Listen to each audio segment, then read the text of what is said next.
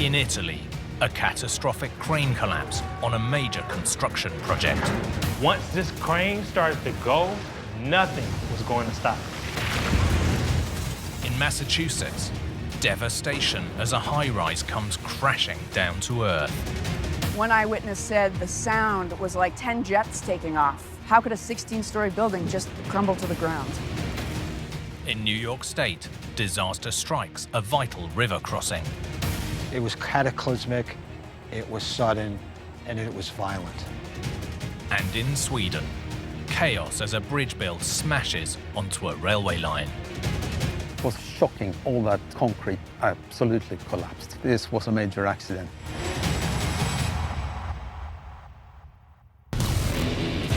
With big builds, even the smallest mistake can be a huge disaster.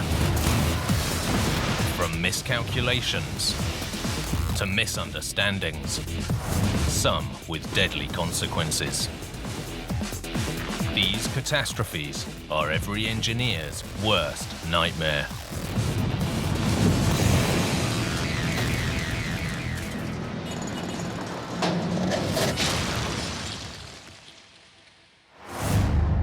For engineers, protecting big structures against the elements is an ongoing battle. Overlook one detail, and the results can be catastrophic. Like this deadly bridge disaster in New York State that felt the full force of Mother Nature. The bridge crashed more than 25 meters into the river below, taking vehicles down with it. The devastating collapse of a crucial crossing. A truck was found more than half a mile downstream because there was so much water moving through this channel. This tragedy caught everyone by surprise and left local citizens reeling. We're talking 84 to 100 feet of just steel, cement, crashing into this roiling creek below.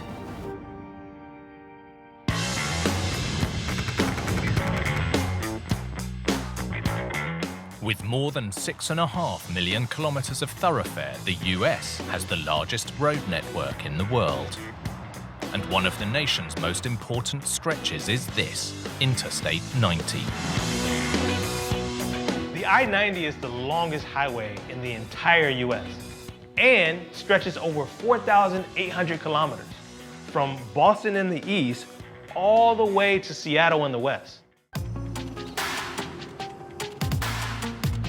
One key section of I-90 is the New York Thruway, running over 600 kilometers from the Massachusetts border to Lake Erie.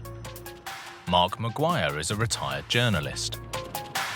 The New York State Thruway is a major corridor in the Northeast for both pleasure travel and commerce. So this has been a traditional thoroughfare for America. In a state carved up by water, the Thruway has a staggering 815 bridges, including this one. The 165-meter-long Schoharie Creek Bridge, crossing waters that flow down from the Catskill Mountains.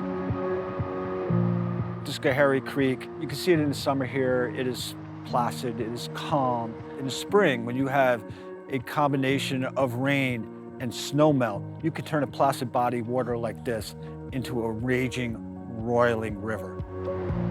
And a fast-flowing river can be very dangerous for bridges, causing a type of erosion known as scour. Scour is one of the great challenges of river engineering. Fast-moving water can erode or scour away the soil around the base of the shallow footings, leaving the piers exposed to the elements. But, like many bridges, here the piers are protected against scour by a layer of stone or rock called riprap. You'll often see riprap, or rocks, placed around structures to protect not only against scour, but also wave or ice erosion. Geotechnical engineer Peter Deming explains. Riprap is a large stone, and usually it's a broken stone so that it interlocks and has a high friction and it joins with other rocks. The water tries to move the riprap and it can't get below the riprap because the riprap is so heavy and it's able to stay in place even with the water flowing by. The riprap is what prevents the scour from reaching deep. The bridge standing today opened in 1988, but it wasn't the first crossing here. Its predecessor was built in 1954 to coincide with the opening of the thruway. For more than 3 decades, the first bridge served as a vital passage around 25 meters above Schoharie Creek, widely used but largely unnoticed. Drive this thruway every day, you drive highways like this. You go over this, it doesn't even look like a bridge. You just think it's another patch of road. The Schoharie Creek Bridge wasn't intended to be iconic or eye-catching. It was just a run-of-the-mill interstate bridge like you'll see crossing numerous waterways all over the US. But in 1987, one devastating event etched the bridge into the minds of people across the country.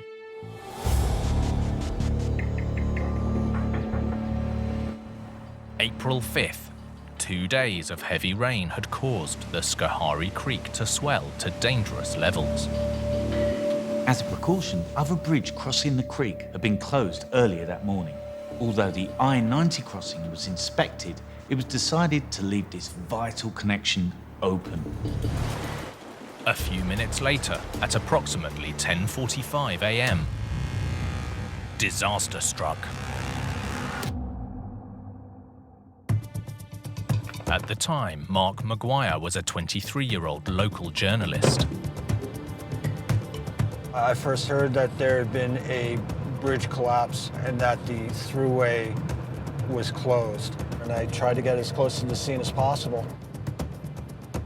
Mark was unprepared for the scale of the devastation he was racing towards. People who witnessed the collapse, and there were more than a few, all had the same description. It sounded like an explosion.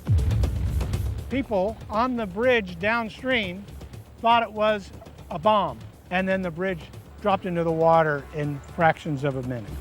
We're talking 84 to 100 feet of just steel and cement crashing into this roiling creek below. 4 cars and 1 truck went down with the bridge. Emergency responders rushed to the scene. State police, the sheriff's department, divers. There was even an aircraft searching the water. But in this raging torrent, it soon became clear that the likelihood of a rescue was gone. The truck and the automobiles that came down were found in the Mohawk River more than half a mile downstream because there was so much water moving through this channel. 10 people were in the 5 vehicles that fell into the water. Tragically, none survived. 1 minute's there, next minute's not. It was a dark day. A vital connection was now gone, lying in the creek below. And people wanted to know, how could an interstate bridge 25 meters above the water be destroyed by a swollen creek? One key suspect was the bridge's shallow foundations. Geotechnical engineer Peter Deming helped spearhead the investigation. The investigation needed to remove the water so we could look at the foundations. So we brought in demolition contractors to remove the slabs that were still up in the air to make it a safe investigation. And we were able to go in after drying it up and do a physical examination of the pier. The soil beneath the pier foundations had been severely eroded by scour, creating a hole around 3 meters deep, causing the pier to sink down on one end and the bridge above to collapse. The center pier dropped on the upstream side, and both pieces of the bridge were supported on that pier, and so both spans collapsed into the water because the pier lost support on the upstream side. Gerard Butch was the project chief tasked with investigating bridge scour across the entire state. Scour is the most common cause of bridge failure. It's the erosive action of flowing water that removes material from the stream bed. It's a natural phenomenon. So the thinking was that it was sturdy enough to withstand scour. It was assumed the bridge piers had been protected by the huge rocks or riprap surrounding the base. The design put riprap, large rocks, around the foundation, and the energy of the water is supposed to be working on those large rocks. And the energy of the water can't get to the foundation because it's trying to shift those large riprap rocks. But the investigation discovered that most of the riprap was missing. When we looked at Pier 2, we collected all the riprap from the creek channel and we made a big pile. And we compared it to the quantity of riprap that was shown on the drawings, and the quantity of riprap that we found was 25%. Without the riprap, these shallow foundations were missing the one thing that was designed to protect them.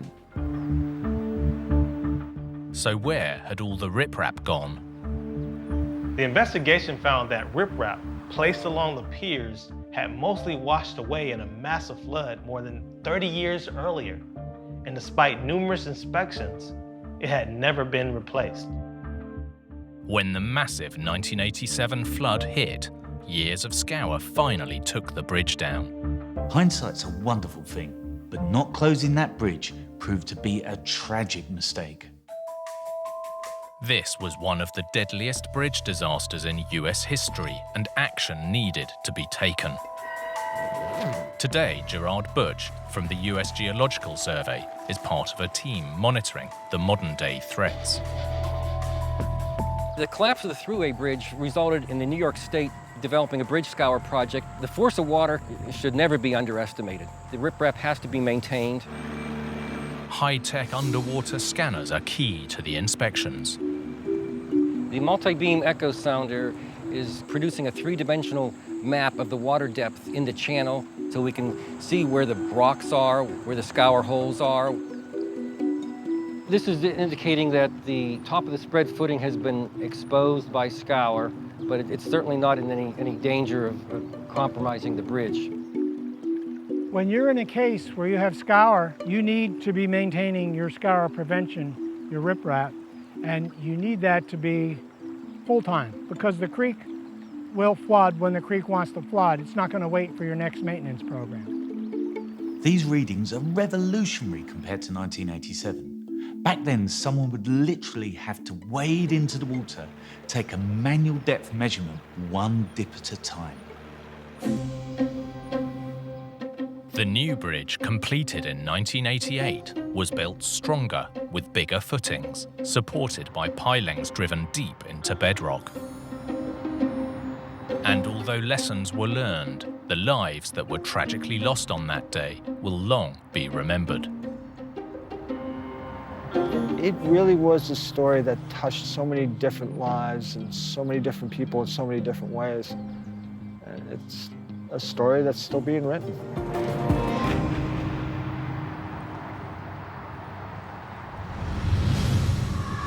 With big construction, how you build is just as important as what you're building. The smallest mistake can have dramatic consequences. Like this catastrophe in Italy that derailed a new bridge. With this lift, things went spectacularly wrong. As big engineering went up against gravity and lost. Once this crane started to go, nothing was going to stop it.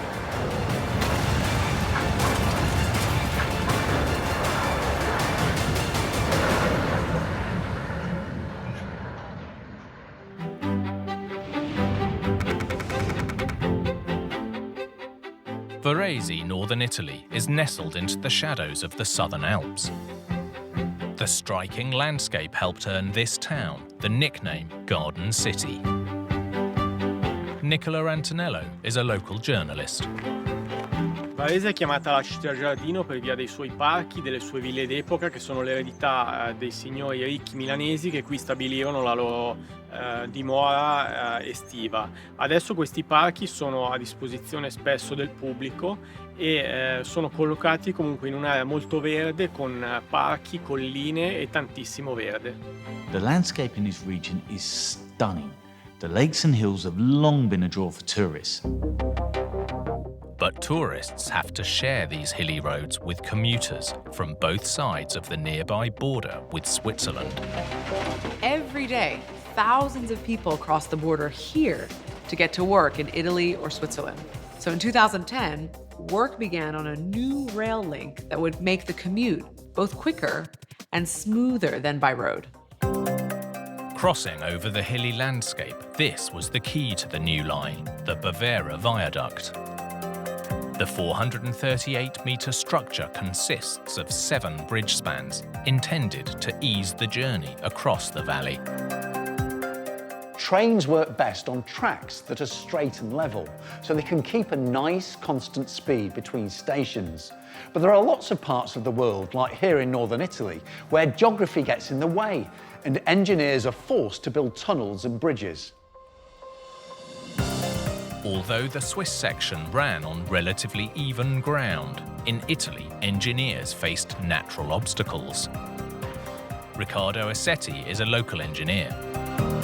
Questo viadotto ferroviario, che poi vediamo meglio rappresentato nelle fotografie qui sopra esposte, è stato realizzato a una quota ben definita rispetto alla quota del terreno esistente in funzione di quello che era il progetto ferroviario, che non può, proprio per motivi tecnici, avere continui sali, scendi nel suo percorso, ma deve essere il più omogeneo possibile. As with any bridge, engineers had options when it came to construction. When constructing a bridge, you can build temporary wooden molds and cast your decks in their final position, or you can make them on the ground and lift them into place using a crane.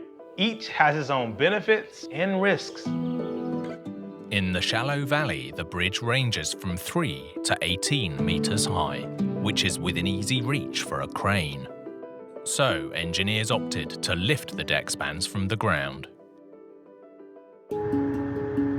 On May the 9th, 2017, a massive crawler crane was in position, lifting one of the decks, while hundreds of locals looked on. Engineers have been working on this new line for years, boring tunnels and constructing the new viaduct. Now they were lifting one of the last sections into place. The anticipation was huge. Sul cantiere c'erano una quarantina di persone, tecnici, operai, ma anche persone che, vista la dimensione del cantiere, della campata e delle gru, si fermavano a filmare, a osservare questo che per loro era uno spettacolo. But that evening, things took a dramatic turn. This viaduct had 7 spans. 5 had already been lifted without a hitch, but this time, things went spectacularly wrong. And it was all captured on film.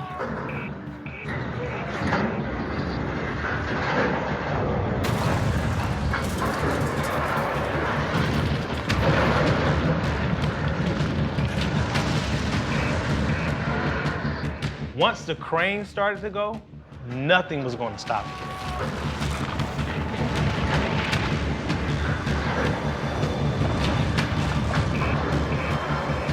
In 10 secondi si è ribaltato tutto. Horrified workers and bystanders ran to help. Incredibly, no one had been seriously injured. Il vero miracolo di questo incidente è che il gruista, cioè l'operatore della gru, è riuscito a salvarsi senza riportare un graffio. If you look very carefully, just as the crane finally smashes down, the driver comes running from beside the track. This couldn't have been any closer. The crane and bridge section were destroyed, and local communities were in shock. Nei giorni successivi moltissime persone sono venute sul luogo dell'incidente per fotografare, fare video e vedere il disastro. As the dust settled, everyone wanted to know what had gone so wrong. Although the cause hasn't been made public, strong clues were caught on camera. From the video, you see the back of the crawler start to lift. That's a sure sign that the system is losing balance. And once that happens, there's nothing anyone can do. Maintaining balance is crucial for any lift, but gravity is powerful and dynamic, constantly working against the crane to bring its load back down to Earth. The further a crane reaches, the more effort force there is pulling down on the boom. Just like when you lift something with your arm outstretched, it feels heavier than close to your body. To help balance out those forces, cranes have counterweights known as ballast, but they still have their limits. Push them too far and over you go. With this crawler crane, the counterweights were attached to the back of the cab and suspended from a rear arm known as the mast. But here, as the load was moved further from the crane, the delicate balance failed. Civil engineer Riccardo Assetti demonstrates. Tenendo fissa la posizione del contrappeso, può variare la posizione invece del carico che noi andiamo a collocare in quota, per esempio la posa della trave a una certa altezza. Man mano che io sposto il carico che sto collocando in quota rispetto al basamento della gru, rispetto al piano di appoggio della gru, noterò che il contrappeso, pur collocato in maniera idonea, potrà non essere più sufficiente a garantire l'equilibrio del sistema. With the crane's balance compromised, the ballast on the mast shifted, which spun the crane sideways.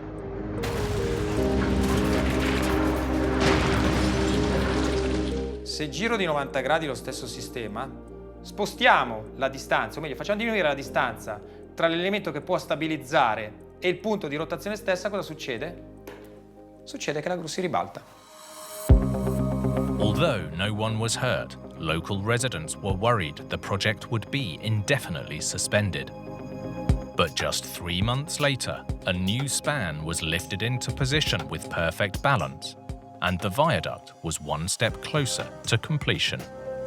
Every project has dozens, if not hundreds, of risky moments. This is just a reminder that just when it seems everything's going according to plan, something can always go wrong.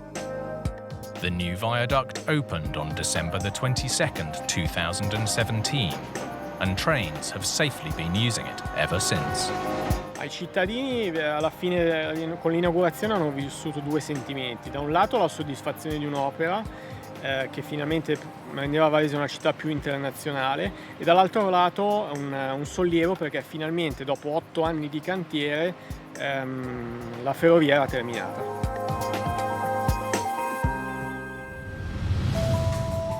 When it comes to big construction, meticulous planning is crucial for every step. Because any mistake at any stage and the results can be devastating.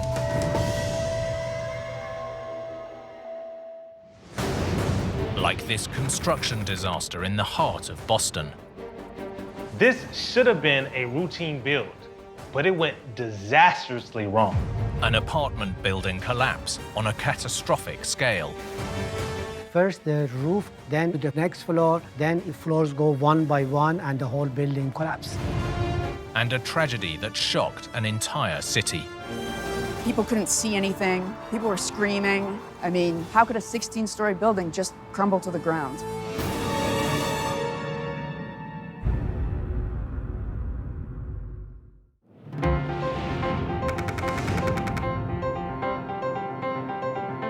Boston, Massachusetts, founded in 1630. It's one of America's most celebrated cities. Local journalist Fred Tice knows what makes this town tick. Boston is a special place for one thing because it's such a historical place. This is an old city, several centuries old, and many remnants of that history can still be seen today. It's become a very cosmopolitan city. You really have people coming here from all over the world. This charismatic city is also a big draw for students. Boston reporter Emily Sweeney is proud of her hometown. I was born and raised in Boston, and I think it's one of the best cities in the world. It's a big college town, really well known for its education.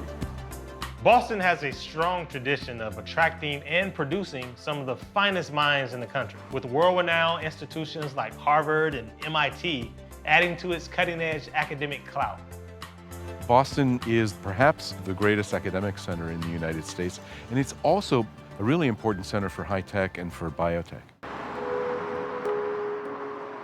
But with a relatively small footprint for such a major city, Boston's limited space has been stretched thin as it continues to draw in new residents.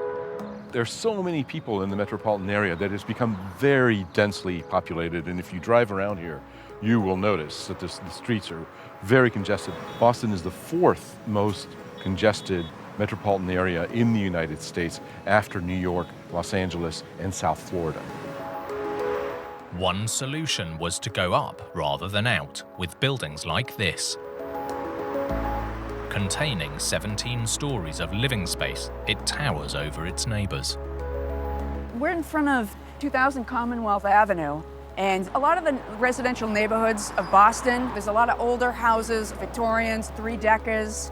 You know, high-rises are kind of few and far between, and this one was one of the few that was, being built at the time. This building opened in 1984, but it wasn't the first structure on this site. The original tower was a 16-story cast-in-place flat slab construction. 19mm thick precast concrete slabs would sit on columns. Each slab was then held in place by temporary supports known as shoring, while another layer of concrete was poured on top, completing each floor. Cast-in-place reinforced concrete flat slab construction is popular for multi-storey buildings because essentially there are no beams. Construction on the original tower began in 1969, and while the current building now houses more than 500 students, its predecessor would never see a single resident.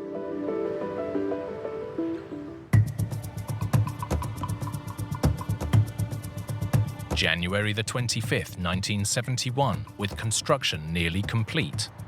Around 100 workers were on site when trouble started. It was a Monday. It was around 3:30 in the afternoon. Suddenly, there was this sound. Workers could hear creaking, moaning, groaning.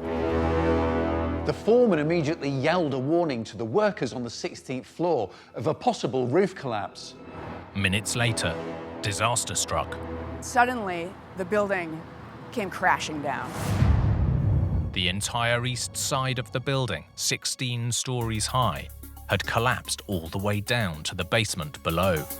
Some people said it kind of went down like dominoes. One eyewitness said the sound was like 10 jets taking off. Dust filled the air. It was a chaotic scene. Police and first responders were trying to get to the scene, but given it was like in the afternoon, right before rush hour, they couldn't because there was so much traffic. Of the 100 or so workers on site at the time, most but not all made it out. Around 30 were injured, but tragically 4 lost their lives. If you see the size of the building and just like where it fell in the middle of a busy urban neighborhood, it's really a miracle that more people weren't hurt or killed. The tragic and catastrophic destruction shocked the entire city, and Bostonians wanted answers. Everybody in Boston was wondering, how could this happen? Were there any warning signs? How could a 16-story building just crumble to the ground? The mayor of Boston appointed a special panel to investigate the cause of the disaster. Based on eyewitness accounts, the structure had started to fail shortly before the fatal collapse. Mehrdad Sassani is a professor of structural engineering. First, the roof of the building failed. It took some time for the roof to fall on the next floor. And after it fell, the progression was very fast. Floors go one by one, and the whole building would have collapsed. This progression is characteristic of a type of failure that can threaten concrete slab construction, known as punching shear. Punching shear failure happens when a slab is either too weak, overloaded, or when any supports or connections below don't have enough strength to hold the slab up. Punching shear can often cause the rapid collapse of an entire building. But here, after the initial fail, the slab began to sag, buying workers valuable time. Luckily, the collapse happened relatively slowly, taking more than 10 minutes, so most of the workers had time to escape. As the roof slab finally collapsed onto the floor below, the sudden impact and extra weight of concrete was too much for the structure to bear, creating a domino effect all the way down to the basement. Punching shear is a well-known phenomenon, so the big question here was not how it failed, but why. The first suspect was the temporary supports or shoring. At the beginning, concrete does not have the strength to carry its own weight. Therefore, the weight of the concrete needs to be transferred to the slabs below. The shoring would function as that vertical element that support the weight of the newly poured concrete. It's a crucial stage of construction because the higher the floors, the younger and weaker the concrete is. But here, witnesses reported that there were too few shoring poles to support the slabs. Not only was there insufficient shoring, but the concrete itself was flawed. When we look at punching shear failure, there are two important factors that come to play. One is the slab thickness, one is the concrete strength. The concrete was not protected against the cold weather, and as a result, the concrete strength at the time of collapse is estimated to be less than 2/3 of the strength that it should have had. The investigation found that leaving this fresh concrete exposed to the cold had prevented it from curing or hardening properly. If freshly poured concrete cools below 0 degrees, the water in the mix can freeze and expand. Potentially, this can damage concrete so much that it becomes useless and has to be replaced. Here, the average daily temperature was -4 degrees, and the concrete wasn't being protected against the effects of cold weather. In freezing winters like Boston's, this caused a major problem. The Mayor's Commission cited a catalogue of errors that contributed to the collapse, but in the end, it concluded that the primary causes were low concrete strength and a lack of shoring. Tragically, in this case, they proved to be fatal. After the disaster, a large section of the building was left standing, but was structurally unsafe. A year later, it too was brought down. It wasn't until July 1972 that there was a demolition of the building. A huge crowd gathered, and the skeleton of the building, everything that was left, just came down. And while it has taken time, the devastating collapse eventually helped lead to a change in protocol.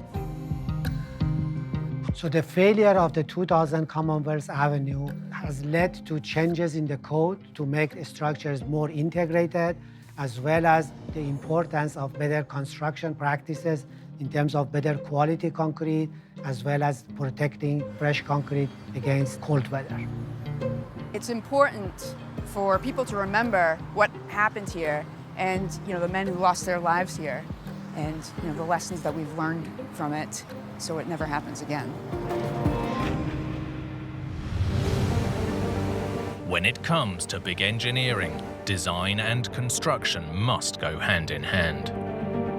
Even the most basic oversight can lead to major catastrophe.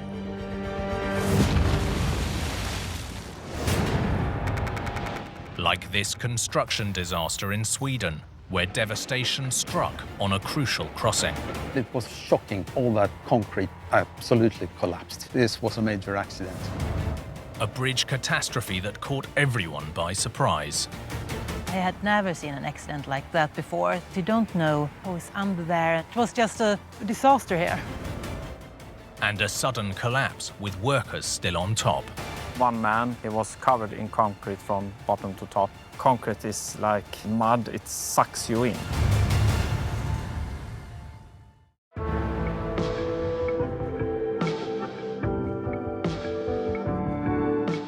Around 200 kilometers northwest of Sweden's capital Stockholm lies the small town of Ludvika. Although its modern-day population is just under 15,000, it was once a powerhouse at the heart of Sweden's lucrative copper mining industry. One mine, about an hour from Ludvika, was once the largest copper mine in Europe. As an added benefit, the leftover rock could be turned into a hard-wearing, bright red paint, which has become famous across Scandinavia. With the mines came the railroad to move this valuable metal out for production, a vital means of transportation that Ludvika still relies on. Anders Hansson is a TV reporter. It's vital for this region that the train keeps running. A lot of people commute from other cities, and we have to ship out a lot of industrial goods. Running right through town, the railroad separates the community from Ludvika's main source of recreation, Lake Väsman, making this bridge one of the busiest thoroughfares in town. There's the town on one side and there's the lake on the other. The lakeside is very popular. The bridge is the only place where you could cross the railway. The first bridge built here in 1905 was a single-lane steel crossing that was struggling to cope with the demands of modern traffic. The old bridge was a quite narrow steel bridge. One lane, so 2 cars couldn't meet on the bridge. Tricky for the community to reach the lake. So they demanded a new bridge to be built. The old bridge was very bad. It didn't do its job. People had to wait for other cars since they could not pass on the bridge. A new bridge was badly needed. In 2017, construction began on a bigger, better crossing. But with a busy rail line running directly below the worksite, the team needed a strategy to build without halting train traffic. To minimize disruption, the bridge will be built using a technique known as cast in situ.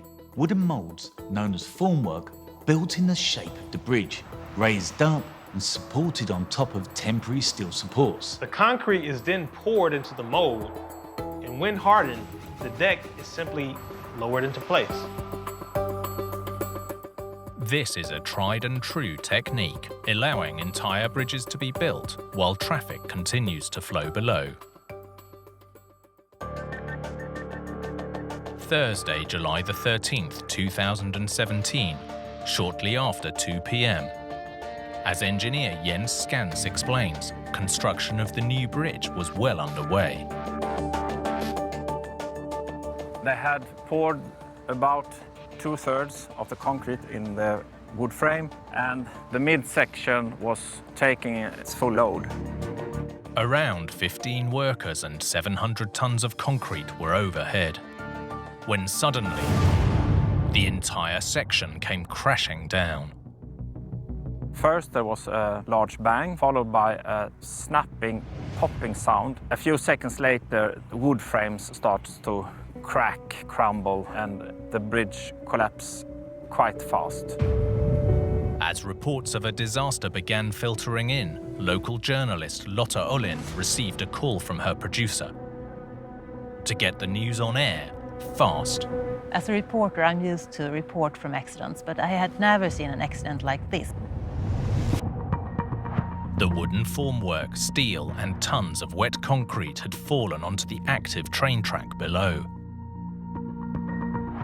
taking the workers on the bridge down with it. It was just a disaster here. A lot of people around the place that are wondering what has happened. It's quite scary because you don't know who is under there. We didn't know if there were people that was hurt. Reporter Anders Hansson also witnessed the devastation firsthand. This was a major accident. It was shocking to see all that concrete that had absolutely collapsed. From the looks of it, I was expecting casualties. Especially since one worker was thrown headfirst into the wet concrete. He was covered in concrete from bottom to top. The rest of the team there were trying to pull him up because he couldn't get up. He was submerged, head down in the concrete, and it's so thick that you can hardly move in it because concrete is like mud, it sucks you in. Scary. Thankfully, the worker survived. And while 11 more were injured, 6 of them seriously. Despite the devastation, there were no fatalities. This thing was so big, you wouldn't believe. It's only when you stand there and look upon it that you realize how big a bridge of this kind really is. Tragedy had been narrowly avoided, but with the railroad in chaos, people wanted answers. Engineer Jens Skantz from the Swedish Work Environment Authority was part of the investigation, which began by examining the steel in the incomplete bridge structure. We found a lot of snapped metal pieces. We found a lot of bent steel beams. Not a single piece that was straight anymore. It was all bended or broken in some way. We checked it to the drawings, and our opinion is that at least the framework and the steel and so on, it matched. It matched the drawing. The structure seemed to be built according to the designs, so in theory, the falsework should have been able to carry the weight of the concrete. But in reality, things didn't go to plan. The obvious question was, why? Attention turned to the wooden mold where the concrete was being poured. The wooden formwork was harder to inspect because it was cracked, crumbled, and we checked what we could check, and we didn't find anything that caught our attention.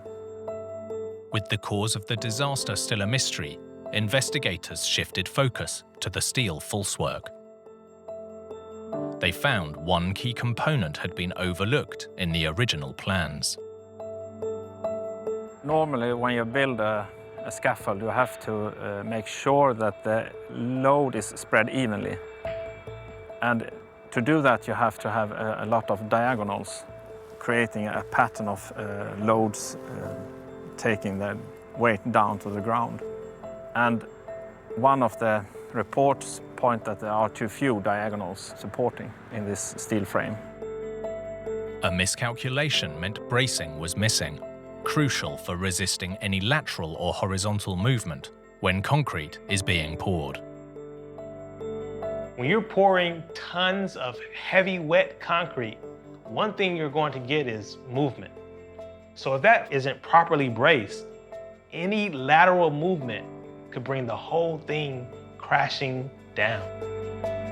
The weight and motion of the wet concrete overwhelmed the temporary structure, causing the catastrophic failure. At the end, they found that the bracing that was supposed to hold up the mold was too weak. They had been working so hard in order to try to make the trains run all the time. This was really bad. With a vital connection severed for both commuters and commerce, a fix was needed fast. Since the railroad is so important for this area, they wanted to open the tracks again as quickly as possible.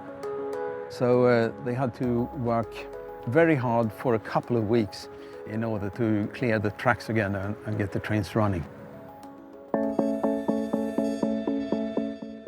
Once the debris was cleared, the bridge was rebuilt. This time, both the wood and steel were up to the job. And not only are the trains rolling once more, but Ludvika's citizens can now easily access the natural beauty of Lake Väsmen just across the tracks.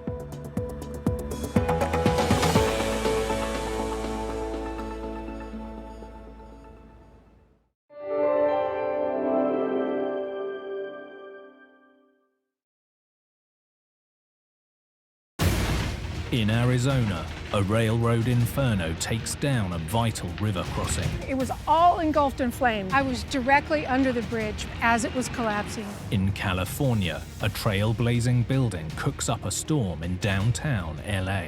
There would be blinding light reflecting off of the building into freeway traffic, and that was a big problem. In Ohio, disaster unfolds as a driver and her vehicle are swallowed whole. Her car just crashed and fell straight through it. And in Sweden, tragedy strikes a cutting-edge warship on its maiden voyage. The most powerfully armed warship in the world had managed an operational career that was less than an hour long. With big builds, even the smallest mistake can be a huge disaster. From miscalculations to misunderstandings, some with deadly consequences. These catastrophes are every engineer's worst nightmare.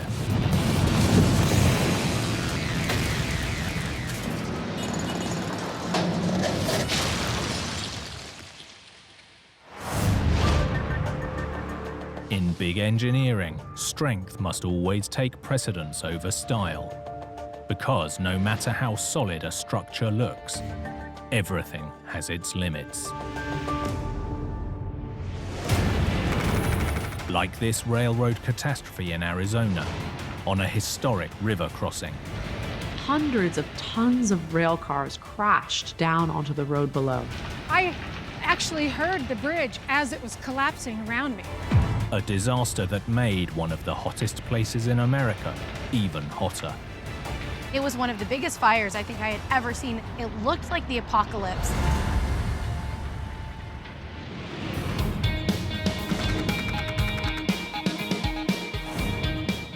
Tempe, Arizona, just east of Phoenix, basks in the heat of the Valley of the Sun. Bianca Bono is a local TV reporter. Here in the valley and here in Tempe, we are definitely known for our extreme heat. We are in the heart of the desert, and during the summer months, we hit triple digits almost every single day. It's the hottest area in the entire country. Every desert town needs an oasis, and Tempe has this more than 3-kilometer man-made lake, which is the beating heart of the city. 365 days a year, any time of the day that you go to Tempe Town Lake, you are guaranteed to find people, whether it's running, cycling, paddleboarding, kayaking, rowing crew. It is so busy. Tempe was actually founded as a crossing point over the river, first by ferry and then by bridge. Over the decades, dozens more bridges have been built here. None more important than this one, built in 1912. The Union Pacific Salt River Bridge is key to moving goods in and out of the city across the waterway. This bridge is definitely iconic, and it's as old as Arizona's statehood. So Arizona is relatively new to the United States. It became a state in 1912, which is the same year that this particular bridge was built. At almost 400 meters long, with 9 steel spans, the Salt River Bridge was a through truss design, like most rail bridges of its day. Today, the Salt River Bridge still carries around 7 million tons of cargo a year, including corn, grain and lumber, worth around $14 billion. You see trains that are longer than a mile. It's just so important to transport things from Texas to Arizona to California. It's hugely significant. Early morning on July the 29th, 2020, a 97-car freight train was heading from Tucson, Arizona to Phoenix, across the Salt River Bridge.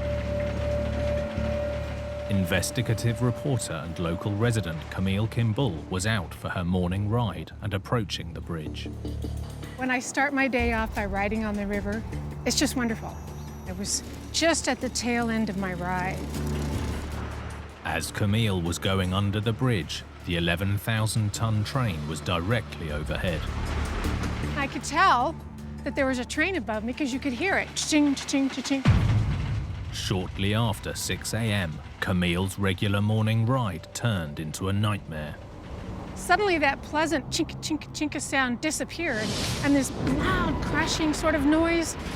I thought, man, this is loud. And where I was at that point was right here, right under this bridge, exactly between the trestles. The more than kilometre-long train derailed suddenly and without warning, bursting into flames, taking part of the 108-year-old bridge down with it. Within moments, where I was standing between these two trestles, directly above it, was a lumber car. It was ablaze, and all the fire was falling down. And soon it was all engulfed in flame. The grass, the path. I was directly under the bridge between the trestles as it was collapsing. Camille got out just in time. I'm getting kind of hyperventilated a little bit just with going back to that experience because it was pretty terrifying. News crews rushed to the devastating scene. Reporter Bianca Bono was stunned by what she witnessed. It was one of the biggest fires I think I had ever seen. It looked like the apocalypse. And then to see that part of that bridge had actually collapsed, it was quite shocking. But the fire wasn't done yet. 3 of the cars were carrying a highly flammable chemical solvent, one releasing over 9,000 litres onto the ground below. The flames spread like fingers all across the bridge to the center of the bridge and to the middle of the lake. Fire itself would just fall into the lake. It was a tremendous sort of hellscape. As fire crews fought to bring the blaze under control, the entire town was waking up to a major disaster.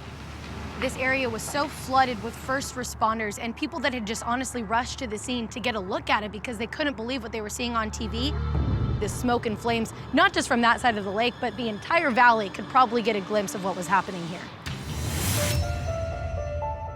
12 cars had derailed, and around 50 meters of bridge collapsed in the raging inferno. Amazingly, despite the destruction, no one was killed or seriously injured.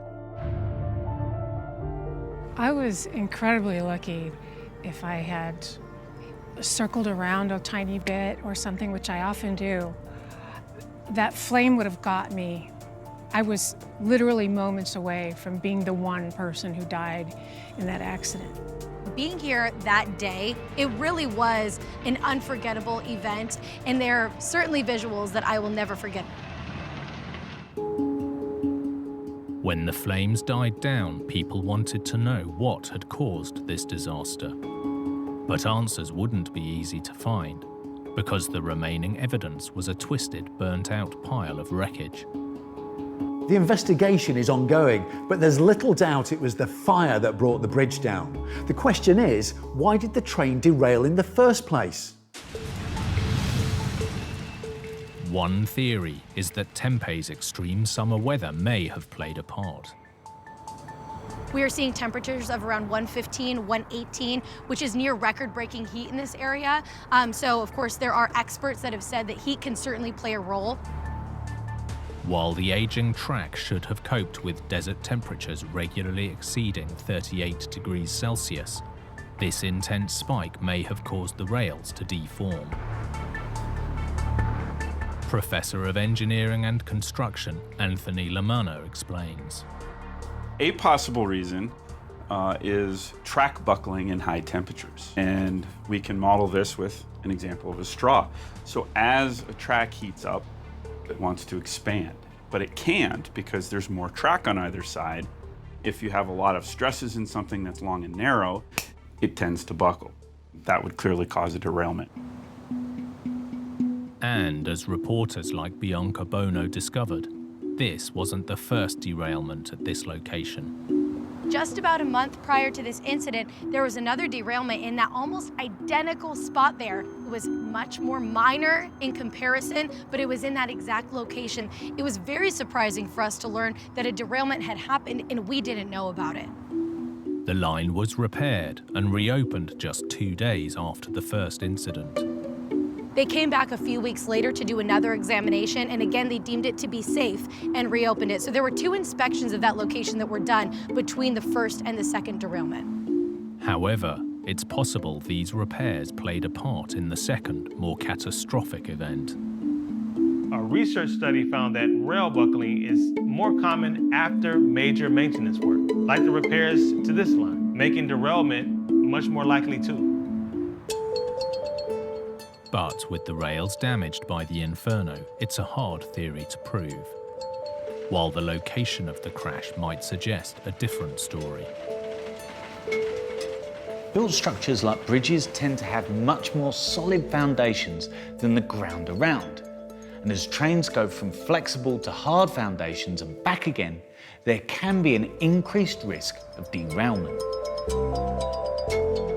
So the idea behind this theory is the track is behaving differently under the train on the bridge than it does under the train on the ground. That is one of the leading factors to derailments for trains when they approach and go onto the bridge, and then when they come off of a bridge onto the ground. The stiffness change can cause problems, and that could be one of the causes of failure in this instance. But if the track isn't to blame, could it simply have come down to the age of the bridge? One of the possibilities of failure with a steel truss bridge is steel fatigue, where repetitive loadings of a steel member can cause the steel to fail. An example of this would be a paperclip. We've all played with a paperclip. We open the paperclip up, still together, close it back down. Maybe that's 1 train crossing, maybe that's 1,000 train crossings. But if we do it too much, back down, eventually the steel fails. Only time will tell whether the heat, the track, the bridge, or just bad luck was to blame. But with 2 derailments in the same place, only a few weeks apart, chances are something was wrong. While the blaze cut off a major rail route, crucially, almost 2/3 of the bridge remained intact and structurally sound. Just 4 days after the collapse, a 45-metre damaged section had to be demolished.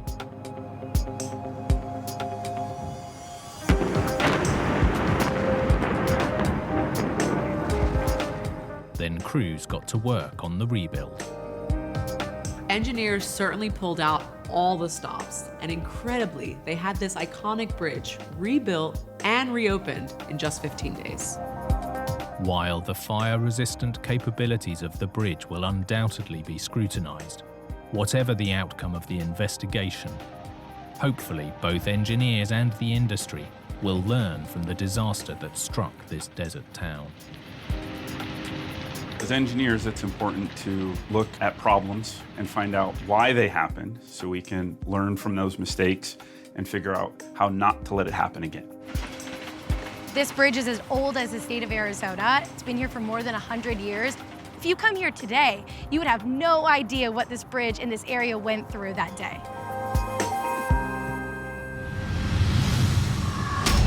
With pioneering architecture, engineers are always pushing the boundaries. But sometimes those boundaries push back. Like this oversight in California, a design masterpiece that was dazzling its downtown neighbors. There would be blinding light reflecting off of the building into freeway traffic, and that was a big problem. A glaring mistake that had locals hot under the collar. There were stories about traffic cones melting, trash cans being lit on fire. And an ingenious solution to take the shine off this standout structure. Sometimes when you push the limits, there's a danger you can go a little too far.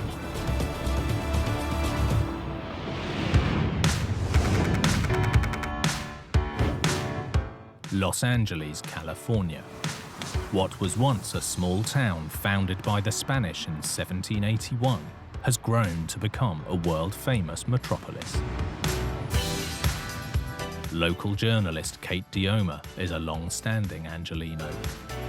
Los Angeles is an international city with multiple characteristics. We have the Hollywood glitz and glamour, we have the laid-back, the valley lifestyle, we have the beach vibe, Los Angeles is a one-of-a-kind kind of place. And one part of LA has become a beacon for daring design, downtown. Architects recently, in the last few decades, have really taken on the challenge of living up to the Hollywood glamour in the architectural sense, really getting on board with showing off. A lot of new structures going up that are really making a statement. And arguably, the one that kicked it all off was the Disney Concert Hall. Since opening its doors in 2003, the $260 million concert hall has been home to the LA Philharmonic Orchestra and combines world-class acoustics with eye-catching architecture. It was a major deal when this was opened. It was a grand gala. The street was closed off. It was a major celebration of this new architectural landmark in Los Angeles. This stunning, internationally acclaimed building has rightly become an LA icon. It's covered by 6,500 steel panels, no two the same in shape or size. Ensuring every panel would fit together seamlessly with its counterpart called for some serious creativity. The solution was as bold as the design. They took three-dimensional software used in the production of French fighter jets to create buildable construction plans, panel by panel. Senior technical designer Kais Al-Rawi is an expert in computer-aided design. The Walt Disney Concert Hall is one of the first major projects to utilize computational software that have been taken from other industries, such as the aerospace and automotive industries, and apply it into architecture and engineering. But this shining star of the Los Angeles skyline would soon be making waves for all the wrong reasons. Shortly after opening in October 2003, trouble began. So they finished this beautiful building and they discovered the surface was so reflective, it was causing all kinds of problems. As Professor of Architecture Mark Schiller explains, the concert hall was once again making headlines. There was an explosion of newspaper articles with catchy titles like Disney Hall is glaring back at you. Whose bright idea was this? Neighbors also complained that this bold building was shining too brightly. Everyone loved it except for the neighbors because it was really super reflective and the sun reflections were shining into the neighboring apartments and causing a heat wave. The examples that were given by people who lived around the building were that the temperature in some of the surrounding apartments would bump up 15 degrees Fahrenheit within a period of 15 minutes. It's reported that their air conditioning bills were through the roof, and in the afternoon they had to keep their blinds down even though the sun was behind them just to combat the reflections from the concert hall. It wasn't just heating up the neighbors. Nearby traffic was being dazzled too. There's a freeway that runs right behind the building, the 101 freeway. There would be blinding light reflecting off of the building into freeway traffic, and that was a big problem. This shiny new building, with thousands of highly reflective steel panels, was unintentionally harnessing the power of the sun. The County of Los Angeles, they began receiving stories about things like spontaneous combustion of a trash bin or a melted traffic cone. Like some people said, death ray. It didn't kill anybody, please, but it was dangerous and it did melt things, and it was this ray. There were even rumors of bystanders roasting hot dogs on the street. Whether true or not, they quickly became legendary. It seemed that the trailblazing new concert hall was out of tune with the California sunshine. The big question was why? Mark Schiller was brought in to investigate. He discovered the problem was as clear as day. The building has glare. There's two kinds of glare. There's the visual glare, but there is also thermal glare or solar glare. And that is where we are getting concentrations of sunlight and temperatures are going up very rapidly. The glare was attributed to specific panels in the building's unique exterior. Senior technical designer Kais Al-Rawi explains. Glare from reflectivity occurs due to a combination of the geometry of the project as well as the material that is used. The geometry itself directs the solar rays in a specific direction, and particularly when they are converging solar rays. And then the material itself is what intensifies that reflection. What we have is some surfaces that are highly reflective, that are convex, and they cause visual glare. They make people squint. They might interfere with traffic. The other kind of surface that is so dangerous is the concave surface. And this is because it concentrates all of the light that falls on that surface down into one spot. As the sun goes by like that, that spot goes by underneath like that. Think of those concave panels like a mirror. If that mirror is placed in direct sunlight, it can focus the sun's rays into one spot and potentially start a fire. Mark and his team studied the impact of these hotspots in detail. This little thing will measure the temperature, and you set it, and it records every 15 minutes or whatever you want. To monitor the heat, the tiny sensors were installed around the building in holes drilled in the pavement. We found that the temperatures were getting into the 140, 145 degree range. Some people say that that would be hot enough to cook an egg. Well, actually, you could cook an egg on that. Even though state-of-the-art technology was used to design the building, it didn't predict this flaw.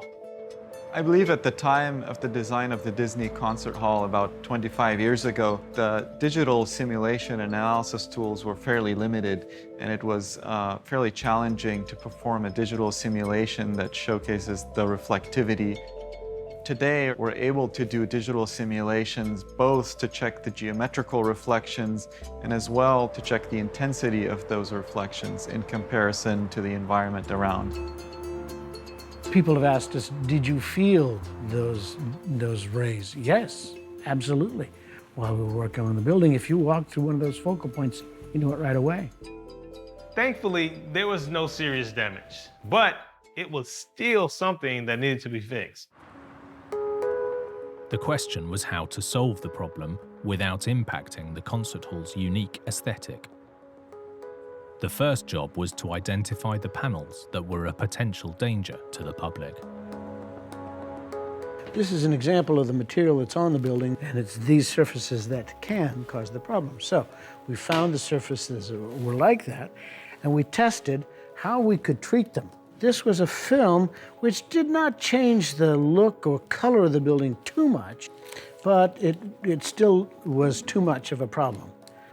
And so what we found was we had to find some other method. While there's no doubting the design was cutting edge, the solution was definitely old school. We took the panel and we began to test ways of solving the problem by modifying the texture. So we used hand sanders. We used an orbital sander, and we used a linear vibrator sander. We tested different densities of sandpaper. In testing, they found one solution that solved the issue. But the only problem was now they had to apply it to around 400 square meters of panels. What we actually ended up doing was putting somebody in a bosun's chair on the side of the building with a hand sander, and they sanded the portions of the surface that were causing the problem. What they had to do basically was manually take the shine off the building. It just took enough of that off so that the nature of the building was not changed. And that was our intention. Solve the problem without destroying the art of the building. Now, more than 15 years later, while the concert hall may have lost a little of its gloss, it still continues to shine as a beacon of groundbreaking design and development in downtown LA. When the Disney Concert Hall was built, it really was the birth of the renaissance of downtown Los Angeles. I think architecture that can be enjoyed is a wonderful phenomenon. So I think what the designers learned from this is that it's great to do a flashy building as long as it's not too flashy.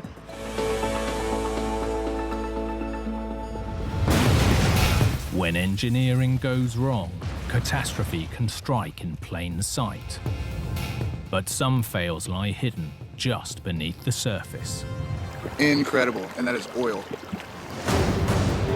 Like this disaster in Ohio, which shocked a whole city. Her car just crashed and fell straight through it. An engineering fail that took out a highway. There was pieces of concrete shearing off and falling all over the place. And a race against time to save a driver trapped not on, but underneath the road.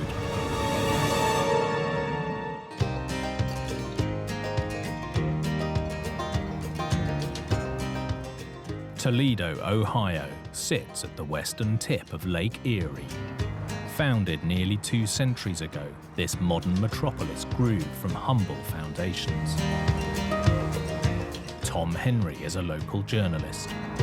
One of Toledo's nicknames is Frog City. It's based on our connection to the Great Black Swamp, which was a major historic swamp in this part of the country. Frog City is famous for its automotive industry and glass manufacturing. Yet, it was the fertile farming ground that paved the way for success. But wet ground and growing cities don't always mix. July the 3rd, 2013, 12:15 p.m. A school principal was driving home on Toledo's North Detroit Avenue.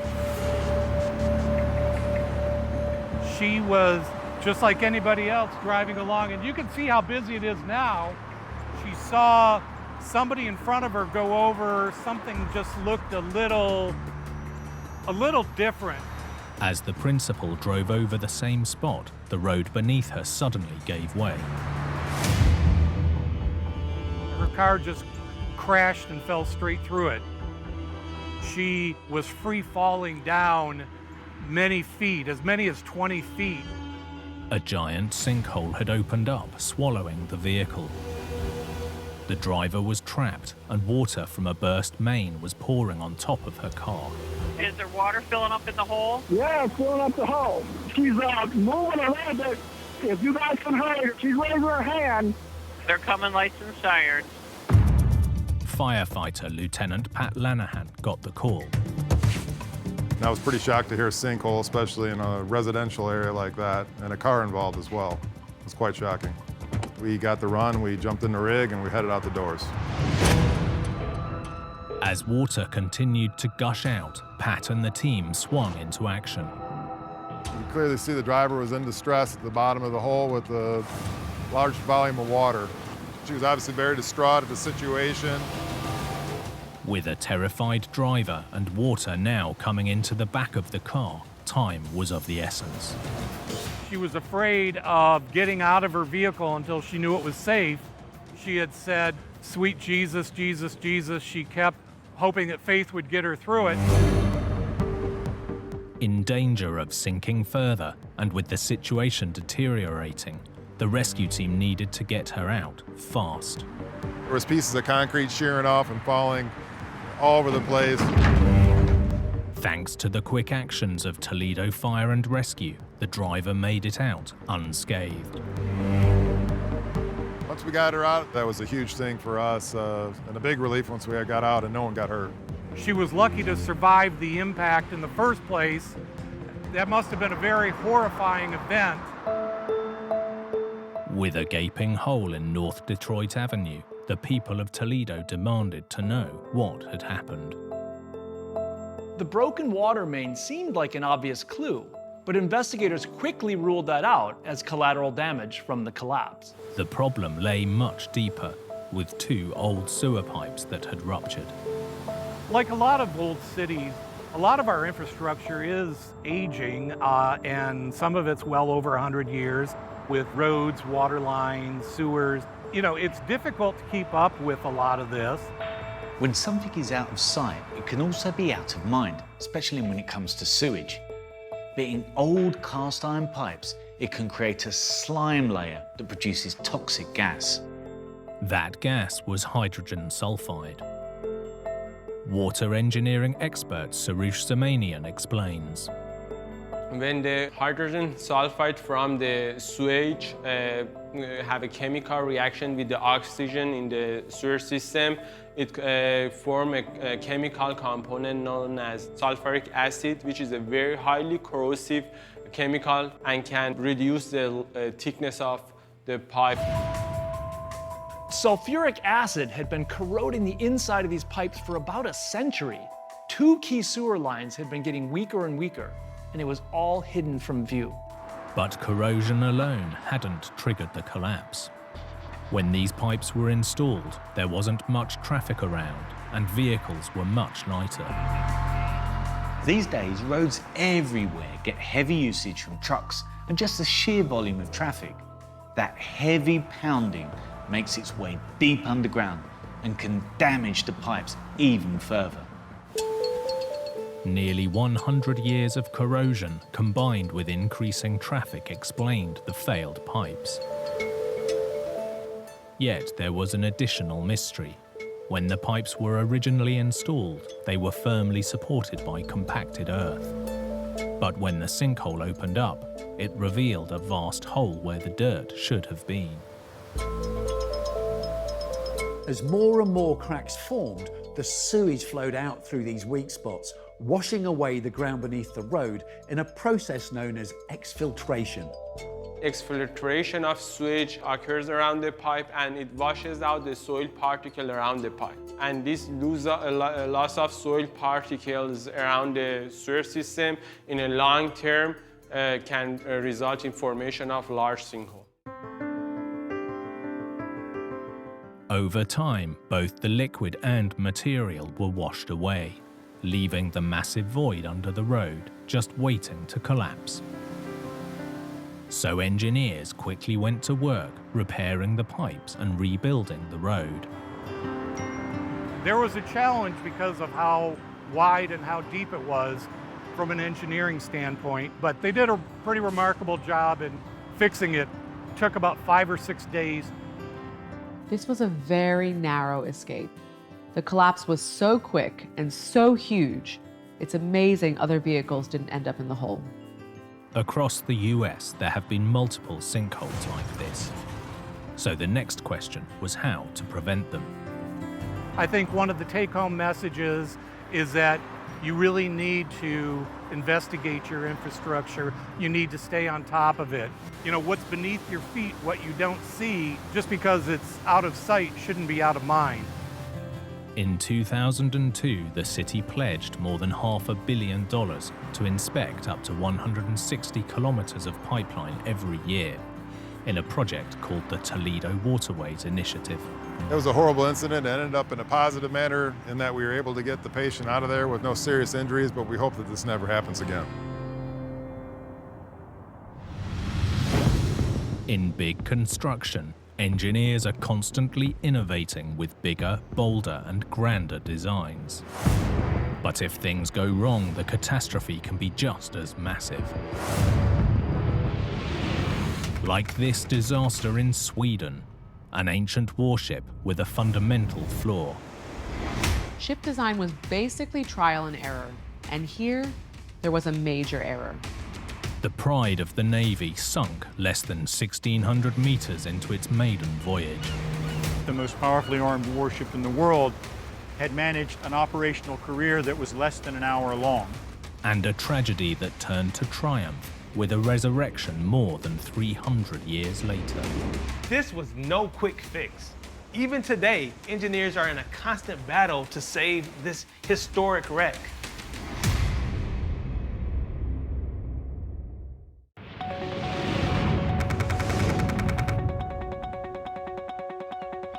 Stockholm, Sweden's capital, founded nearly 800 years ago, it's made up of 14 islands connected by over 50 bridges. Surrounded by water on all sides, it's also known as the Venice of the North. Historian Dr. Fred Hocker has lived and worked in the city for over 15 years.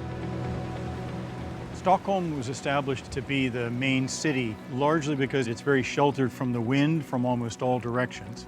And it's sheltered in a strategic sense. It's very difficult for an enemy to get all the way up here to threaten the city.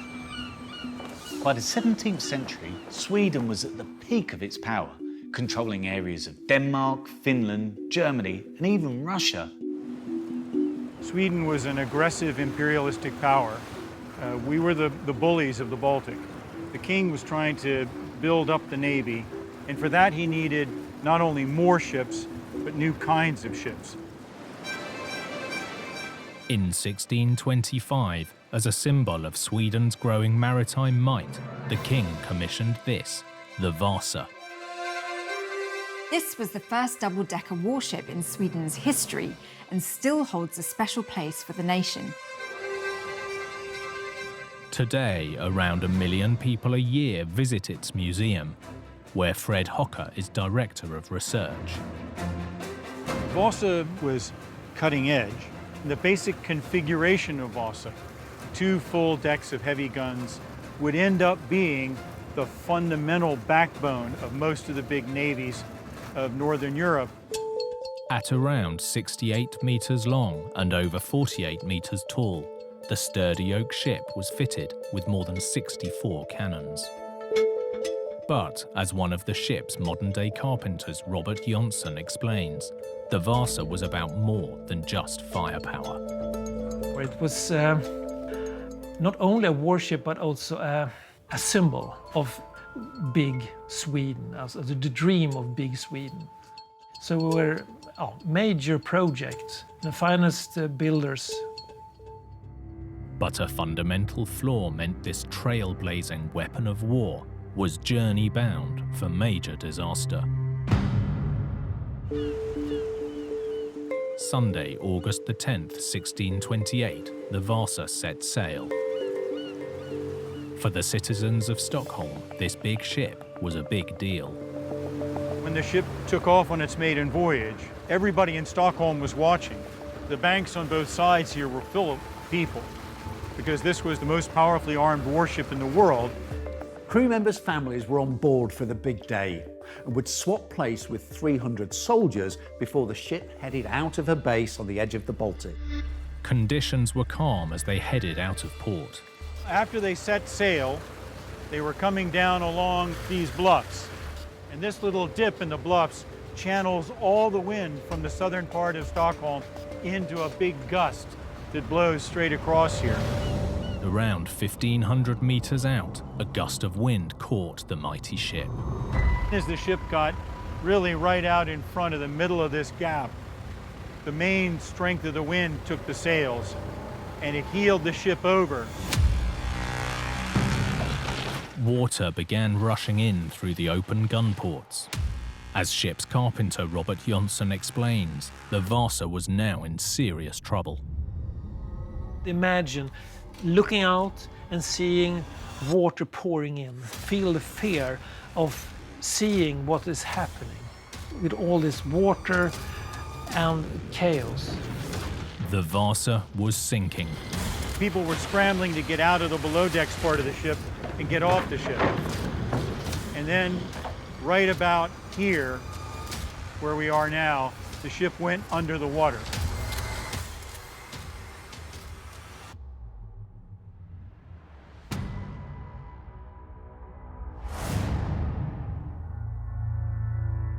What began as a celebration had ended in tragedy.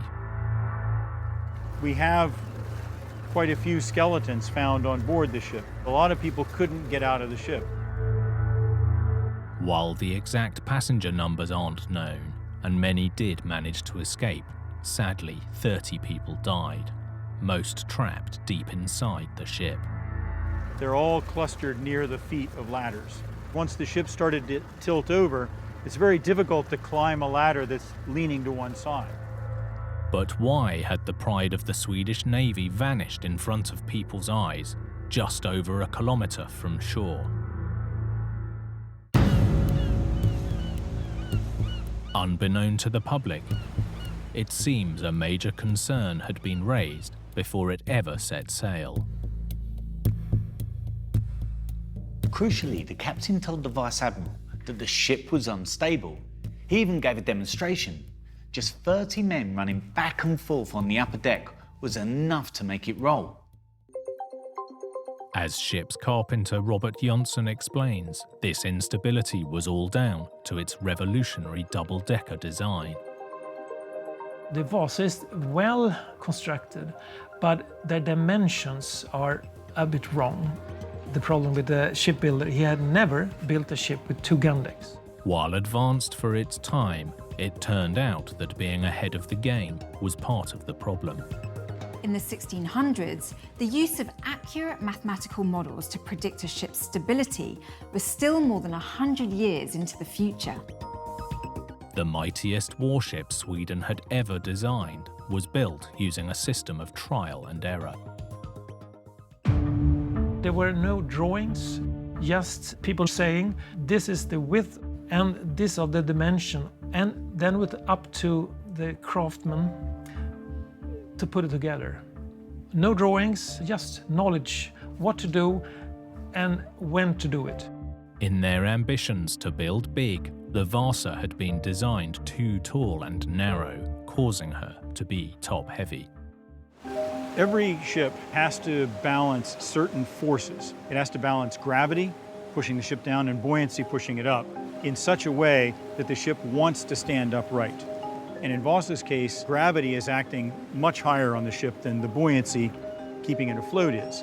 And so when it heels over, gravity wants to keep pushing it over. Or as one of the people at the inquest said, the ship doesn't have enough belly. Vasa's centre of gravity was simply too high, and once water started pouring into the gun ports, there was only one way the ship was going: down. The Vasa's sinking wasn't the end of the story. More than 3 centuries later, salvage experts attempted to raise it from the bottom of the sea, in a titanic feat of engineering. Navy divers dug tunnels under the ship and used steel cables to suspend the hull, like in a basket, before slowly lifting it free of the mud, little by little, over more than a year. On Monday, April the 24th, 1961, with thousands of spectators once again lining the shore, more than 300 years after she sank, the Vasa finally rose again from the darkness.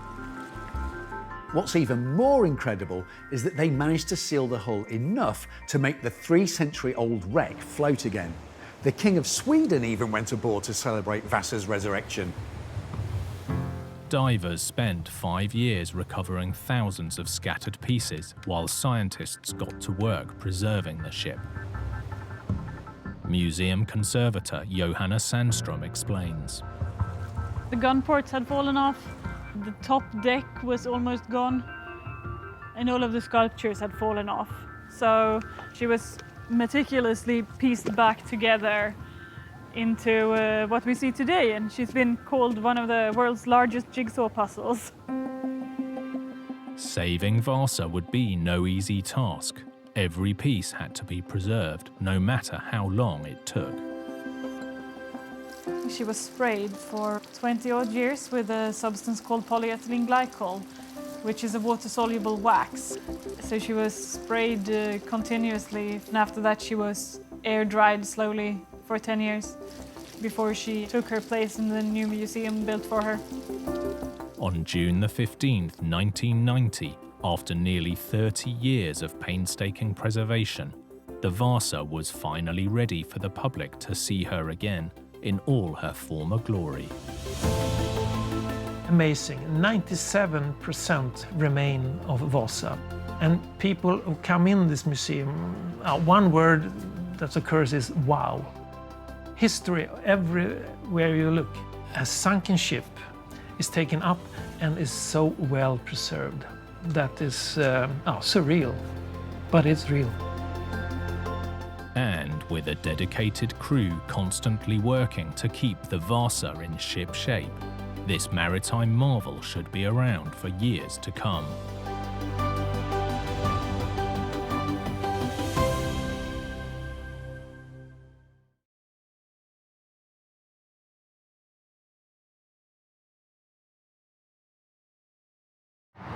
In California, Catastrophe cuts one of America's most vital highways in two. Once I got on scene, wow, a whole section of the bridge was missing. In Texas, a mammoth refinery explodes with deadly consequences. You could see the fireball from almost 20 miles away. In the UK, scientists launch an interplanetary investigation. We were just watching for that moment that said Beagle 2 was landed, and we waited, and it didn't come. And in West Virginia, tragedy strikes a vast suspension bridge. It yanked on the other guide tower, and then the whole bridge collapsed into the river. With big builds, even the smallest mistake can be a huge disaster. From miscalculations to misunderstandings, some with deadly consequences. These catastrophes are every engineer's worst nightmare.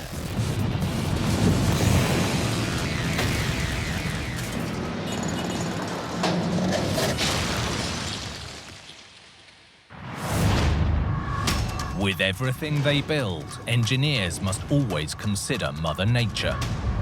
Underestimate her, and the consequences can be disastrous.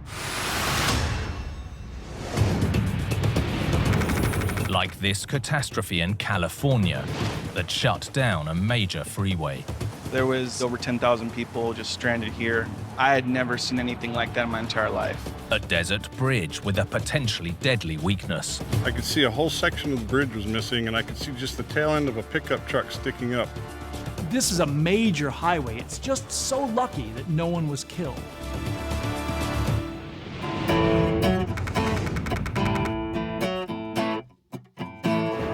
America. This vast country depends on a nearly 80,000-kilometer-long highway system.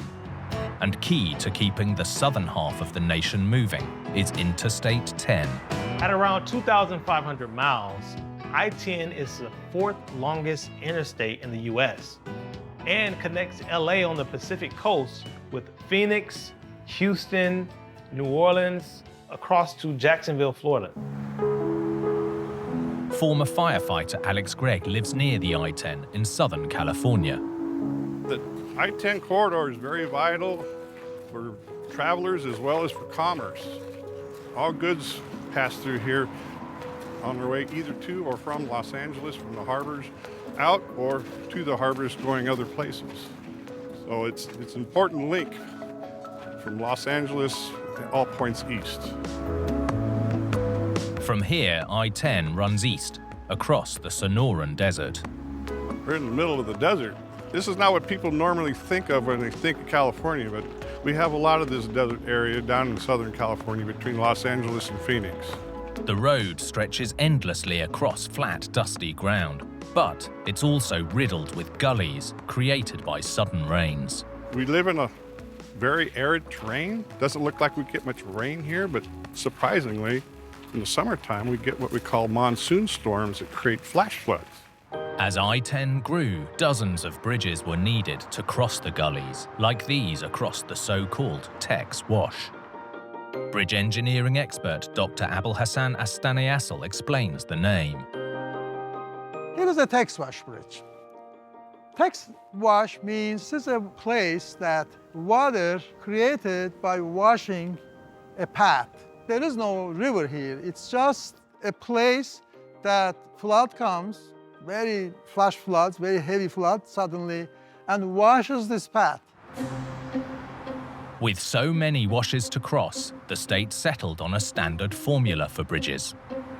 In California, they were using a lot of concrete to do these things, and they ended up having standard designs for small bridges. So they had this 20-meter long spans, and they would just try to use it many times.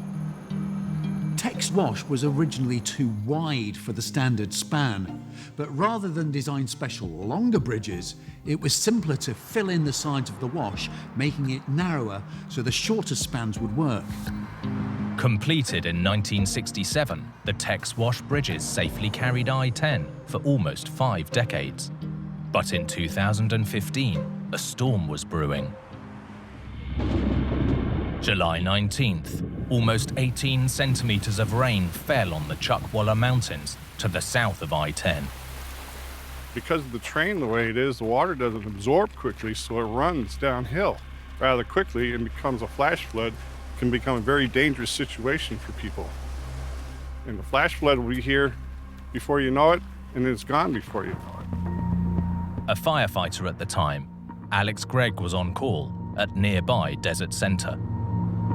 I was on duty that day, and I was the covering battalion chief, so I get called out to a bridge collapse on Interstate 10, just west of Desert Center. Traffic was already beginning to back up. Once I got to just past Schuylkill Summit, the traffic really came to a standstill, and everybody was stopped. Because the traffic was backed up that far, I knew we had a serious situation on our hands. Victor Garcia's family runs the only rest stop on this remote stretch of I-10. I had never seen anything like that in my entire life. There was easily over 10,000 people just stranded here. Alex and his team of firefighters made it through the chaos. I could see a whole section of the bridge was missing, and I could see just the tail end of a pickup truck sticking up, knowing that there was a truck stuck down in there and people were trapped inside. I knew time was of the essence. The race was on to rescue the driver of the pickup.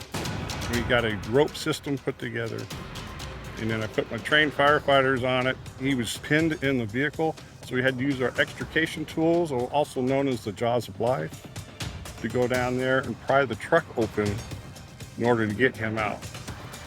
Once we got him out, he was extremely relieved, especially once we got him back up on top, away from the fallen bridge. With the bridge down, traffic was going nowhere. It was still raining that night, so it was mass hysteria. We were getting overwhelmed. We ran out of everything. We ran out of food, ran out of gas, ran out of everything. Authorities set up diversions, and by dawn, both the traffic and the rain were gone as quickly as they had come. The next morning, it was dead. Nothing. The freeway was shut down. No one was passing through. You could hear, crickets. After the storm passed, everyone wanted to know what had caused this catastrophic failure. Abul Hassan was called in to investigate exactly what went wrong. On the surface, it was simple. What happened that day for Texwash Bridge was because of this unusual flood, which experts actually rated it as 1,000-year return flood. Any structure would struggle in the face of a 1,000-year flood. But here, narrowing the gully so the standard bridge length would fit had made things worse. When the wash was narrowed, the shape was altered too, so water had to change direction not once, but twice to flow under the bridge. First as it hit the roadway, then again to curve under the bridge. You have to realize the pressure of water that's coming down. Try to tell water that when you get to this road, I-10, it's important, please turn right. That cannot be done in engineering. You tell the flood, when you get here, please turn left, because my bridge is there. Wow, I can't turn left because it's too small for me. Whole volume of water coming. The water, it gets a lot of turbulence and the velocity goes up. The turbulent, fast-flowing water eroded the bridge foundations on the outside of the bend. It's what's known as Scour, and that end of the bridge dropped into the wash. And yet, it turned out, reshaping the wash wasn't the only mistake made here. As Professor Astane Assel discovered, the foundations were missing a crucial element: piles. So if this is pile and foundation is on it, if the soil under the foundation is washed, the pile will still be there. But in this case, they didn't put the piles under the foundation. So the water came and washed the soil, my hand is foundation, and it just dropped. And there was one final fail that channeled the water straight into the foundations: the so-called wing walls, which were at the wrong angle. Wing walls in bridges are the walls that you put at the end of bridge and beginning of bridge. They're usually parallel to the path of water, so the water passes by them like a wall, so it doesn't hurt the foundation. In this case, the wing walls were here. What good it's gonna do, other than when the flood comes, hits the wing wall actually and washes the bridge. So these two fingers as a wing wall don't do any good for flood. They should be here, like this. So the flood goes through here. By narrowing and redirecting the wash, engineers created the perfect storm for Scour. Combined with weak foundations and misplaced wing walls, this bridge didn't stand a chance against the epic flood. We're extremely fortunate that we didn't have more cars fall into that opening, other than just the one, and everybody else was managed to stop. It could have been a whole lot worse. With I-10 out of action, drivers were forced to take long detours. A new bridge was needed and fast. Time of the essence of getting the freeway open, there was no way that we were going to reopen the freeway anytime soon because the bridge was totally destroyed and had to be completely rebuilt. The $5 million rebuild took 2 months, but finally the bridge reopened, complete with heavily protected foundations, connecting California and Arizona once more. This failure is a reminder of the challenges engineers face every day working against Mother Nature. If it wasn't for that 1,000-year flood, who knows how long that bridge might have lasted. I came away with a better appreciation for the movement of water. Even in the desert, you just never know when Mother Nature might get you.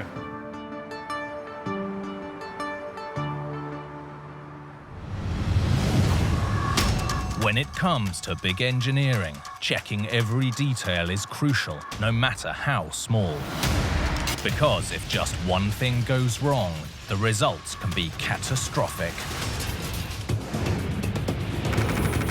Like this disaster in Texas that rocked an industry to its core. The 911 lines were being swamped with anxious calls. A refinery explosion that was felt more than 20 kilometers away. A seismic event that registered 3.5 on the Richter scale. Changes had to be made to keep this from ever happening again. It has the power of 2.5 tons of dynamite.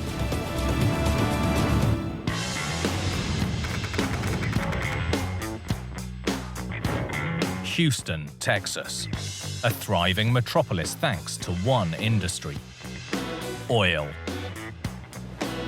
Massive industrial complexes run along the banks of the Houston Ship Channel, which flows into Galveston Bay and the Gulf of Mexico. Local journalist TJ Olds knows the area well. So the Galveston Bay region is so important to the oil industry for all of America when it comes to the oil refining and chemical processing that happens here. It is massive.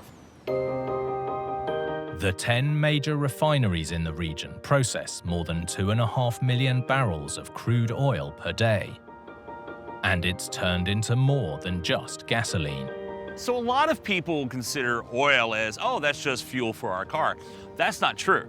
It's a lot more than that, particularly is in every plastic product you have out there. So it's part of our lives. It's in your homes, it's in your cars, it's in your office, it's everywhere.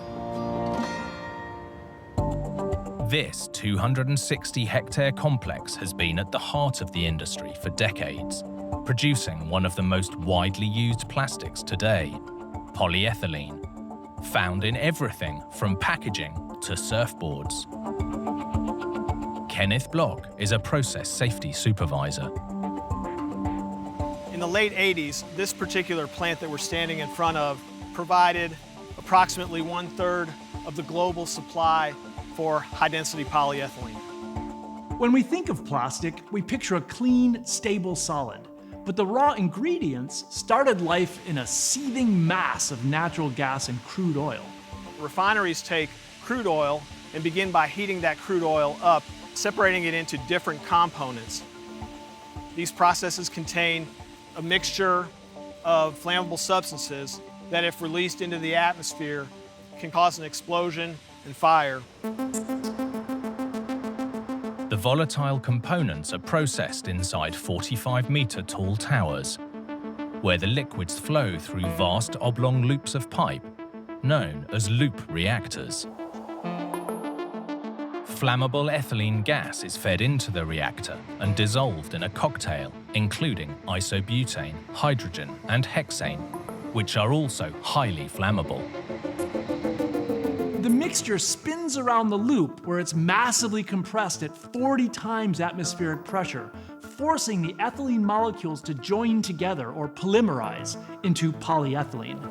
The solid polyethylene particles pass out of the reactor into 6 vertical tubes called settling legs, before collecting in a flash tank below. Over time, the legs become blocked, requiring regular maintenance. The material coming out of the reactor, polyethylene particles, fluff is what they call it, this would tend to accumulate inside the settling leg and form a large cylindrical plug, essentially choking off flow. So that plug would then have to be removed, or else it would interrupt production. Like any production process, keeping things running smoothly is crucial. That's easier said than done when you're dealing with highly pressurized, explosive chemicals. October the 22nd, 1989. 3 of the 6 settling legs on one of the loop reactors had become clogged. With the reactor still running, the 3 blocked legs were shut off using 20-centimeter ball valves located at the top. The loop was still full of a swirling whirlwind of flammable chemicals, so properly sealing the legs for cleaning was absolutely crucial. The first leg was successfully unplugged and reconnected. The following morning, while working on the second, disaster struck. A massive explosion rocked the plant. You could see the fireball from almost 20 miles away. It has the power of 2.5 tons of dynamite. The force of the blast was unprecedented. I do remember my parents telling me that at the time of the explosion, they felt the earth move, and that was between 10 and 15 miles away from where we're standing here. We had debris that was found several miles away from the center of the blast. So that just tells you how powerful this was. The shockwave shook the community. It created a seismic event that registered 3.5 on the Richter scale. Fires raged for nearly 10 hours before emergency crews were able to bring them under control. Where we're looking at right now, this area in the background was just a form of blackened, twisted metal. Among the devastation and wreckage, over 300 people were injured. Sadly, 23 more lost their lives.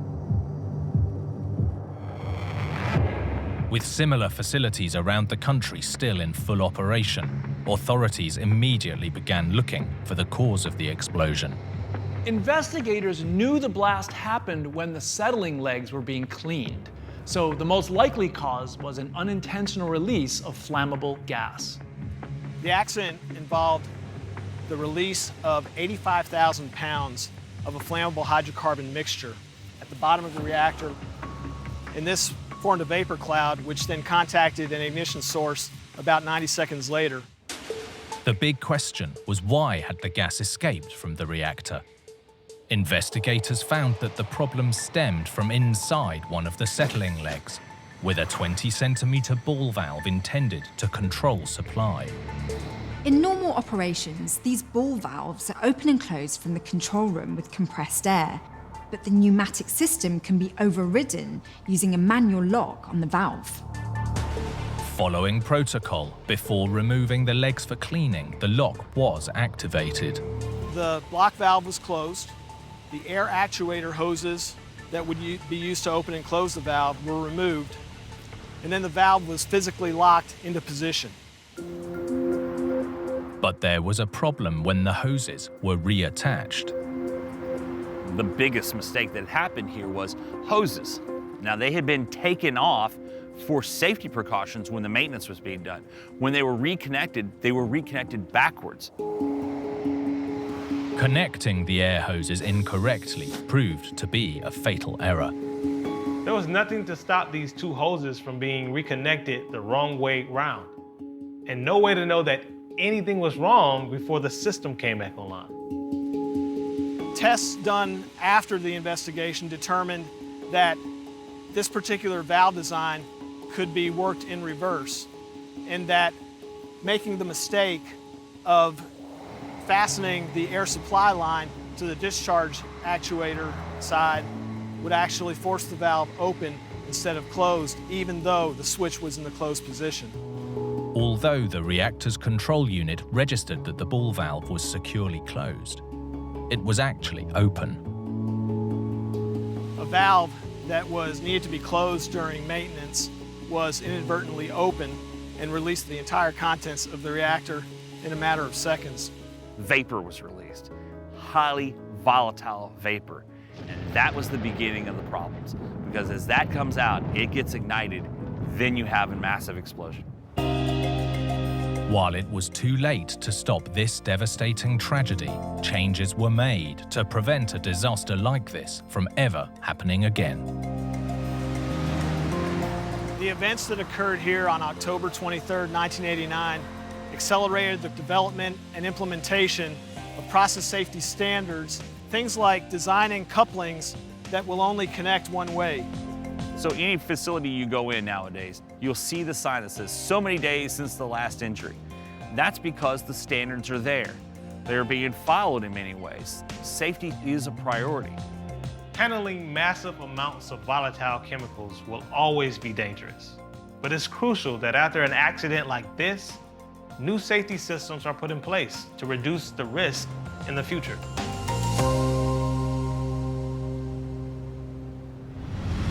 When epic engineering goes wrong, the problem can be clear as day. But sometimes we're left completely in the dark. Like this vanishing act that was out of this world. The descent to Mars, the 7 minutes of terror, people's careers are on the line. When the engineers hadn't first heard back from the lander, we just didn't know what had happened. A true engineering enigma. This sparked a decade-long interplanetary mystery.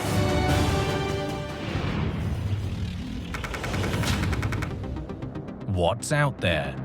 And are we alone? Questions that have long gripped the human race. Astronomers like Hannah Banyard from the UK's Royal Observatory are helping to find the answers.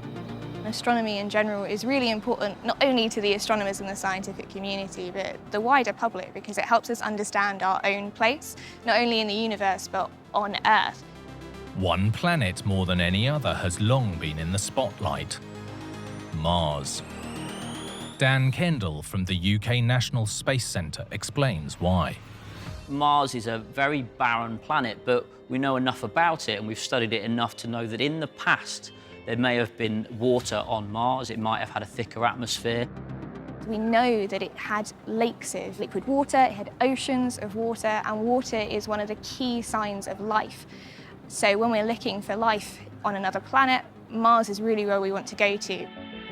The problem is getting there. Mars can be 400 million kilometers from Earth, but astronomers calculated that in 2003, the planets would be less than 60 million kilometers apart. The European Space Agency realised that there was going to be this moment where Mars and Earth were closer together than they had been for more than 60,000 years. So they came up with the idea of the Mars Express mission. Mars Express was designed to map the planet's surface from orbit. But British astronomers saw an opportunity to add an extra piece of hardware that could land on the Martian surface. A team of academics got together and started thinking about whether maybe a British lander could be included on that mission as well, to take that chance to investigate the surface of Mars and look for the biosignatures of life. That's how Beagle 2 was conceived. HMS Beagle was what took Charles Darwin around the world in the 1830s and led to the origin of species. He learned so much about life on Earth, and the name Beagle 2 is all about the fact that this mission was intended to tell us so much more about life on another planet. In the 70s, NASA sent 2 Viking landers to Mars. They found tantalising clues that there might once have been life there.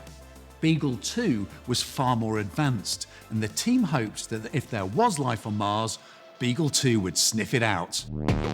One major challenge was finding room for the Beagle within the existing Mars Express orbiter. It would have to be both small and lightweight. Beagle 2 was about the size of a bicycle wheel and it looked like a barbecue, but it was loaded with scientific power. In front of me we have a model of Beagle 2. When it landed, it would open up like a pocket watch, and then these solar panels would each in turn open up to make it larger. So they packed a huge amount into an incredibly small space. Base camp for mission control was located here at the UK's National Space Centre. Chief Executive Chas Bishop explains. The idea came about to put the Lander Operations Control Centre in front of the public. They were getting access that probably hadn't been granted before. So, you know, there was a little bit of a risk there that, you were seeing a space mission, warts and all. On June the 2nd, 2003, Mars Express with Beagle 2 on board launched from the Baikonur Cosmodrome in Kazakhstan. I can remember the launch very clearly because a launch really does make the hairs stand up on the back of your neck because it is risky and people's careers are on the line. Liftoff was a success, but there was a long way to go. The journey to Mars is 7 months. The calculations involved in just reaching orbit are staggering, let alone getting the lander through the atmosphere to a safe touchdown. Just before Christmas 2003, Mars Express made it successfully into orbit, and Beagle 2 began its perilous descent, right on schedule. The descent to Mars, the 7 minutes of terror, as it's been called consistently with Martian missions, that when it enters Martian atmosphere, to get down to the surface is exceptionally difficult. The atmosphere on Mars is about 100 times thinner than on Earth. The plan was for parachutes to slow it down before a cocoon of airbags inflated in the hope of a soft landing. Any number of things could go wrong, burning up in the atmosphere, not quite getting the trajectory right, missing your landing area. But it's only when you get to Mars that you find out whether or not it's going to be successful. Beagle's command team waited anxiously for the first communication from the Red Planet. We were watching expressions. And every now and again we'd get a briefing, but we were just watching for that moment where you see the expressions that said Beagle 2 has landed. And we waited, and it didn't come. With nothing but radio silence, Beagle's fate was a mystery. When the engineers hadn't first heard back from the lander, the scientists knew that perhaps there was just a minor problem that could have been solved. But then 2 months later, when it was declared lost, there was definitely a sense of disappointment because we just didn't know what had happened. Well, I can remember at the time there's a lot of speculation as to what might have gone wrong. All of the speculation assumed that that descent and landing has in some way failed. Roughly half the missions to Mars have failed, so Beagle 2 wasn't the first.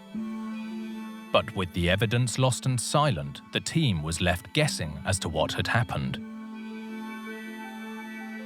Perhaps the parachute hadn't deployed correctly. That obviously could have been catastrophic for the mission.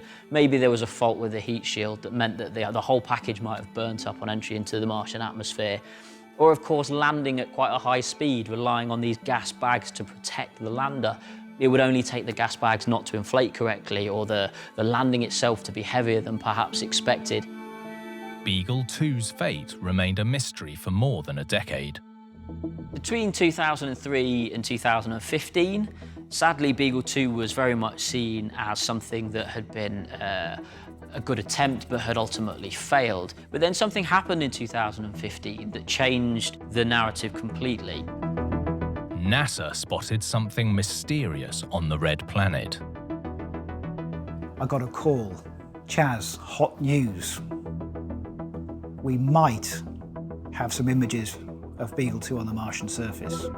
And they showed us the long shot, and we squinted and thought, could it be? It's a bit of a dot, difficult to see, and closer in. And you thought, actually, maybe. Then there was the final shot, and there it was, with that clear disc in the middle. and the solar panels. And it was at that point they said, that is Beagle 2, it's landed. So when Beagle 2 was discovered, it meant a lot for the British scientific community and the Beagle 2 team, because it meant that their plans for how they landed the spacecraft were successful. Beagle 2 had landed, but why did it fail to phone home? Scientists pored over the images of the landing site. Further study and more photographs, the scientists determined that only 2 or possibly 3 of the 4 solar panels on the spacecraft had opened up. The ones that didn't, however, blocked the communications antenna.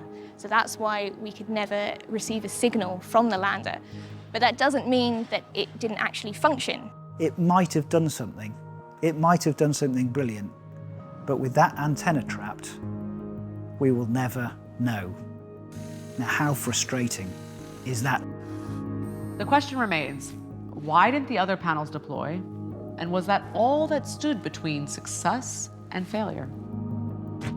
It's possible that malfunctioning airbags and parachutes led to a bumpy landing, damaging Beagle's solar panels and antennae, meaning that Beagle could never phone home. So some scientists think that the lander had actually started to perform some of the science experiments because there was an auto mode, essentially, that if the lander didn't hear any instructions, that it should begin doing the experiments it was programmed to perform. And so if it did do that, that data will be still recorded on the craft, which could be retrieved in a later mission. How close was that mission to being entirely successful? 1 solar panel. And who knows, it might be a speck of dust. It might be something so trivial that kept that final panel furled. And we won't know, unless we go. And who knows, we might one day, something or someone might go and take a look and say, oh look, now we know. But until then, we won't know. Beagle 2 didn't complete its mission, but key lessons were learned.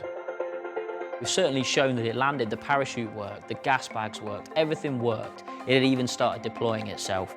It's incredibly difficult to get to Mars and succeed, but for the final section, not quite to work, perhaps because of a harder landing than they expected. Who knows? We don't know at this stage, but it was a really incredible achievement to put a UK lander on the surface of Mars. And whatever Beagle's fate, its technology has contributed to future Mars missions. One of the instruments on Beagle 2, the mole, was actually used as the inspiration for NASA's InSight lander, which is on Mars now. That's got a similar tool on it, which is used to dig up to 1.5 meters underground to help measure the thermal properties of the planet.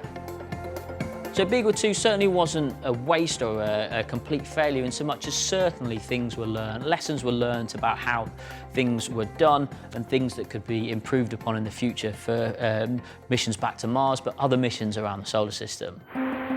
Today, our quest for answers on Mars continues, with NASA's state-of-the-art Perseverance rover now leading the charge. Perseverance is a hugely exciting moment in Mars exploration. It's got an arsenal of sensors to look for signs of life and to establish if humans really could one day colonize the red planet. And with the tiny helicopter Ingenuity, we've seen the first powered controlled flight on another planet. Incredible.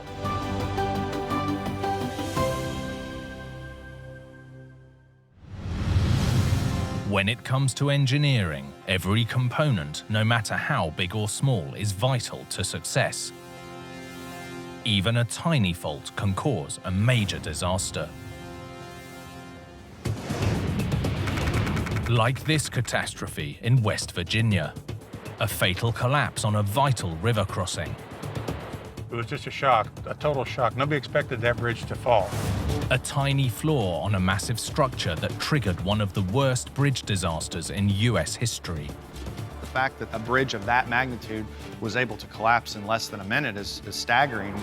And a tragedy that forced a nationwide change in safety regulations. It affected everybody. It's just something you just won't forget, the tragedies that happened that day.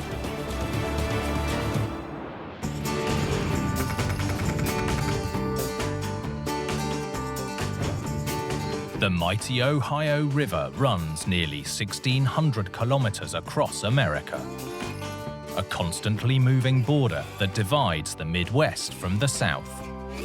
The Ohio River flows through 6 states, and it's the source of drinking water for more than 5 million people. It also transports more than 230 million tons of cargo every year. For centuries, the river has been a vital source of life for small towns that have sprung up along its banks. None more so than Point Pleasant in West Virginia. Journalist Jim Ross knows the town well. This is beautiful downtown Point Pleasant, West Virginia, one of the oldest communities in this part of the Ohio Valley. This town is really built around the river. Historically, this has been an area that has built boats. It has serviced boats. It still does. Its identity is tied to the river and it's tied to its history. And Point Pleasant has always had strong ties with its neighbors on the other side of the water. It is very much connected with the neighboring communities over in Ohio, Gallipolis in particular. People cross the river to shop, they cross the river to work. Although they're in 2 different states, West Virginia and Ohio, people here tend to think of themselves as being one community. Till nearly 100 years ago, this old railroad was the only crossing bridging that gap. So in 1927, work began on a solution to connect the 2 communities by road, with the Silver Bridge. The Silver Bridge took its name from its metallic aluminum paint, but that wasn't the only thing that made this crossing stand out. Opening to traffic on Memorial Day 1928, this 2-lane crossing was no conventional suspension bridge. Professor of Engineering Gregory Michelson explains. The way a suspension bridge works is the roadway is supported by a series of suspension cables that cross 2 guy towers on either side of the river. With most suspension bridges, the main cables are made of thousands of narrow wires, bundled into strands, all working as one giant cable. But the Silver Bridge was different. What made this bridge unique was instead of suspension cables, a series of I-bars were used as the main supporting elements. So an I-bar is basically a flat bar of steel with 2 holes drilled at the ends. The giant bridge swapped suspension cables for a series of I-bars, working like 2 bicycle chains stretched across the river. 2 I-bars were paired to create each link, while smaller bars supported the road below, all secured with vast steel pins through the eyes. For nearly 40 years, the Silver Bridge carried up to 4,000 vehicles a day. But the crossing that brought the communities closer together would very nearly tear them apart. Friday, December the 15th, 1967, West Virginia schoolteacher Peggy Huber was heading for the Silver Bridge, making her way home to Gallipolis, Ohio. Traffic that day was extremely heavy. A lot of people were Christmas shopping, and 2 semis went by and waved to me in the car. Shortly before 5 p.m., with rush hour traffic backing up, Peggy was stuck, unable to merge. The bridge was completely full of traffic, and I was upset that the semi-truck drivers wouldn't let me in line. And we got caught at the light going on to the bridge. But those truck drivers may have saved Peggy's life. At approximately 5 p.m., the 4-decade-old bridge dramatically failed. I heard this terribly loud noise, and when I looked up, the bridge was falling. The entire suspended section of the bridge was completely destroyed in less than a minute. It was full of cars and people, and it just looked like Tinker Toys falling right into the river. Of the 37 vehicles on the crossing, 31 went down when the bridge collapsed. The 2 trucks were among them. Local journalist Jim Ross was just a child when he saw the devastation. It was really eerie seeing a couple of piers out in the water, no bridge on them, a roadway with a double yellow line going straight down into the water. looking at where the bridge used to be, it was unlike anything we'd seen, and we hoped unlike anything we would ever see again. Peggy realized how close to disaster she had come. Really just that stoplight. My goodness, why was I stopped and not on that bridge? It does make you think about your life different. It was just lucky. But not everyone was as lucky as Peggy. Of the 64 people who went down with the bridge, tragically, 46 lost their lives. This was one of the worst bridge disasters in US history and sent shockwaves across the nation straight to the White House. This was so huge that the president, Lyndon B. Johnson, assembled a bridge safety task force to mount an investigation. In the wreckage found on the Ohio side of the bridge, investigators located their first clue, a broken eye-bar. This massive eye-bar would have been about 30 meters above the water. When it cracked, it was the same as if the main cable on a conventional bridge had failed. When this single link snapped, the whole bridge lost balance. Professor of Engineering Gregory Michelson explains. It started with that eye-bar collapsing, which led to that span sort of tilting over a bit. And then once that span tilted over a bit, it yanked on the other guy tower, and then the whole bridge collapsed into the river. The catastrophic collapse revealed a weakness in the bridge's original design. There's no doubt the Silver Bridge was a unique and innovative design, but it was also what's known as fracture critical. Meaning that if one single part fails, the entire structure can collapse. While the Silver Bridge used a pair of eye-bars to create each link, other similar bridges had multiple plates joined together for additional strength. So the idea of having multiple eye-bars in parallel is that you're not applying the load to one member, you're applying the load to multiple members at the same time. So if one of those eye-bars sees failure or sees cracking or sees corrosion, there are other eye-bars to pick up the slack. But with the Silver Bridge, when one of the two eye-bars cracked, the other didn't stand a chance. If that bridge utilized multiple parallel eye-bars, for example, the bridge would probably still be standing today. With the bridge loaded with traffic, and after 39 years of wear and tear, that one small link in the chain brought the entire bridge down, like a house of cards.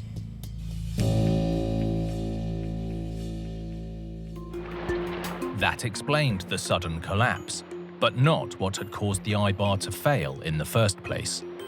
Investigators examined the broken ends of the eye-bar and found evidence of a tiny flaw from the original casting process.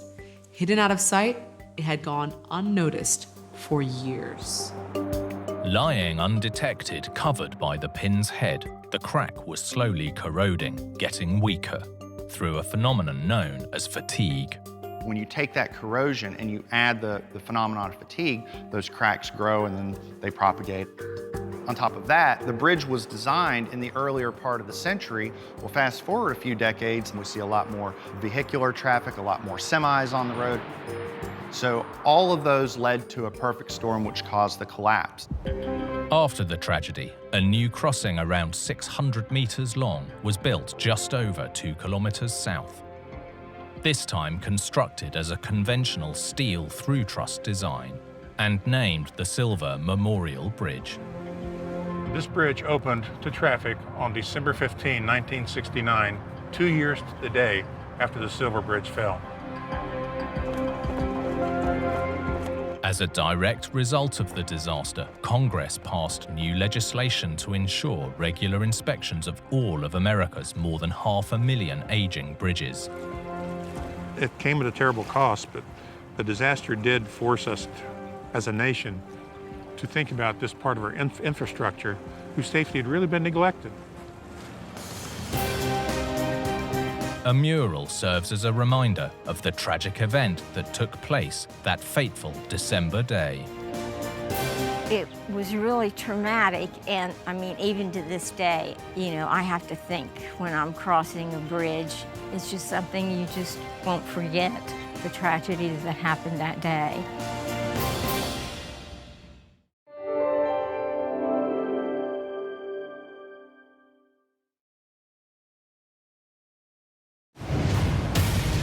In New York, a construction crane comes crashing down onto a landmark bridge. There was enough dynamic energy released that the entire crane essentially fell on its back. Tragedy strikes a Titanic TV tower in Texas. Oh my God! That scared me to death, because we can't outrun 2,000 feet of tower. Catastrophe takes out Boston's water supply. The power of water is immense, and you can see why it was a huge disaster at the time. And in Sweden, Bruce Springsteen fans nearly bring the house down. You can see the roof bouncing. It was crazy. With big builds, even the smallest mistake can be a huge disaster. From miscalculations to misunderstandings, some with deadly consequences. These catastrophes are every engineer's worst nightmare.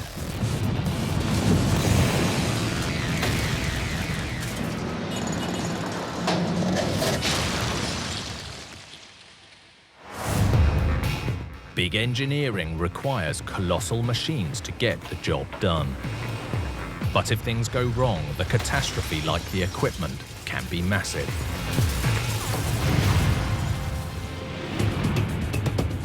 Like this disaster in New York State, on a vital Hudson River crossing. This humongous crane going across two bridges, it's a frightening experience. A catastrophic collapse that caught everyone by surprise. I was in shock.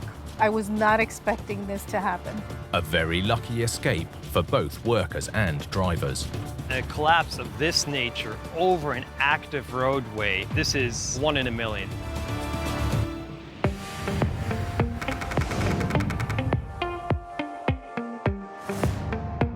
New York City, with over 8 million residents, is the most populated city in the US.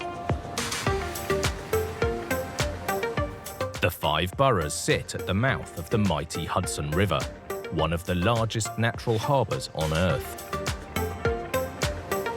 Adrian Brugger is a professor of civil engineering. We are a few miles up from New York City on the Hudson River. It has been a powerhouse of transport since the colonial times. This river is really the river that made New York City what it is today. With so much water to navigate around, bridges are a fact of life. New York City is carved up by water, and Manhattan alone has 21 crossings, some of them the most famous in the country. But crossing the Hudson is no easy feat. What makes this river really unique is that it transects the entire state. This river is actually incredibly wide. It presents a significant challenge when it comes to building bridges. Since the 1950s, anyone heading over the Hudson north of New York City crossed over this, the near 5-kilometer-long Tappan Zee Bridge. But after 5 decades, it was struggling. The original Tappan Zee Bridge was built in 1955, when traffic was much lighter. By the turn of the century, around 140,000 vehicles were crossing it every day, and it simply couldn't cope. The need for a new bridge was recognized for decades. And the main goal was not just to replace an aging structure, but also to increase the capacity. Opening to traffic in 2018, the epic new Tappan Zee Bridge cost nearly $4 billion. Its twin spans now carry around 50 million vehicles a year. If you look at the structure, you'll see that it's not really one bridge, it's actually 2 bridges. They're almost identical, but we have 2 spans, one for the eastbound and one for westbound traffic, that are essentially what we call statically independent. Each bridge has 43 piers, 41 of which are anchored to the bottom of the very wide and very deep river. The only way to create solid foundations for the huge bridge to carry immense loads was to drive hundreds of steel piles deep into the bedrock. Driving piles through more than 30 meters of mud and clay, all the way to firm foundations, called for a massive crawler crane with an enormous hammer. You had this absolutely enormous crane and this vibratory hammer, which is this big block of steel that shakes the entire thing vigorously. They actually use this and the self-weight of that whole system to just push the pile into the mud. The hammer keeps a tight grip on the pile with what's known as jaw plates. As it vibrates, the whole system works with gravity to drive the pile downwards. These cranes are serious pieces of hardware. The boom on this thing is almost as tall as the Statue of Liberty, and they're capable of lifting around 300 tons. Freelance photographer David Rocco wanted to immortalize this mighty construction on film. It was just fascinating to have this right in your own backyard. I was just out there watching the project day by day, waiting for those moments to get the right shots. But the most incredible images that David captured would be memorable for all the wrong reasons. Tuesday, July the 19th, 2016, the crawler crane was positioned on the newly constructed westbound span, driving piles for one of the eastbound piers.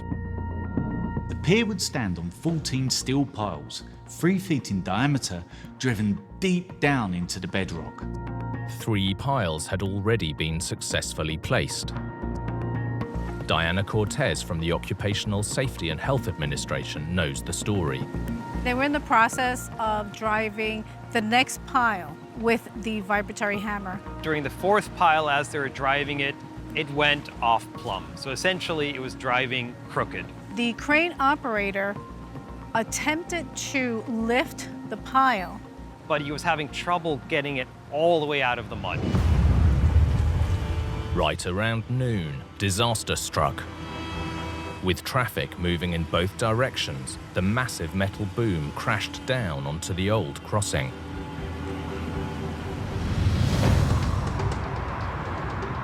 David Rocco got word that something was very wrong.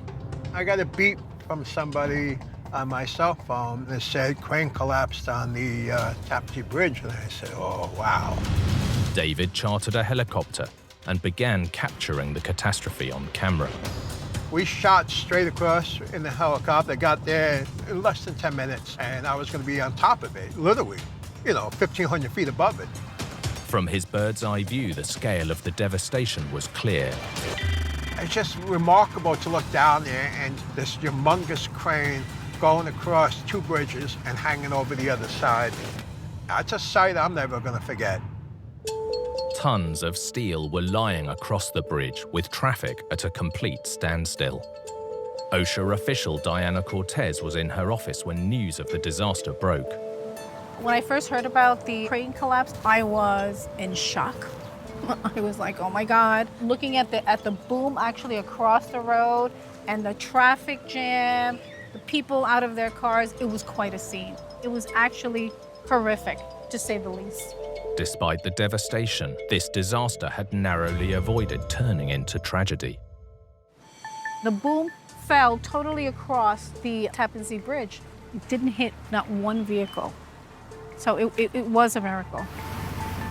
A collapse of this nature over an active roadway with no major injuries and no fatalities, this is sort of a 1 in a million. This is actually quite amazing that nobody was hurt. Even the crane operator, though he probably got the shock of his life, escaped unharmed. In the immediate aftermath of the disaster, the big question was what had caused this gigantic crane to collapse. Diana Cortez led OSHA's investigation. As the area director, I immediately sent a team to initiate an investigation, also eventually to make some recommendations to prevent recurrence. Attention quickly turned to the vibratory hammer, which had successfully driven 3 piles on this pier. But with the 4th pile, things didn't go as planned. After 3 minutes of driving, the pile became stuck at an angle.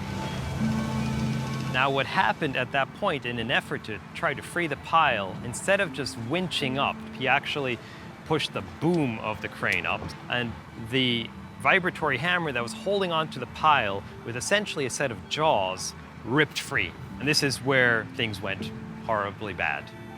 This caused the boom to recoil in the upward position, and then when it came down, it caused the boom to structurally fail because of the sudden jolt and collapse and fall right onto the Tappan Zee Bridge. Investigators needed to determine whether force or failure had caused the hammer to rip loose, so the evidence was salvaged from the riverbed.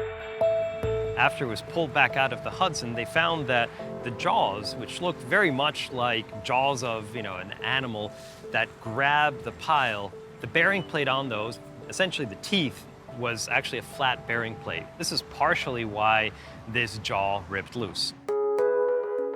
With the teeth corroded closed, the flat back of the bearing plate had been gripping the pile. The bearing plates secure the vibratory hammer. One of the bearing plates was missing some of its jagged teeth.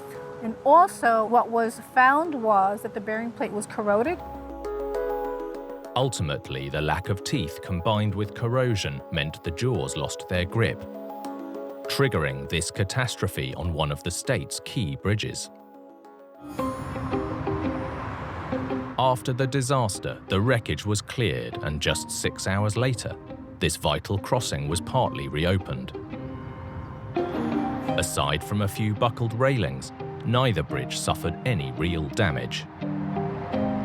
Of course, this is an enormous crane that collapsed onto this bridge, and the impact was significant and terrifying, but in the end, this is major civil infrastructure that is built for the ages and that is built to absorb gargantuan forces. So even with this crane collapsing on a brand new bridge, the bridge suffered essentially no damage. The disaster only set the project back a few days, and on September 11th, 2018, both spans of the new crossing were fully opened. This is a lesson on every project. Every piece of equipment needs to be in perfect working order. While it might cost time, ultimately it can prevent catastrophe. In big engineering, every project brings unique challenges. But even a small change in plan can lead to catastrophe. Like this disaster in Texas, a devastating collapse of a supersized structure. A TV tower taller than the Empire State Building came crashing down to Earth. Miscalculations that led to destruction on an epic scale.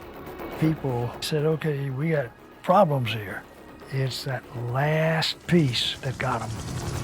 It took 30 to 40 seconds for the entire tower to fall, which seemed like a lifetime. The obvious question, what had gone so badly wrong?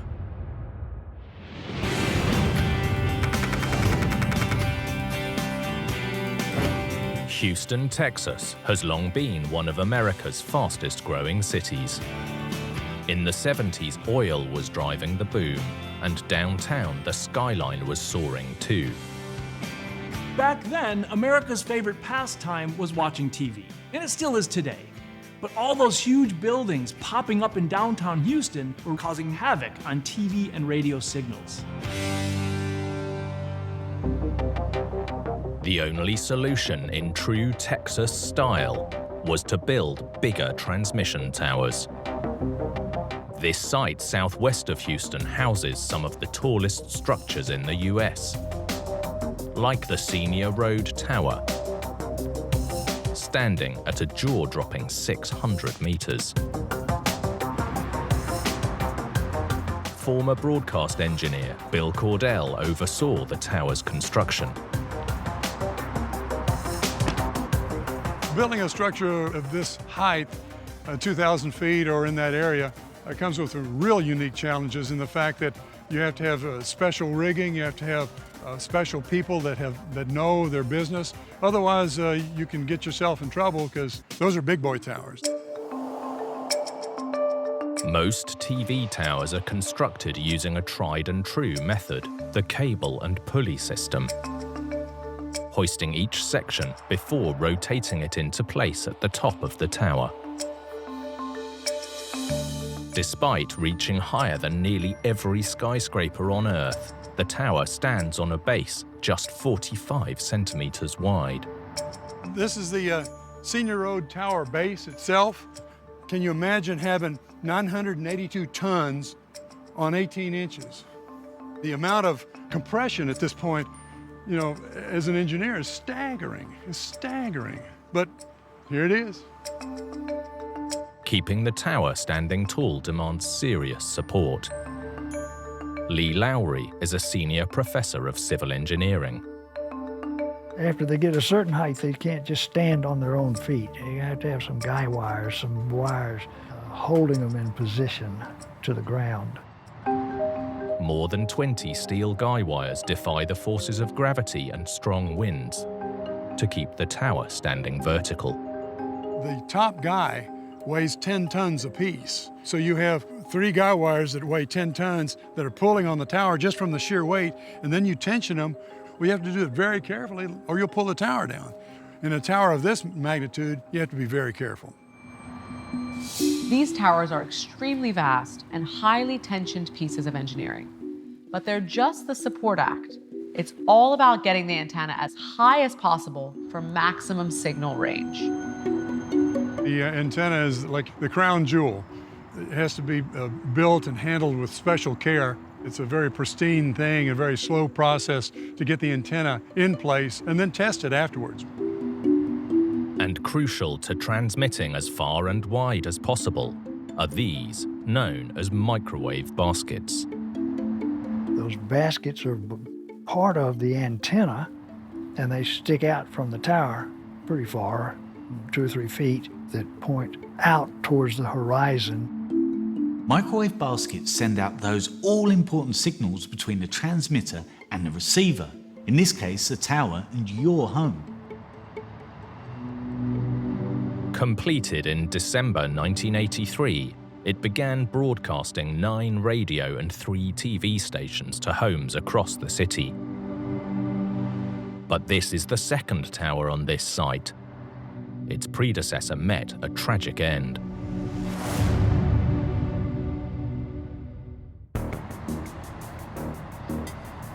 December the 7th, 1982, the final 18-meter tall antenna section for the original tower was being hoisted into place.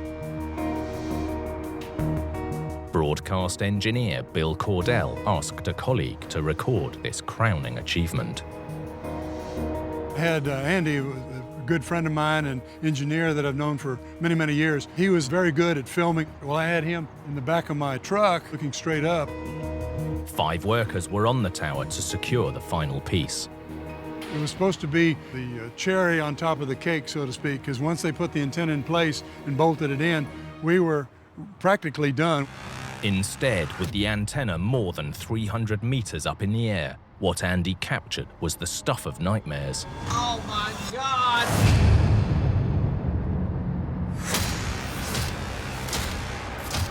Andy never says anything bad. I heard him that day say, "Oh my God."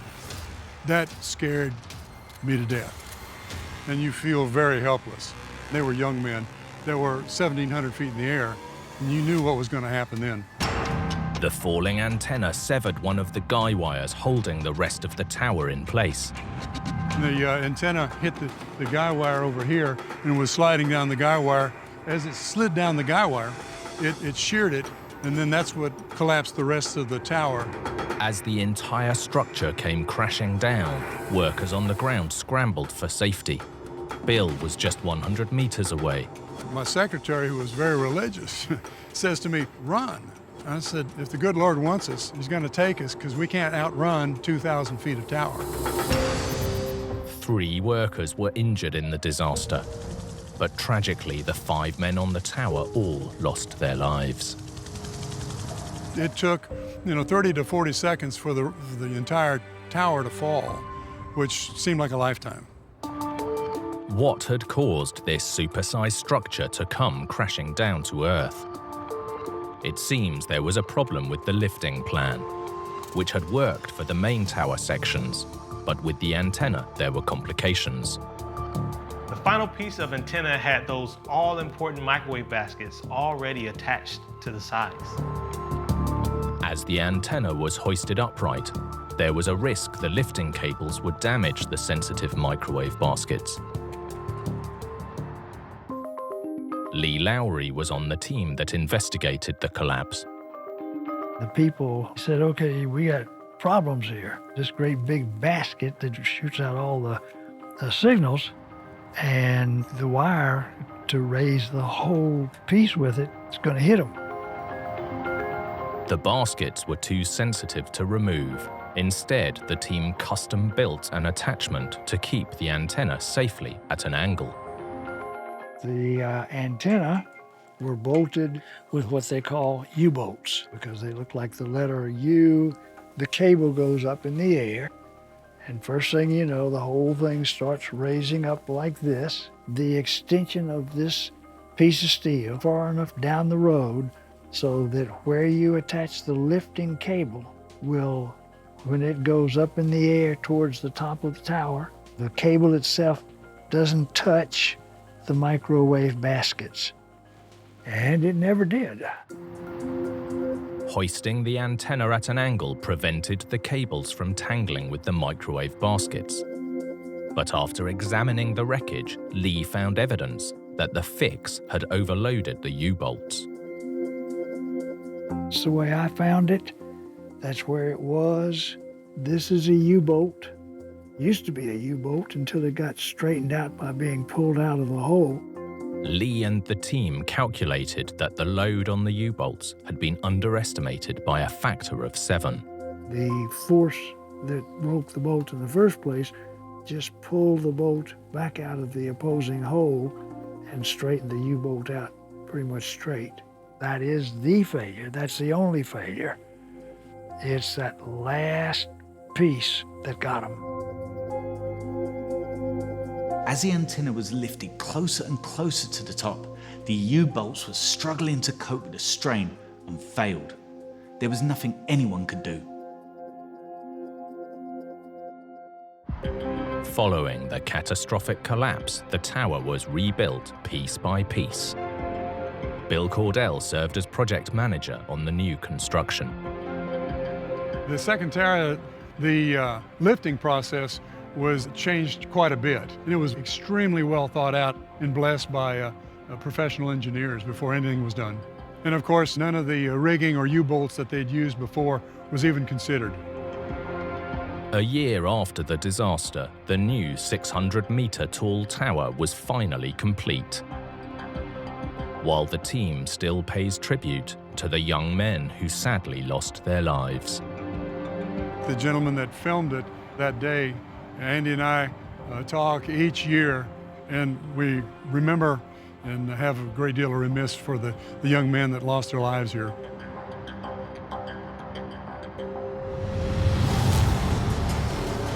With massive infrastructure, even the smallest component is crucial. One tiny fail can cause a huge catastrophe.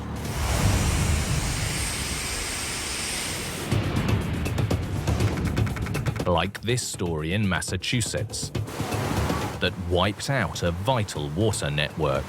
This catastrophe triggered a state of emergency for 2 million people. People were unable to cook, to drink, to bathe. An underground mystery that had engineers guessing. Everyone scratched their heads. That's a new pipe. How could that happen?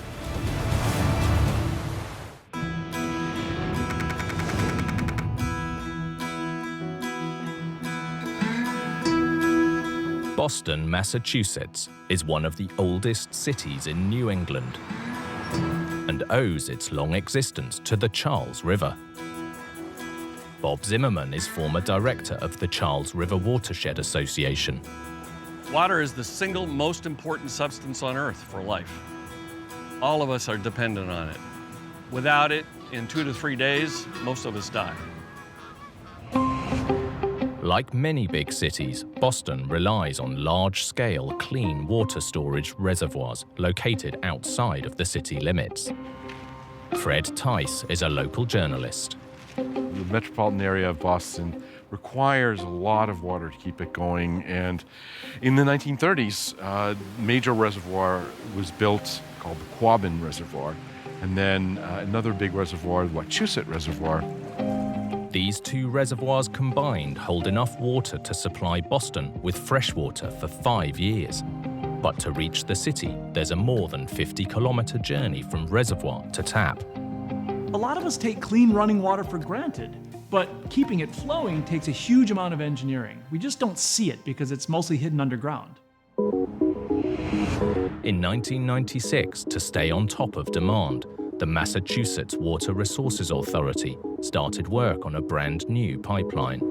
The Metro West Water Supply Tunnel is the main tunnel that brings the water from the Quabbin and the Wachusett reservoirs to the Boston metropolitan area.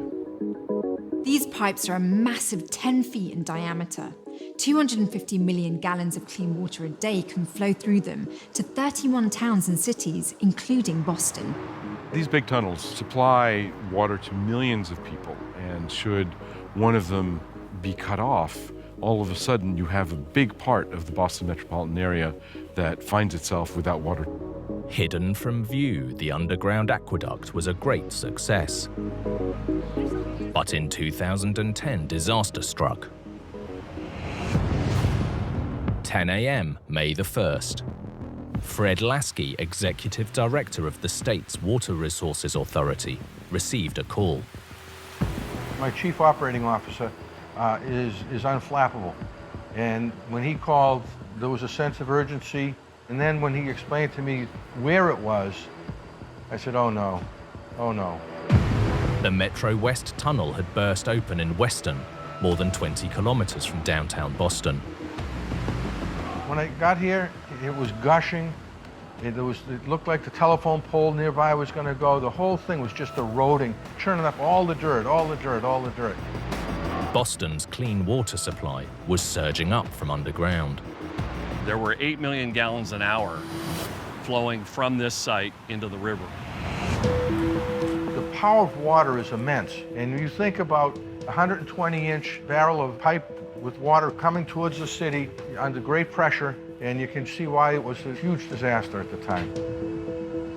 Everybody starts to immediately think, well, it can't be that big a deal, right? It's just a pipe. But it is a big deal. 8 million gallons an hour is, get your attention, amount of water, a real issue. Not only was clean water pouring out, dirty earth was being sucked into the pipes, potentially contaminating everything heading for Boston.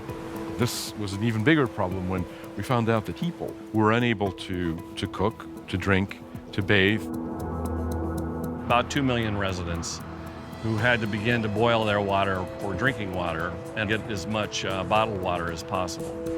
The following day, the leak was stopped, but Bostonians were still without clean water.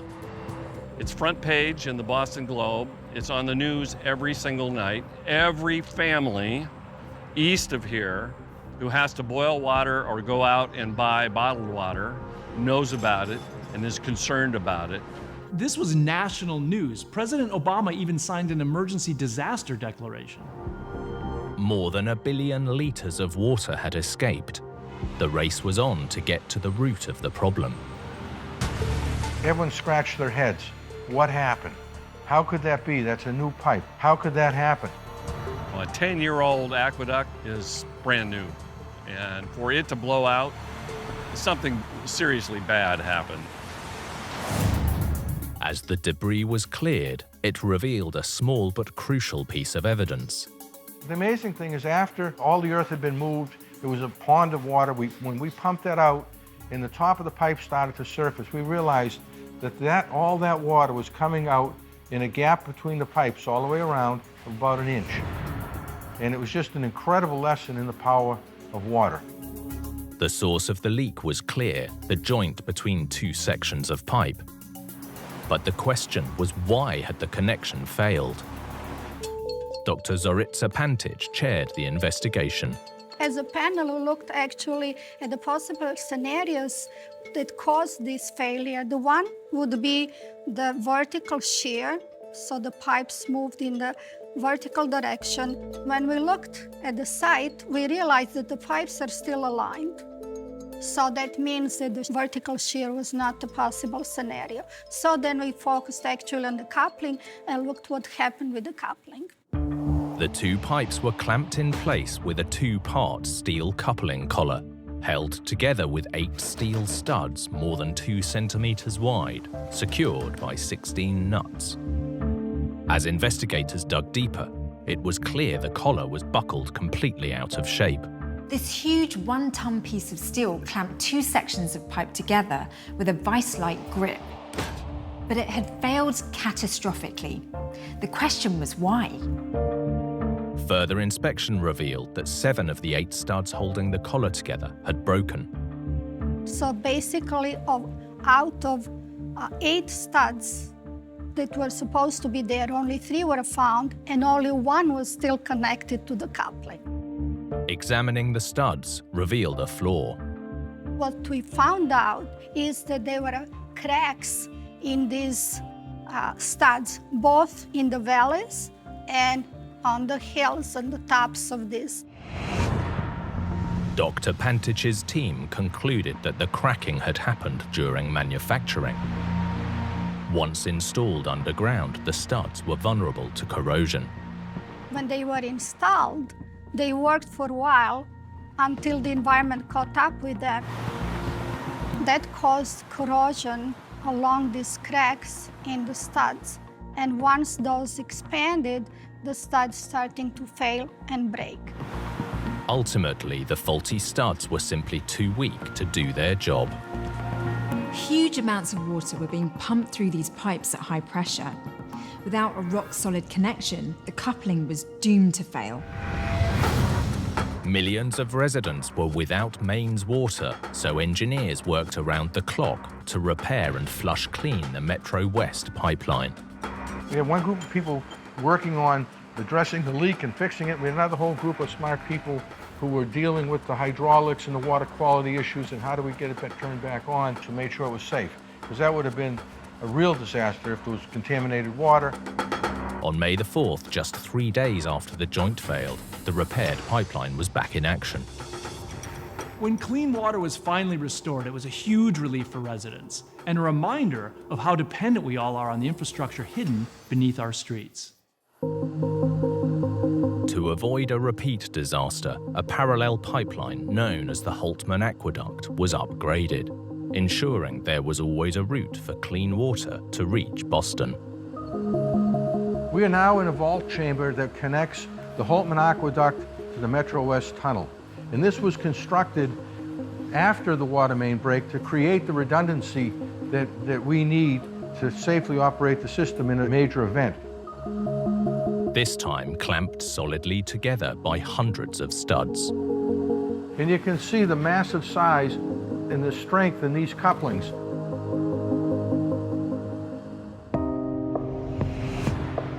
The events of May 2010 serve as a reminder of the massive task engineers face keeping our vital infrastructure operational.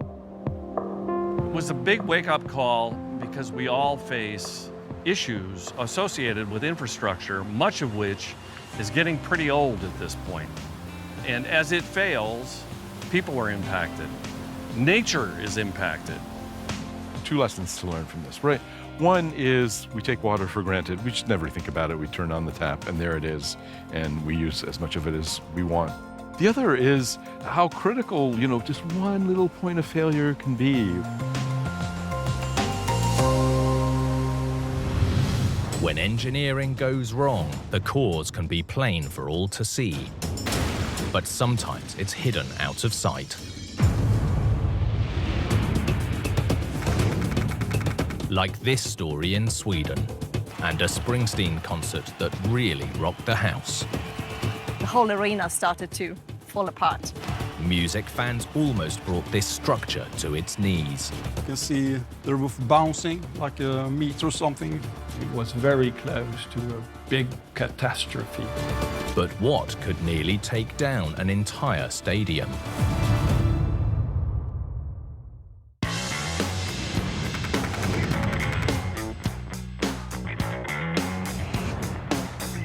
Gothenburg, Sweden's second largest city, is home to just over 500,000 people. But for a small city, it has a big music scene. Say Swedish band, and chances are most of us think of ABBA, who burst out of Stockholm in the 70s. Although less well known, Gothenburg has long been home to a much cooler, edgier music scene. Johan Lindqvist is a local music reporter.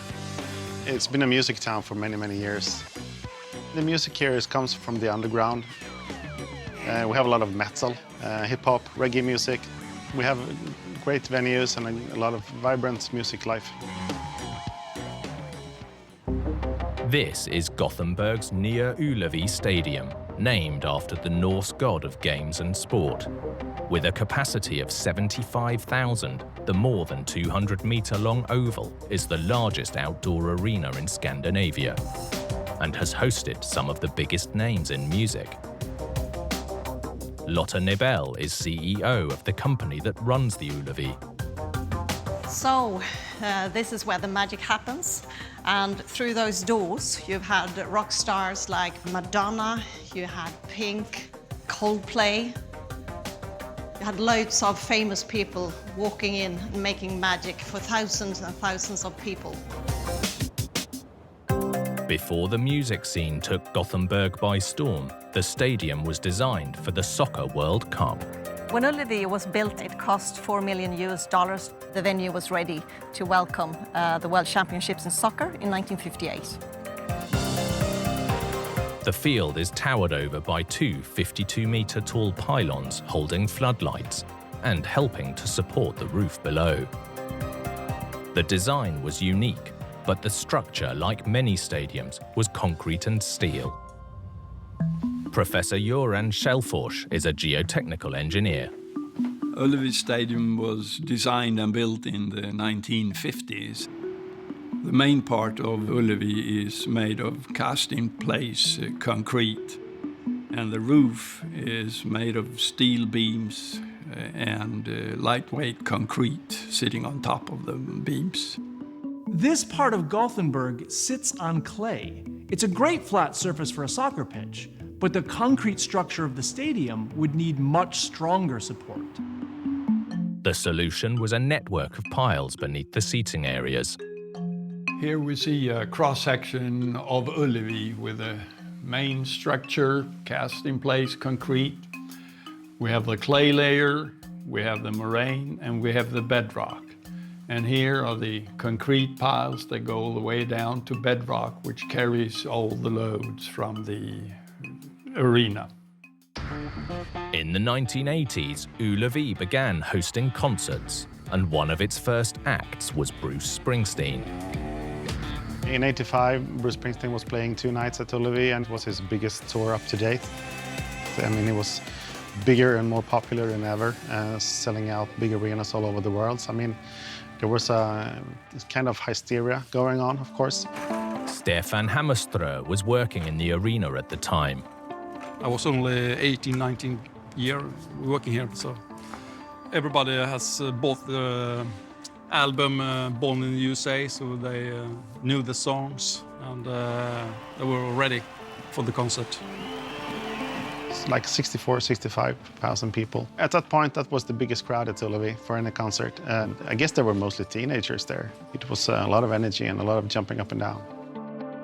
During the concert, the energy was building up, so it was crazy. We who worked in a kiosk couldn't stand still. You automatically danced in the kiosk. Towards the end, Bruce played the old classic Twist and Shout. And people even got more crazy than before. And the whole arena moved like this, 10 centimeters or something. And then you looked up the roof, you can see the roof bouncing like a meter or something when you saw it from here. So, yeah, it was rocking out the arena. Thousands of people jumping to Twist and Shout. The whole arena started to fall apart. For me, it was exciting, but maybe if you think about it after, maybe it was a little bit scary. The shaking wasn't limited to the stadium. Apartment owners 400 meters away reported ornaments and books falling from their shelves. As the music faded, it became clear that this hadn't been a small shakedown. After the concert, they had to look at the arena, and they discovered that there were damages done to the structure. The stadium had previously survived the Rolling Stones, so what had the boss done to cause such trouble? The source of the problem wasn't in the stadium structure itself, but in the ancient ground beneath the soccer field. Here in the inner field is a lot of clay, and this, when the audience started to jump here, that meant that the clay started to move like this. Back in the 50s, the pitch, or infield, was built to have 2 football teams and the referee running around on it, not 20,000 plus excited fans jumping up and down. All that jumping wasn't just pounding the floor. It was also rocking the stadium and its towers. So the force from the audience goes into the clay. The clay expands like a pulse, and that affects the piles. So they bend out a little, not very much, a couple of centimeters perhaps, but that will give deformation that then will be transmitted up to the structure and enlarged. So it's a rhythmic pulse coming up also into the structure. We've all felt the pulses of heavy bass from loud music. Imagine that happening to the clay beneath the pitch over and over, pushing on the piles supporting the stadium and its towers. The pulses weren't the only problem. The frequency of the jumping matched the clay's natural resonance. Experts calculated the resonance of the clay was between 1.5 and 3 hertz, or cycles per second. The music and the jumping of the crowd was 2.4 hertz, right in the sweet spot for causing mayhem. That is close to the resonance frequency of the clay, and then there is no damping, and that's why it's enlarged, and it's going to increase all the time as the pulse keeps going on. Although fans didn't realize it at the time, the stands were dangerously close to collapse. Now here we see the concrete structure, and between those constructions there are beams, concrete beams, and they are supported like this. And this is probably about 20 centimeters or so. And during the concert, these started to move up and down and also sideways. And in the inspection after the concert, they found out that the support was very limited and it was very close to a big catastrophe. These days, everyone jokes about the crowd nearly bringing the stadium down. But the truth is, here, they came frighteningly close to actually doing it. Ullevi Stadium closed its doors while engineers resolved its structural integrity.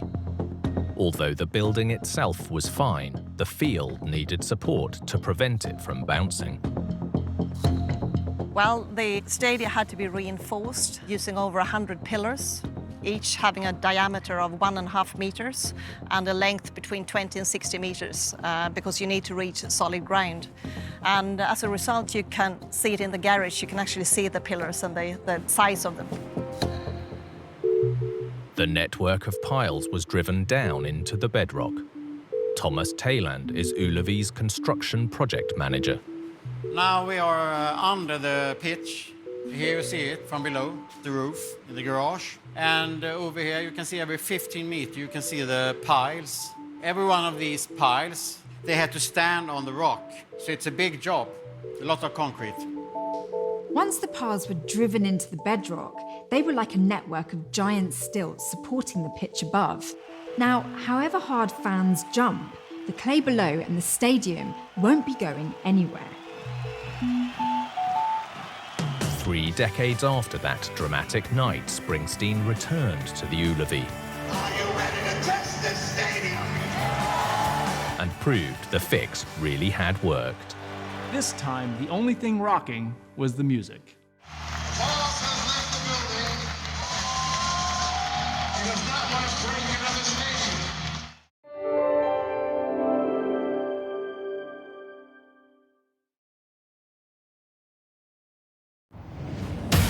In Pennsylvania, a historic bridge does battle with Mother Nature. Oh, man!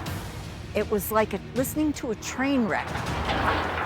A New York neighborhood is rocked by a construction catastrophe. I don't know what's going on, but it's big. Somebody came in and said, house collapsed. In Naples, disaster nearly destroys a hospital. People thought a bomb had gone off. And in the UK, a key viaduct starts cracking at the seams. There was all sorts of people working 24 hours a day, floodlights, the lot. With big builds, even the smallest mistake can be a huge disaster. From miscalculations to misunderstandings, some with deadly consequences. These catastrophes are every engineer's worst nightmare.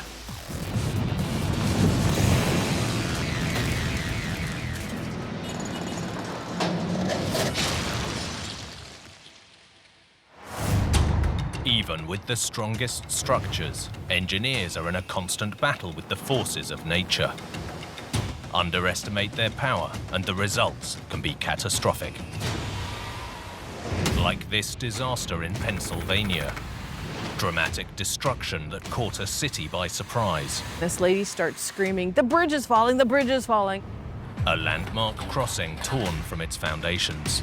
I never thought something that was so solid could possibly be swept away. It really scared me. As Mother Nature goes head-to-head with engineering. It was a demonstration of the power of water that I had not seen before.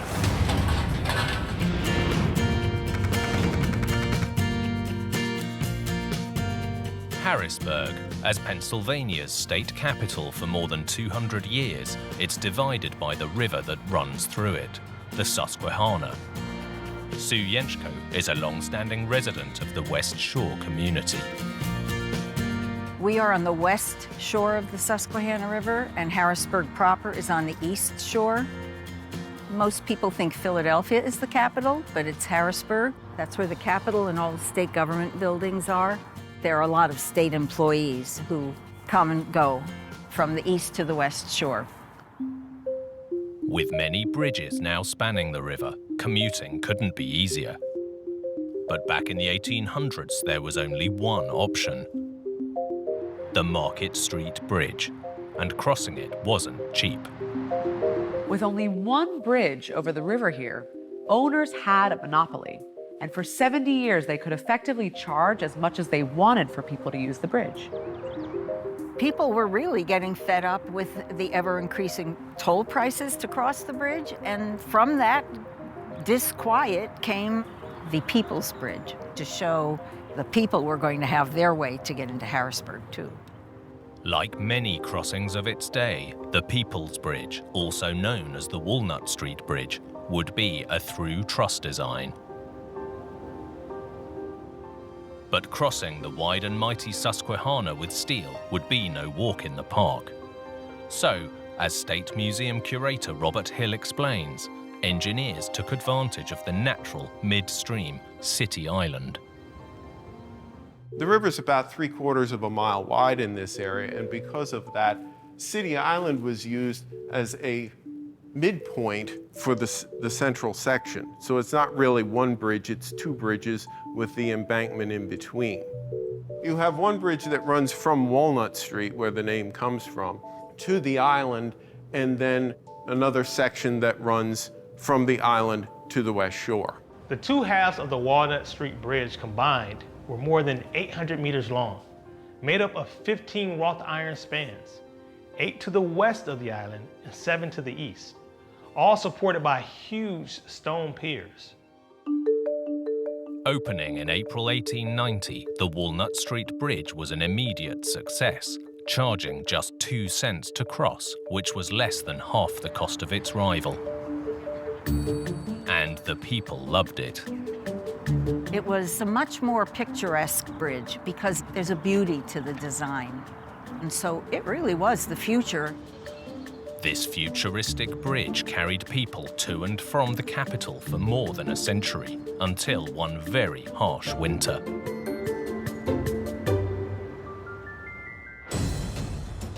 January the 20th, 1996, an unprecedented cycle of freezing and thawing left its mark on Harrisburg. The winter of '96 had been very severe. About 2 to 3 feet of snow had come down, and there was a great deal of ice on the river, combined then with the problem of a heavy rainstorm that thawed the snow, flooded the river, broke up the ice so that it put all of that tremendous power of flowing water up against the bridge. With the floodwater rising, huge chunks of ice were now pressing hard against the top of the 106-year-old Walnut Street Bridge. Local resident Teresa Irvin McCurdy was filming the icy river. There wasn't really a lot to see at the time, and this lady starts screaming, Bring the camera, the bridge is collapsing, bring the camera! and I'm like, what? And as soon as I saw it, I just zoomed right in on what was happening and couldn't believe it. Oh, man! 2 entire spans were being forced off their piers by the ice and water. It literally was strong enough to pick up the bridge and carry it downriver. It was just an unbelievable sight. From her apartment overlooking the bridge, Sue Yenchko also witnessed the disaster unfolding. I came upstairs to use the phone, and as I was talking, the pieces of the bridge started to move away from the bridge, being carried on top of the ice. This was incredible. Not only had the massive wrought iron spans been shoved off their piers, they were now moving downstream on a raft of ice. Residents watched powerless as the bridge was torn apart. I did feel helpless because I said to myself, call 911, and I thought, what will 911 do to a bridge that is floating down the river? Instead, Sue captured the catastrophe on camera. But from her vantage point, she feared the disaster was far from over. It's gonna hit the other bridge! I was afraid that it was going to topple the Market Street Bridge and keep going and topple the next bridge and the next bridge. I thought disaster was striking. Ironically, it looked like the 2 spans were about to take out the crossing they had been designed to compete with. When it hit the Market Street Bridge over here, it just let out this loud, crinkling sound. It was like listening to a train wreck. I've never heard anything quite like that. I thought the bridge was screaming. Amazingly, the Market Street Bridge stood firm against the huge collision. As it hit the bridge, the current pulled it underneath the stone arches and broke up into pieces and crumbled underneath. In total, 3 spans of the Walnut Street Bridge were destroyed, lying in a twisted mass of metal at the bottom of the Susquehanna River. The Walnut Street Bridge is part of the history of this area, so to see something like that get damaged so quickly and just disappear, that was very sad. Luckily, no one was injured in the disaster, but a large part of the so-called People's Bridge was gone. It was a shock. Still can't believe that, 1, it happened, and 2, that I was there to be able to film it. As the waters subsided, many were left wondering whether the collapse was down to the elements or engineering. The extreme conditions ranked among some of the worst the state had ever seen, from record snowfall to an unexpected thaw which sent snowmelt flooding into frozen rivers. There were huge forces at play. All that power headed straight for the aging Walnut Street Bridge. Abdollah Shafizadeh is an associate professor of civil engineering. There are two forces that are applied to bridges subject to flooding events. One is the drag force that is applied in the horizontal direction. And the other force that can be applied to bridge decks is the uplift force. Immense amount of forces are applied vertically, and it can lift the deck and lift it off from the bridge piers. Due to its design, this bridge was more vulnerable to uplift than its neighbors. The main force holding these trusses in place is essentially gravity. When they were built, engineers hadn't anticipated such extreme weather. So being shoved hard from one side just wasn't a factor. A bridge typically is made to deal with forces vertically, what's on the bridge surface being carried down on the piers to hold it. This is then a horizontal force, and with ice there, now you have the force of the river building up behind it and continuing to push against it. In a normal flood, water can work its way underneath the bridge. But here, huge slabs of ice were building up against the side, almost like a dam, focusing all that power onto the bridge deck. If the level of the flood and the ice reached the deck, then that would apply immense drag forces and also uplift forces, and that can eventually lead to the collapse of the structure. It was a demonstration of the power of water that I had not seen before. A great deal of water moving with incredible force against a structure that's trying to stay in place. And it was the irresistible force moving it out of the way. As well as massive forces pushing against the bridge, something else may have been at play underneath. The scourge of bridge engineers across the world, Scour.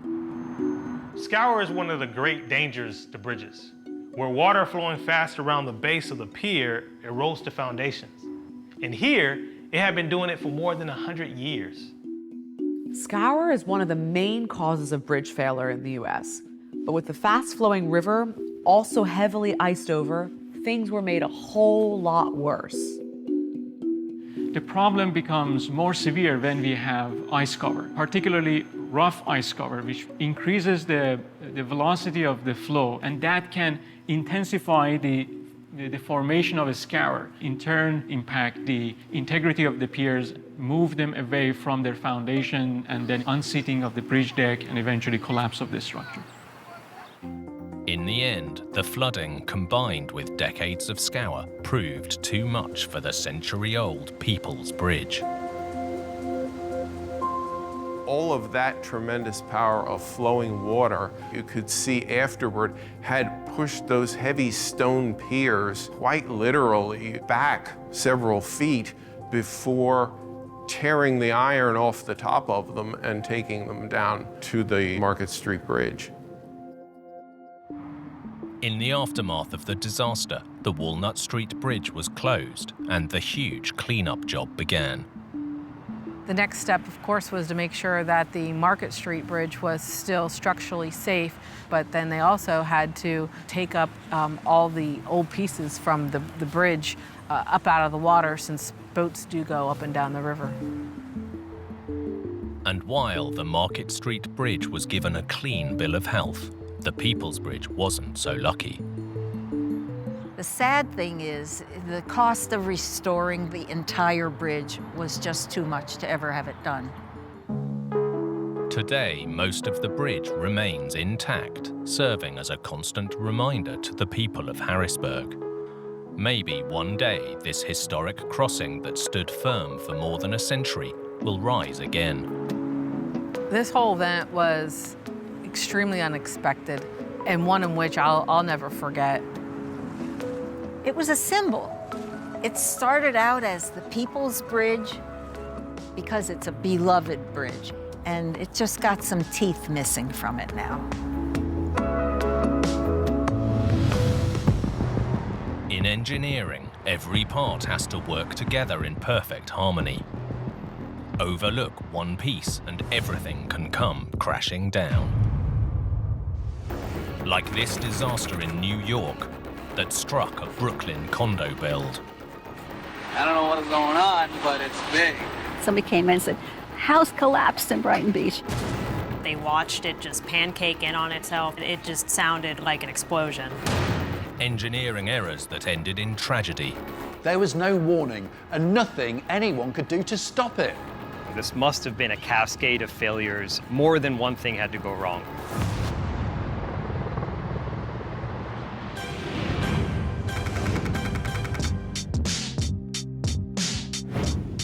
New York City is world famous for its iconic Manhattan skyline, but it isn't actually the most populated borough in the vast city. With more than 2.5 million residents, Brooklyn is the Big Apple's most populous borough. If it was a city in its own right, this would be the 4th largest in the nation. And within Brooklyn, each neighborhood has its own distinct identity, like here at Brighton Beach.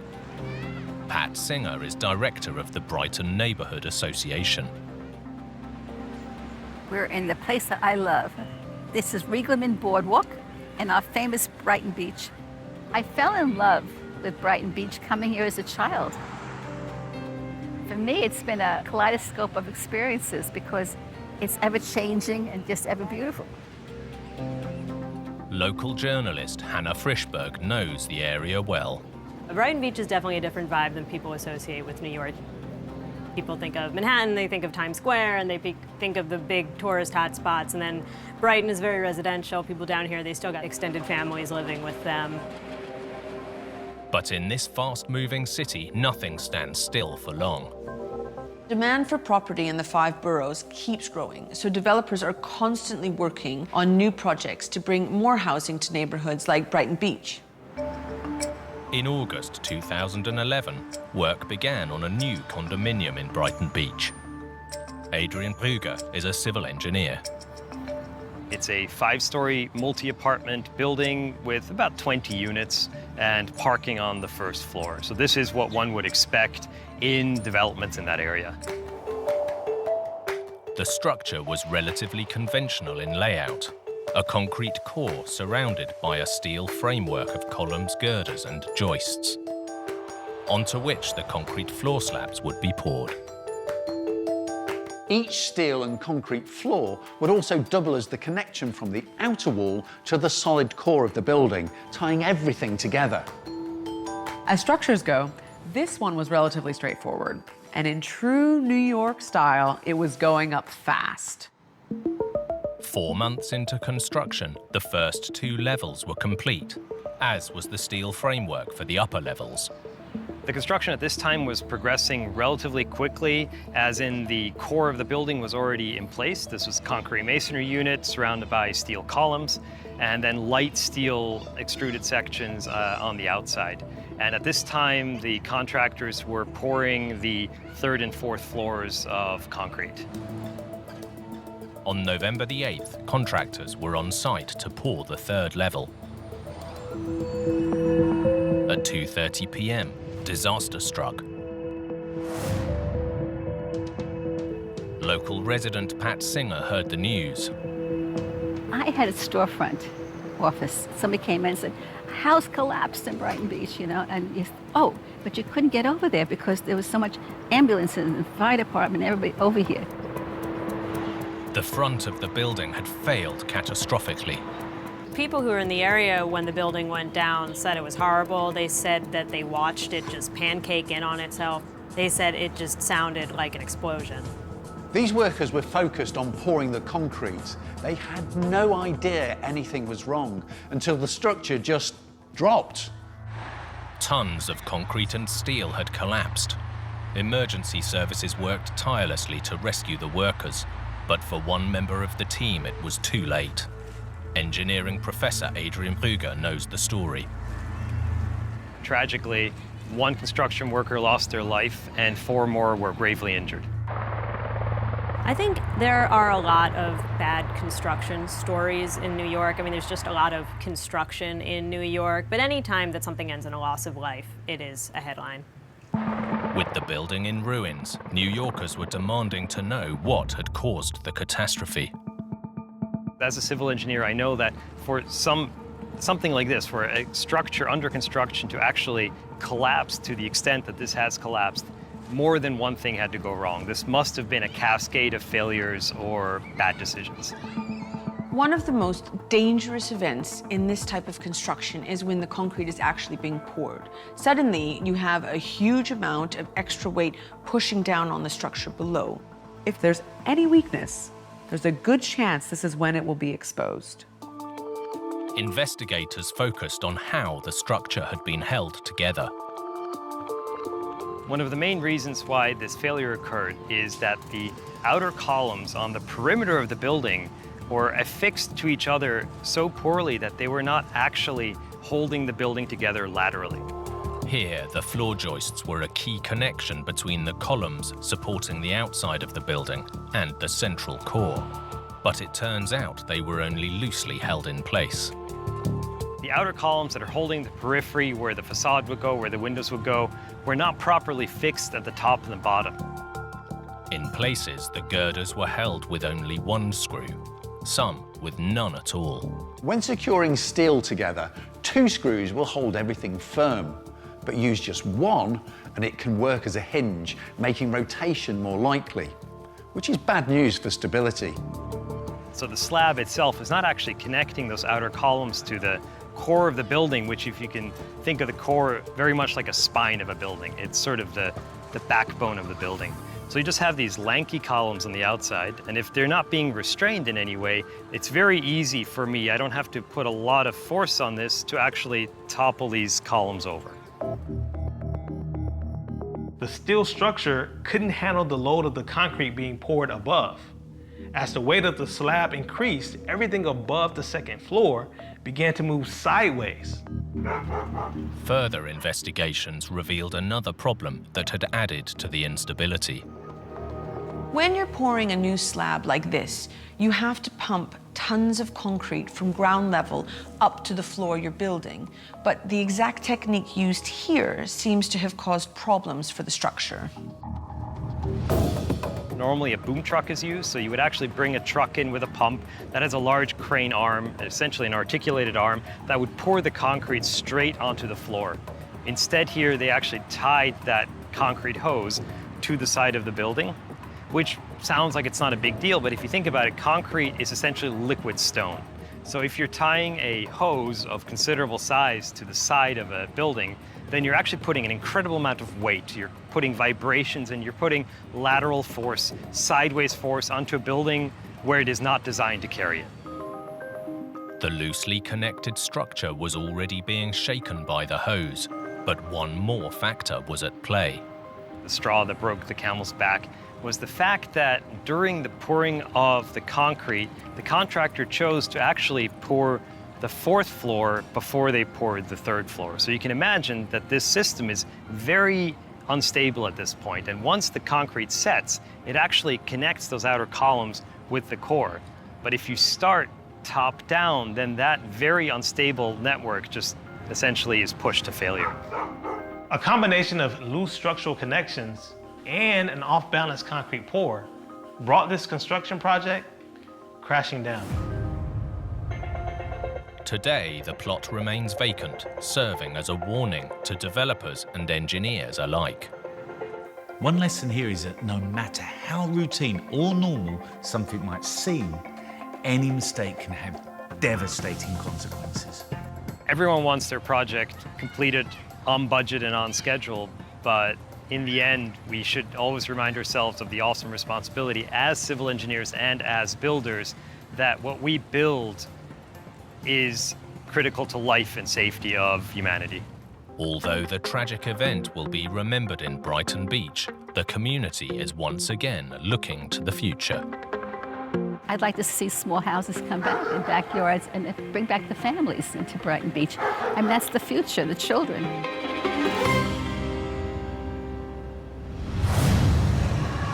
When building big, engineers must always consider what lies beneath.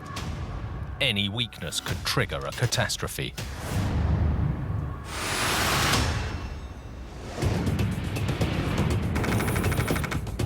Like this disaster in Italy.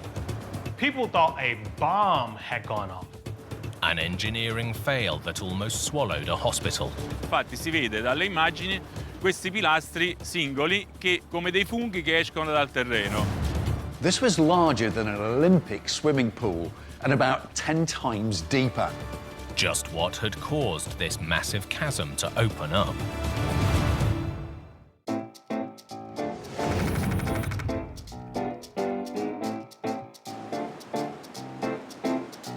Naples, Italy's third largest city with around 3 million residents, is famed for its history, culture and natural beauty. Marco Caiano is a local journalist. Napoli è una città speciale per tantissimi motivi, non solo per un qualcosa tipo il mare, il castello, il Vesuvio che abbiamo alle nostre spalle.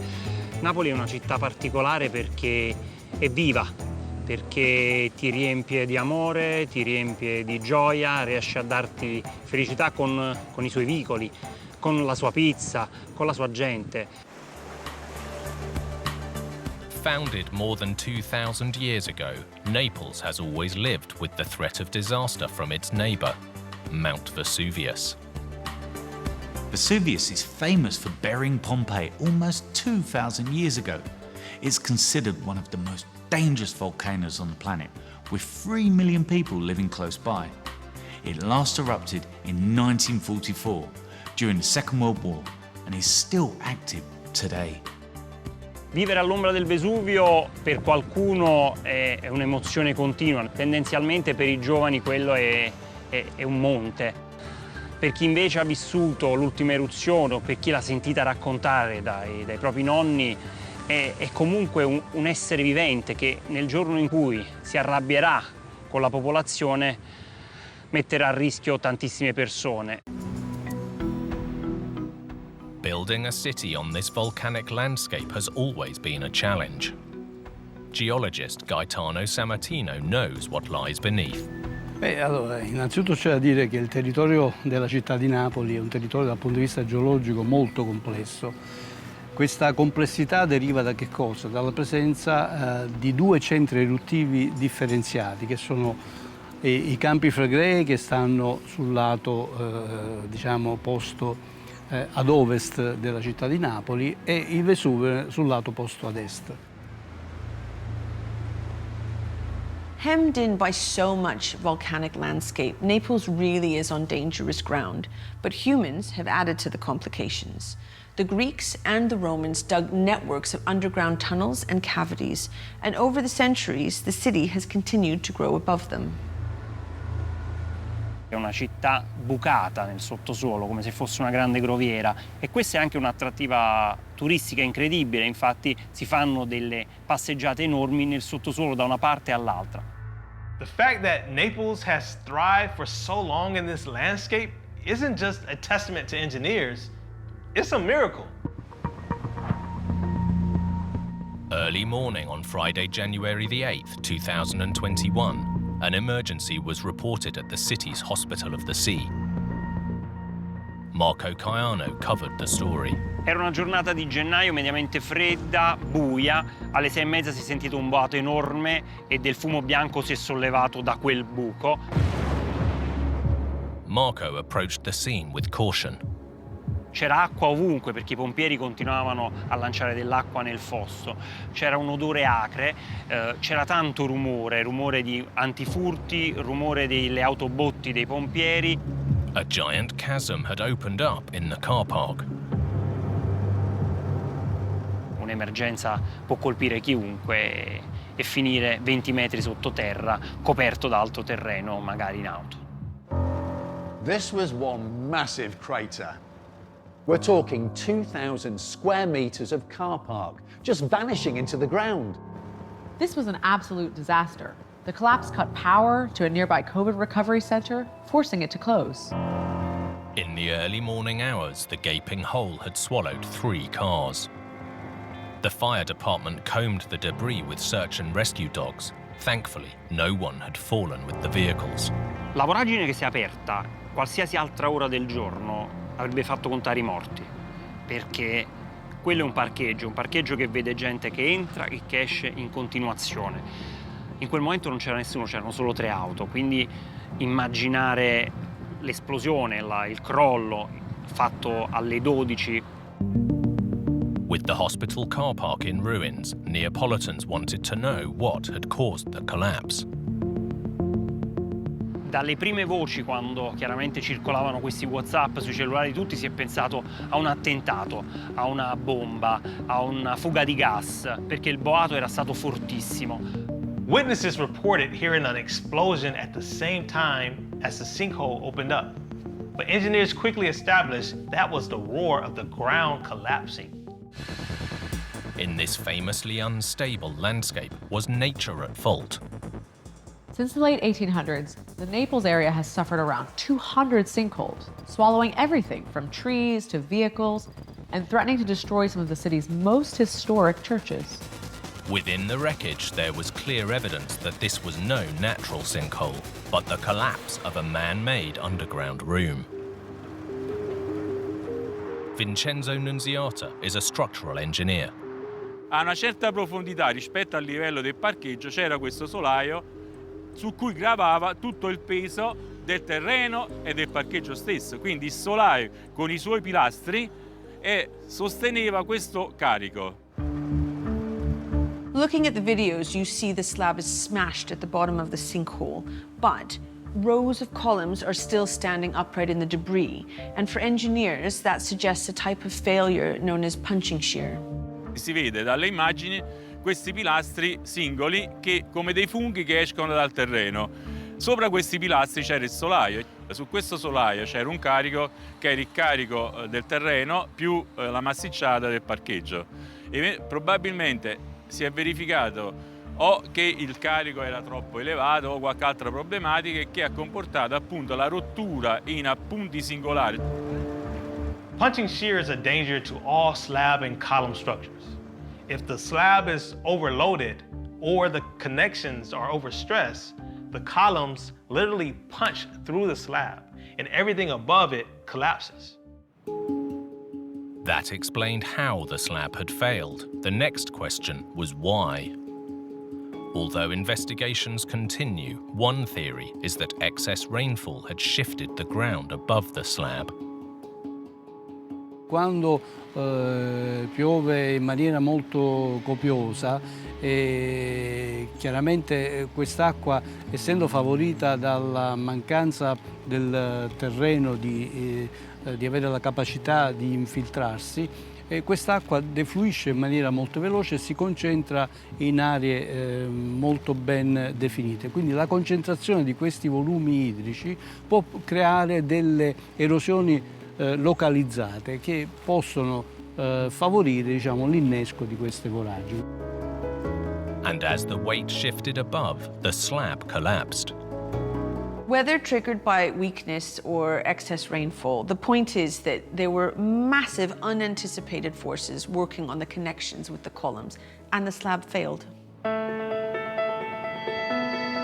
After the collapse, the sinkhole was cordoned off for further investigation, and engineers declared the Hospital of the Sea safe. But the events of that day serve as a reminder that Naples will always be living with extreme forces of nature. Napoli è una città dove l'uomo l'ha fatta da padrona sulla natura, creando non pochi problemi proprio quando la natura poi si ricorda che deve fare la natura, quindi quando ci sono delle forti piogge, quando ci sono degli acquazzoni, quando ci sono le grandinate, quando c'è il forte vento. Like any disaster, this was a reminder of the huge challenges engineers face every day as they strive to keep our modern world turning.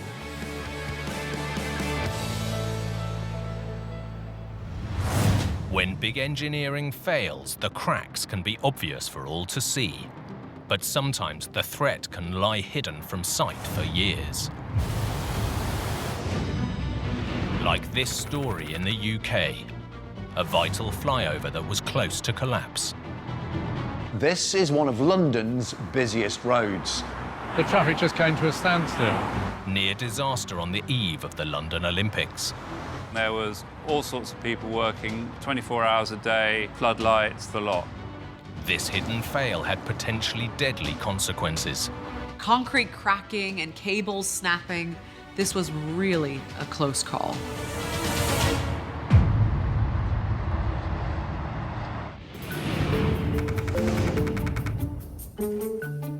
London, England's ancient capital, grew from a Roman settlement into one of the busiest cities on the planet, complete with one of the biggest urban headaches, traffic. London is famous for its traffic. It's one of the most congested cities on Earth, and one of the worst offenders is the A4, the major artery running west from the city centre. In the 1950s, the London suburb of Hammersmith was a major bottleneck, and the A4 was in desperate need of more capacity. This part of London was already fully developed and squeezed on one side by the Thames, so there was no room to build a wider road here. Instead, they went up. In 1959, to carry traffic over Hammersmith, work began on a more than 600-metre-long elevated roadway. Richard Farthing lives nearby. It was built to relieve all the traffic. Because this is such a major interchange going north, south, east and west, it all had to go around the Broadway. And now the east-west traffic all goes over the top here.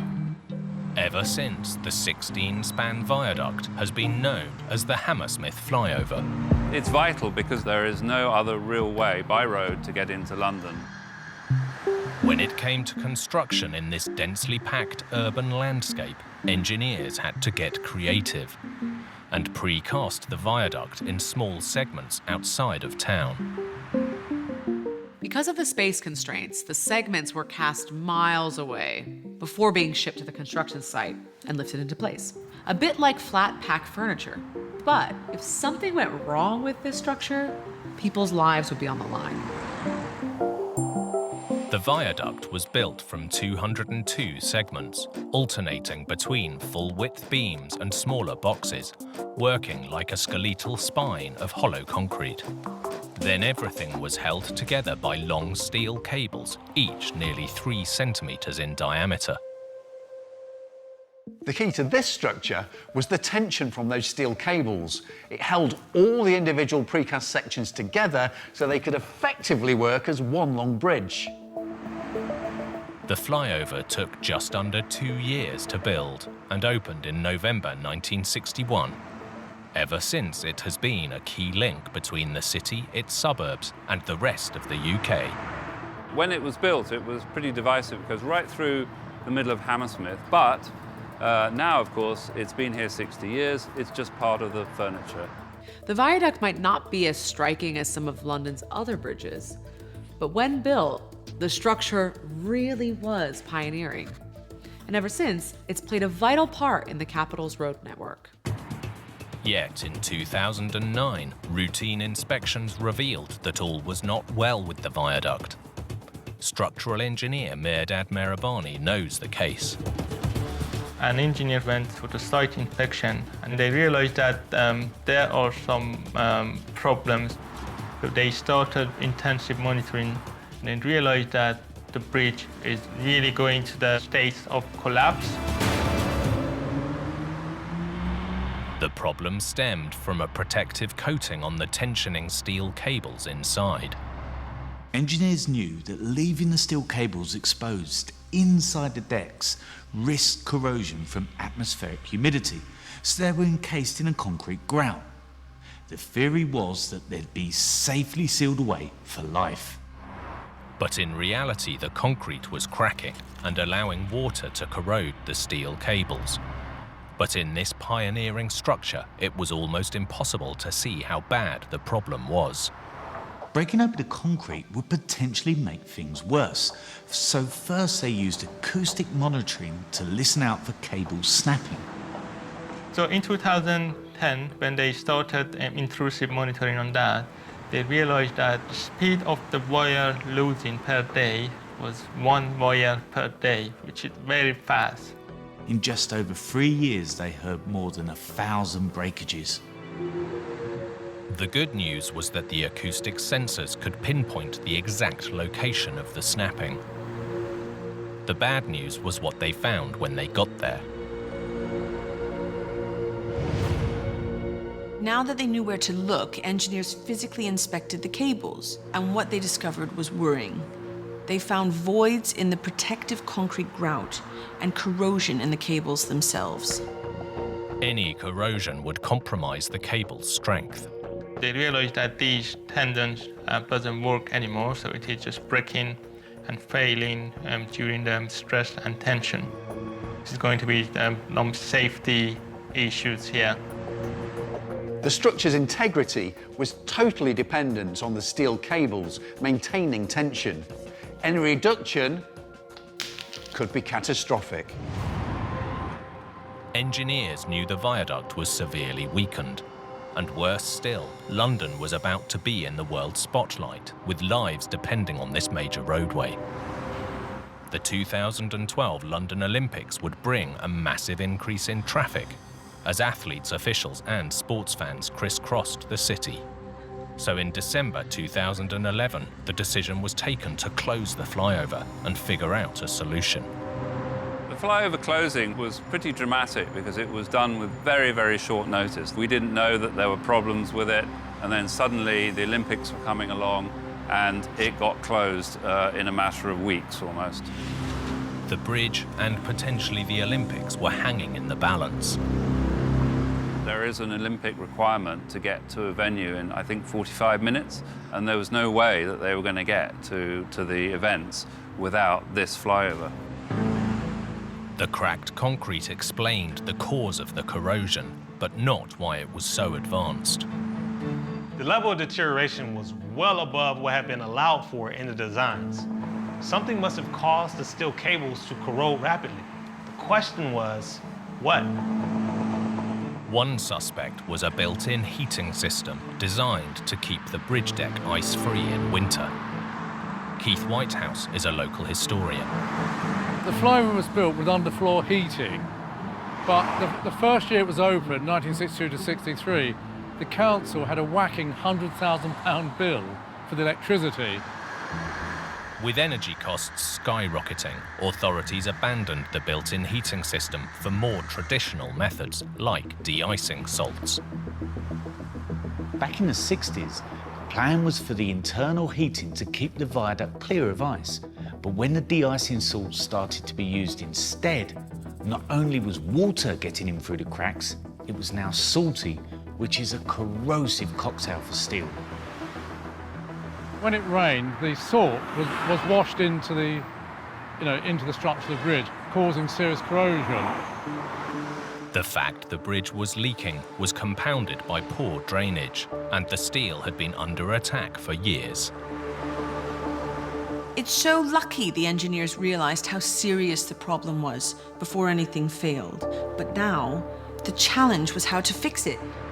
With the Olympic Games just around the corner, a solution was needed and fast. But this pioneering viaduct had always been held together from within. It wasn't possible to replace the cables inside the structure. So instead, they bolted on a kind of exoskeleton of new cables to keep everything properly tensioned in place. So they used additional tendons outside of the bridge, but because that post-tension cable needed to be completely merged with the existing concrete, that they needed a new technology. So that new technology calls it ultra-high performance fiber reinforced concrete. Not only is the new fiber reinforced concrete highly crack resistant, by being strapped to the outside, it's also easy to keep an eye on. Any problem, you can monitor it in real time, and then if there is any problem, you can fix it before it is going to be too critical. The solution wasn't just ingenious, it also extended the lifespan of the 5-decade-old structure by another 50 years. Phase 1 of the repair was completed in time to reopen for the London Olympics. There was all sorts of people working 24 hours a day, floodlights, the lot. It just had to be done. By August 2015, the project was fully complete and the A4 was flowing smoothly again. Most of us take bridges for granted. They're just there to do a job. But this is a reminder that in reality, the structure is battling huge forces 24/7, and nothing can be left to chance.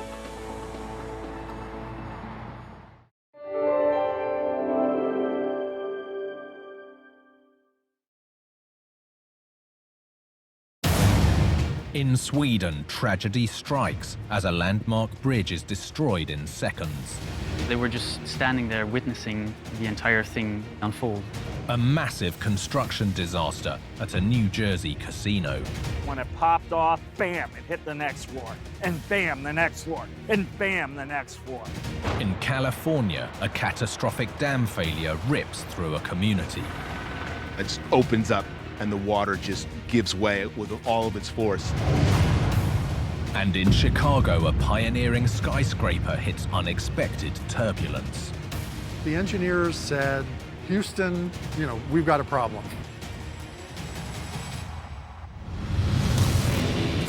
With big builds, even the smallest mistake can be a huge disaster. From miscalculations to misunderstandings, some with deadly consequences. These catastrophes are every engineer's worst nightmare.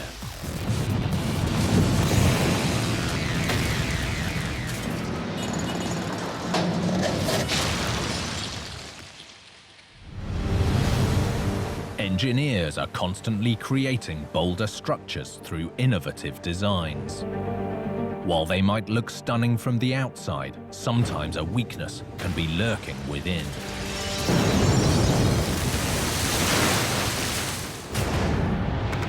Like this disaster in Sweden, the catastrophic collapse of a vital crossing.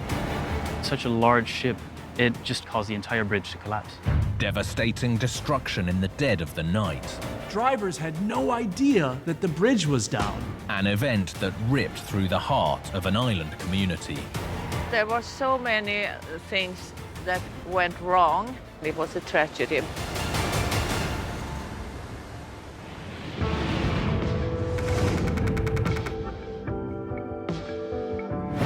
Sweden, its rocky coastline boasts more islands than any other country on Earth.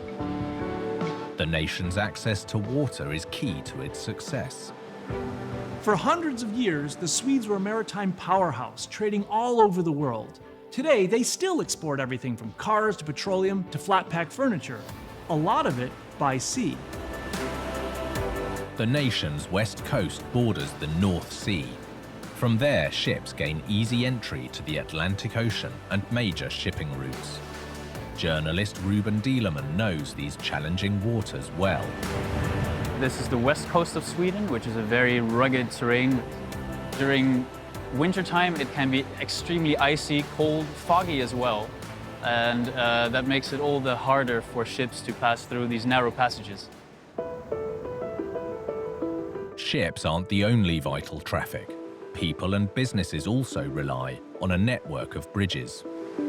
Like this one on the island of Tjörn, the only road connecting it to the mainland.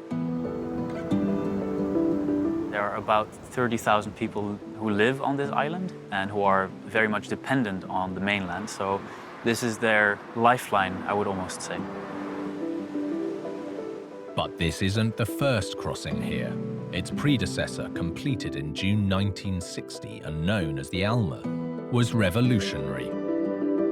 Sweden has a long history of engineering. At the time of construction, this was the longest arch bridge in the world. With an almost 300-meter main span, the bridge's steel tube structure relied on an ancient design feature, the arch. Mario Ploss is a professor of structural engineering.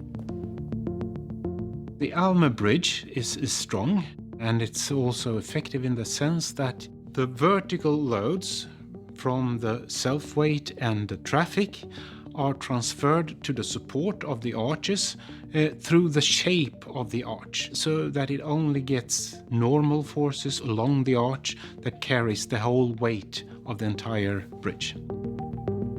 For nearly 20 years, the bridge stood out as a symbol of Sweden's success. But this eye-catching crossing was on a collision course with disaster. January 18th, 1980. In the early hours of the morning, the cargo ship MS Star Clipper was traveling north towards the Alma Bridge. It was a very cold, very icy, dark and foggy night. You couldn't see a thing, basically. Maneuvering under the bridge can be tricky in normal conditions, but here, ice had built up all around the ship. To safely sail under the arch, the 33.5-meter tall vessel needed to turn sharply to port, lining up with the center of the shipping channel. Such a large ship underneath a relatively small bridge through a narrow passage on top of those weather conditions was very, very difficult to navigate. At 1:30 a.m., disaster struck. Instead of steering for the center of the bridge, it steered for the island side and crashed straight into the arch that held the bridge up. The force of the impact was so huge that the main span came crashing down almost instantly onto the ship and into the water. The crash knocked out the ship's radio, so no warning could be sent. In the ice and fog, the approaching vehicles had no idea that the bridge was gone. In the confusion, it was 40 minutes before the authorities closed the road. Meanwhile, local resident Rita Cordenius was waiting up for her husband. I was at home looking after my daughter, and I stayed awake because I was thinking, this is strange, this is not normal. And then I listened to the radio. And then I could feel, oh, that's why he is not coming. 7 vehicles had fallen from the bridge. And tragically, all 8 people who fell with them lost their lives. Sadly, Rita's husband was among them. It took so long time before they could stop the people. Too late. I prayed and hope I can get through this. And I did.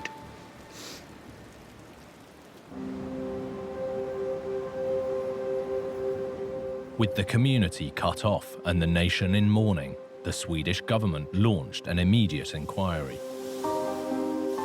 It was a major disaster, a pretty impactful event for the entire region, because their entire lifeline, their vital connection to the mainland was cut off. It was pretty obvious what had happened.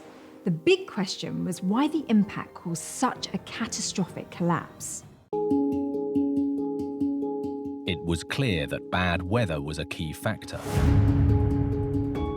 But the report highlighted potential weaknesses in the structure itself. Professor of Engineering Mario Ploss explains. The big mistake with this bridge was that it was not designed for being hit by a big ship. There was no protection against it, and the bridge was not designed to withstand it. This is a fatal flaw with any arch design. So an arch bridge like this is very good in carrying its vertical loads, but it's rather sensitive for a side impact, particularly a bridge like this that consists of a steel tube, because suddenly it becomes much weaker than it was before. Think of this steel like an empty can of soda. If you try to crush it from the top, it's pretty difficult. But when you apply just a little pressure from the side, there's very little resistance. Now, imagine a 16,000-ton ship hitting that can from the side on. It's going to do a lot of damage. The impact in one area was enough to buckle the steel tube, undermining the strength of the entire bridge. You can compare it with a chain. So if you break one link in the chain, then the chain won't work anymore. It's the same with the arch. If you remove one part or destroy one part of the arch, then the arch doesn't work anymore, and then the whole arch goes down. It was also discovered that the steel arches were lacking what's known as stiffeners. Steel plates riveted within the hollow tubes to give the arches extra horizontal strength. So inside the steel tubes, where the loads came down, There were some stiffening plates, but in the longitudinal direction along the arch, there were no such plates inside the tube section. And this made the tube more vulnerable for side loads. While stiffeners would have made steel tubes stronger, ultimately being struck by a ship of that size would probably have brought the bridge crashing down anyway. This vulnerability, combined with bad weather and bad luck, triggered one of the worst disasters in Sweden's history.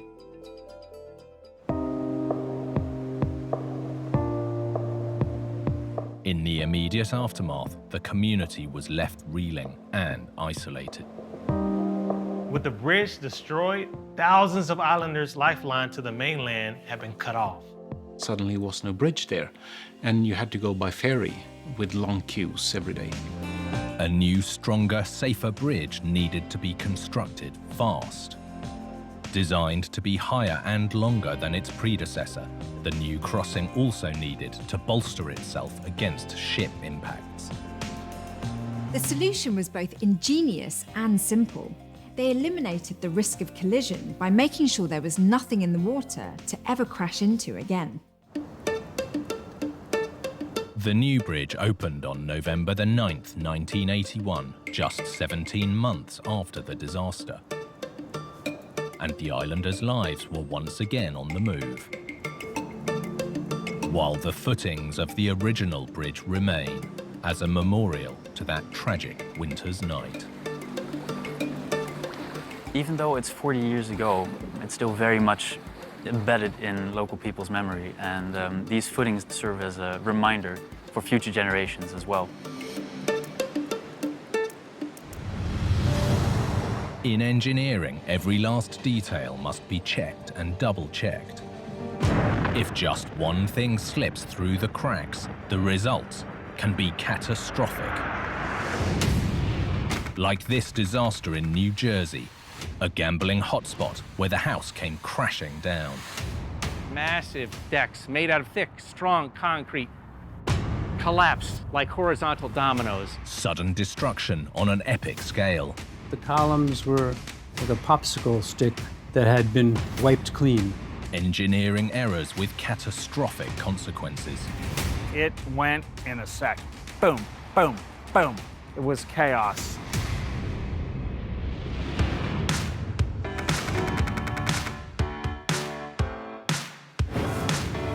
Atlantic City, New Jersey, a legendary town known for its beaches, boardwalk, and gambling. Joe Weinert is a former casino reporter. We're on the world-famous boardwalk in Atlantic City. The first casino opened in 1978, and it was a godsend for the city. And millions of people have been coming here to walk the boardwalk, swim in the ocean, visit the grand hotels. In 2002, with competition becoming fierce, one of the oldest casinos on the boardwalk decided to up its game. Two Las Vegas Strip casino giants decided they were going to build a $1 billion casino resort over in the Marina District of Atlantic City. Understandably, other casino operators said we have to protect ourselves because if you don't keep up, you get left behind pretty quickly. Tropicana committed $245 million to expanding their property considerably. The plan would rival the huge mega resorts in Vegas. It included a 500-room tower, entertainment complex, and a 10-story parking garage with more than 2,000 spaces. To speed up construction on the garage, each of the 10 stories would be created off-site as large reinforced concrete slabs just over 6 centimeters thick. Once at the construction site, each story was attached to concrete columns, creating a thin foundation for each level.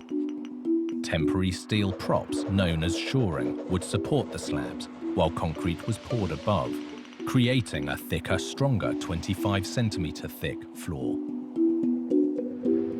When it comes to gambling, time is money. But in engineering, safety must always come first.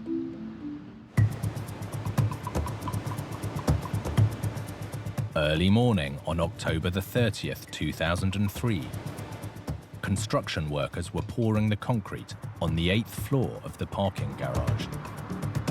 The pressure was on, the job was running behind due to bad winter weather, and the deadline was fast approaching. Just 3 hours later, at 10:40 a.m., disaster struck.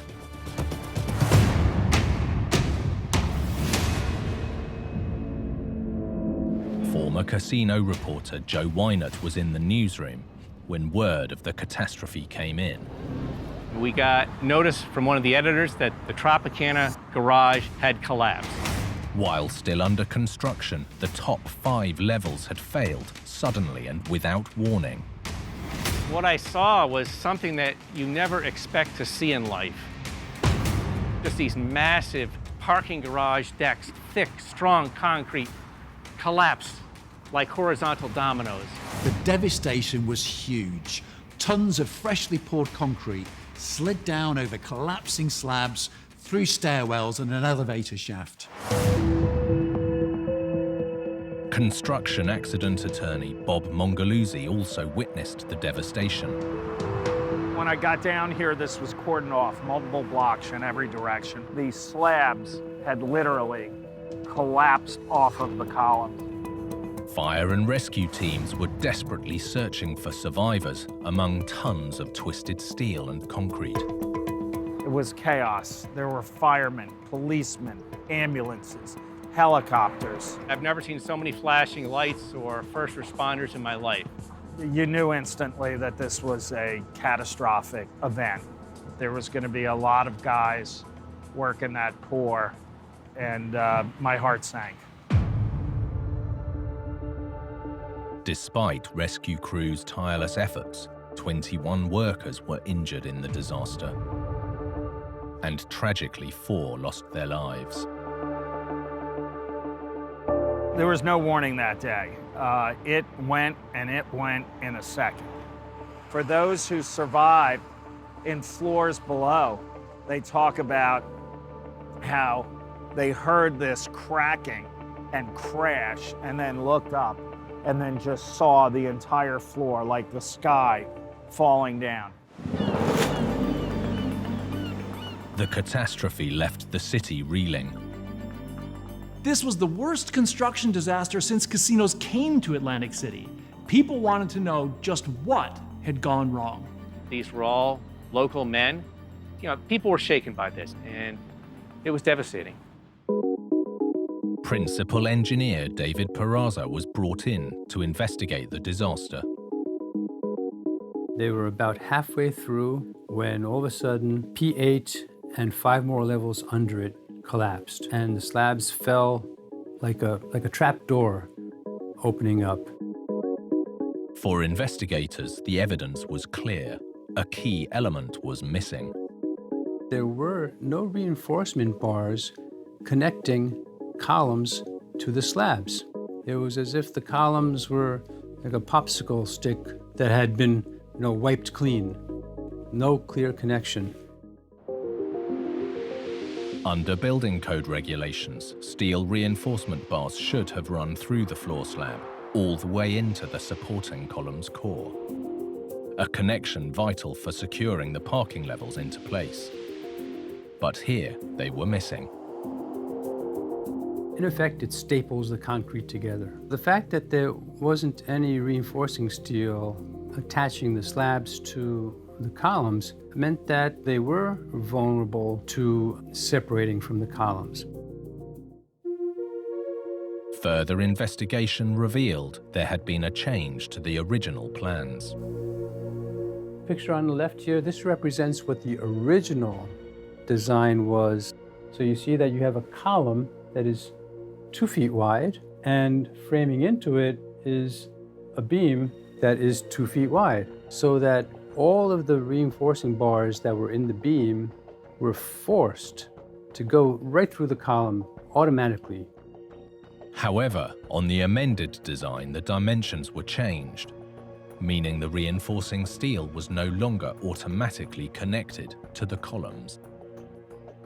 The column is now only 1 foot wide, and then you've got a wide beam that has 8 or 10 bars in it, but they're not going through the column. This new design meant that no reinforcement bars went into the column from any direction. Basically, you had this concrete slab just sitting like this, overlapping onto the column. When they're pouring hundreds of thousands of pounds of concrete, that concrete starts to flex and it just popped that off. And when it popped off, bam, it hit the next floor, and bam, the next floor, and bam, the next floor. There were also reports of a problem with the metal poles or shoring, used to hold up the floors while the concrete was drying. Each floor supports the one above as the building grows taller. Crucially, the concrete below has to fully cure before it is strong enough to take the load from above. The investigation found that shoring on the lower levels had been removed before the concrete above was fully stable. What they found was that these poles were bending. Normally, they have a little thing at the top, like a wing nut. You hit it like that, and then you could loosen it and pull it out. Here, the pressure was so intense they couldn't do it. They were taking sledgehammers to knock it out. With the structure already compromised lower down, pouring concrete for the 8th floor proved too much, and the whole garage collapsed. Here, it seems there was a combination of factors, from errors in the steel reinforcement to insufficient shoring, that ultimately led to the collapse. The disaster hadn't just destroyed a parking garage, it had destroyed lives. There's always going to be pressure to bring projects in on time and within budget. But whatever setbacks there are along the way, health and safety always has to come first. With lessons learned, construction resumed. And in November 2004, a year after the tragedy, the project was finally complete. To have something like this happen was just out of the blue, and hopefully it's something we'll never see again. You know, Atlantic City is really a small town, and there's not a person in this city that wasn't affected by this collapse. Everybody, and it still reverberates today. I think ultimately it's a story of Atlantic City's resilience. This was a black eye for the city, but it overcame that, and it continued to prosper.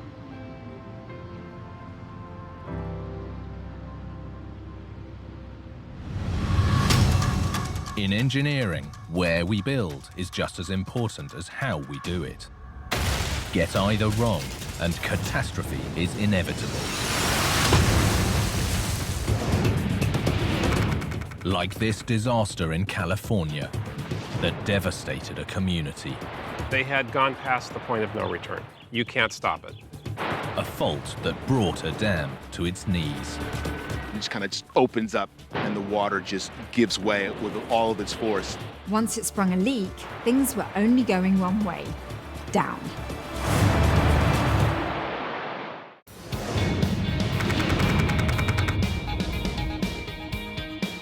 Los Angeles, California.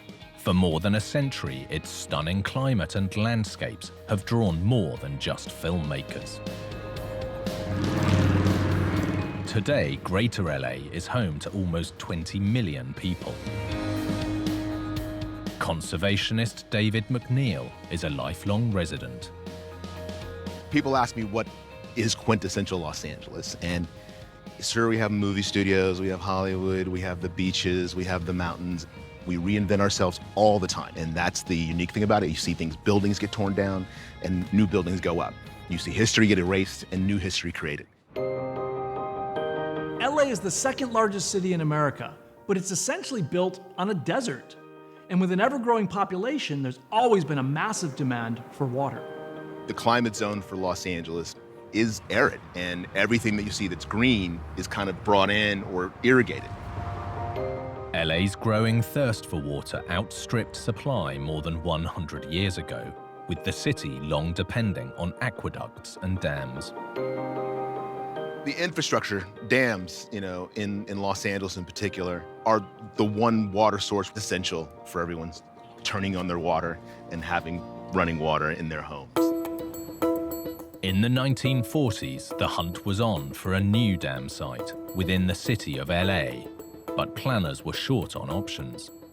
Engineering professor Jonathan Stewart explains. If you look at a map of the city of Los Angeles, there's a very large basin. It's called the LA Basin. It's mostly flat. And flat's not all that great if you're managing a water system. Reservoirs work best when they're higher than the area they're built to supply, so gravity pushes the water to people's homes. In the flat LA Basin, choices are limited, but there was one clear contender, the Baldwin Hills. Baldwin Hills, this uplifted geological unit right in the middle of the LA Basin, is the perfect site for a dam and a reservoir because it's on top of a hill. Completed in 1951, the more than 7-hectare hilltop reservoir was contained on 3 sides by compacted earth dikes, with a 70-meter high dam sealing a 200-meter wide ravine on the north face. This reservoir would be good news for water supply, but the flip side was that around 1,600 people would be living downstream of the dam. So in a state known for fault lines and earthquakes, engineers really had their work cut out. The engineers who designed Baldwin Hills Reservoir knew that the faults were here. They also knew that the geologic strata that would be underneath the reservoir was very poorly suited to retaining water in this space because it's sand and silty sand. Building on erodible, potentially shaky ground was hardly ideal. But the need for water was so strong that engineers came up with an ingenious solution. Beneath the entire structure, they installed a 6mm thick layer of asphalt reinforced with cotton. This asphalt layer was designed to flex with the movements from the faults below, while keeping the reservoir watertight, preventing erosion of the soft ground. The 1/4 inch asphalt layer is really a vital part of this liner, because that's the last line of defense, keeping the water from the reservoir out of the foundation. The dam provided LA with fresh water for over a decade, but in 1963, just before Christmas, tragedy struck.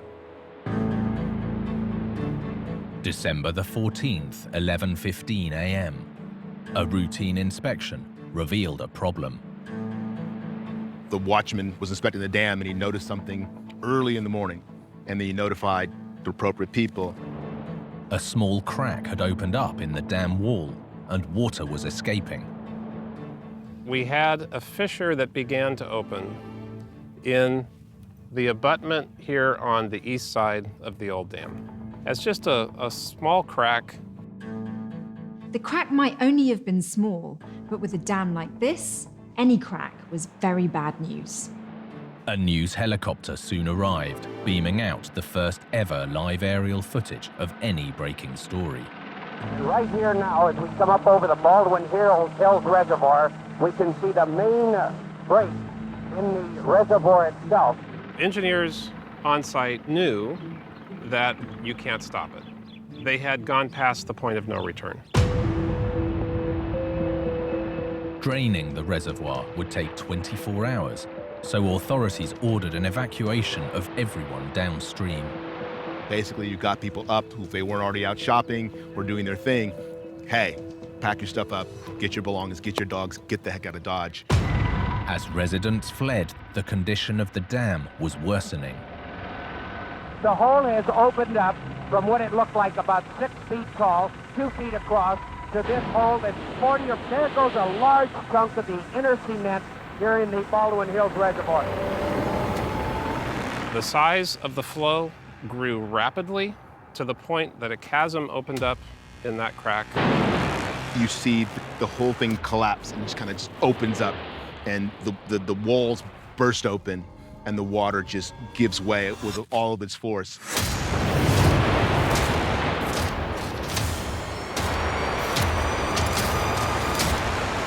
More than 1 billion litres emptied in just 90 minutes. 65 homes were destroyed and hundreds of others damaged. The water rushed out, devastating homes all along the way. Bicycles, cars, televisions, whatever was going down there was just rushing down the Bounty Creek. Despite the quick actions of engineers and the mass evacuation, tragically, 5 people lost their lives. I only could imagine the kind of memories that were washed away, people's personal possessions coming home and just seeing the devastation and thinking, my God, I've got to start again. Angelenos demanded to know what had caused the disaster. Investigators knew where the cracks had started. The question was what had caused them in the first place. There had been no earthquake, and the dam's liner was designed to cope with the soft ground. Investigation showed that the ground below had moved more than predicted during its 12-year lifespan for entirely unexpected reasons. Baldwin Hills has got a long history of oil. Los Angeles is built on oil. I mean, the reason this city boomed the way it did was because of the oil.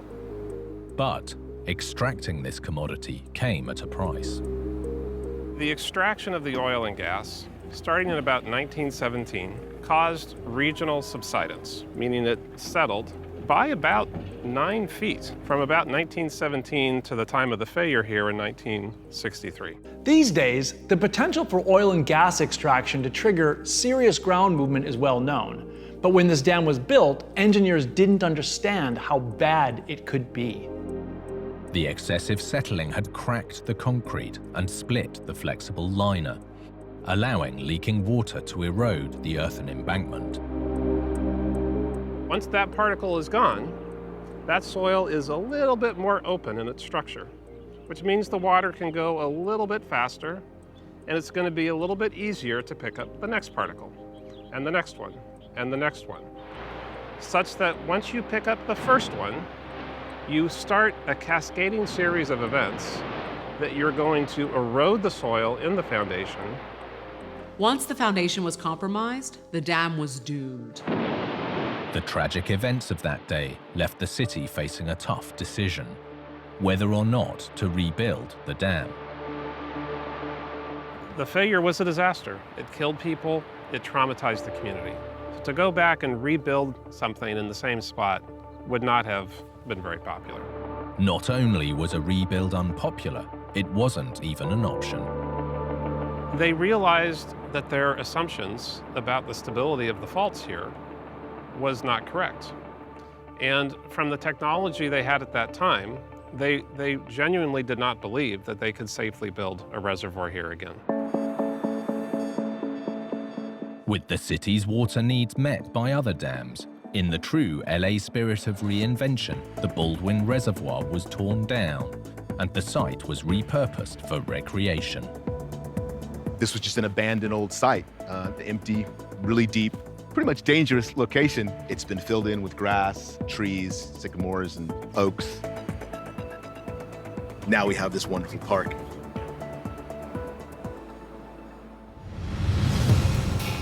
Engineers are constantly striving to build stronger and taller structures. But pushing the envelope comes with big risks. Like this epic project in Illinois, a trailblazing tower that was heading for trouble. The engineers said, Houston, we've got a problem. A problem that threatened to rock the residents. The turbulence is very high and the wind's all very mixed up. And a solution that had engineers thinking outside the box. So what could have been a penthouse that would have easily gone for $10 million is nothing but air.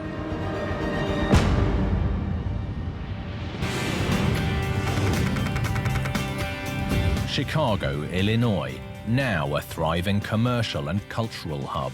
It has its roots in good old-fashioned hard work and was dubbed by one poet as the city of the big shoulders. Journalist Blair Kamin specializes in architecture. Chicago's part of the middle of America, and it has its own distinctly Midwestern character. It's pragmatic, it's tough, and yet it has a tough beauty, especially in its skyline. Chicago is famous for its skyscrapers. But it's not just about being the tallest. Each one was intended to stand out from the crowd, its own unique masterpiece of architecture. Structural engineer Dr. Shankar Nair has worked on the city's skyline for 5 decades. We have a very distinctive skyline. It's quite unlike any other skyline in the world. Chicago is known for very masculine buildings, after all. Sandberg called it the city of broad shoulders, and that is reflected in our architecture. In this tough city, big engineering shines through. The engineering in our buildings is very prominent. The most obvious example is the one we're going over right now, John Hancock. You just look at it and you know how it works. You see those big X's on the outside, and that is what holds the building stable. It looks strong, and it is strong. From the late 1960s, Chicago's bold, straight-edged skyscrapers climbed ever higher. But in 2016, a new tower started to take shape that was designed to break that mold.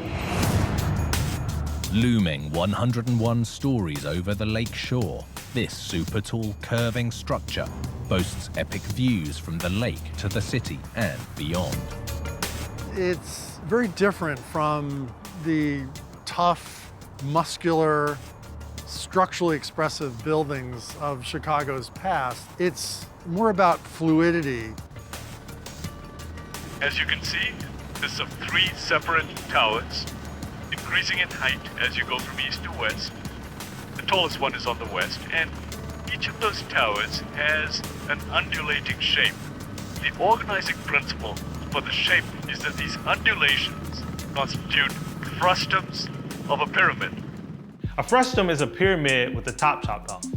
There's one on the back of every US dollar bill, to the left of the word one. These towers are made up of alternating upright and inverted frustums, creating a zigzag outline, but proportioned so that the building looks to undulate. It's really an illusion. The glass is not curving, the columns are not curving, but it has that fool the eye.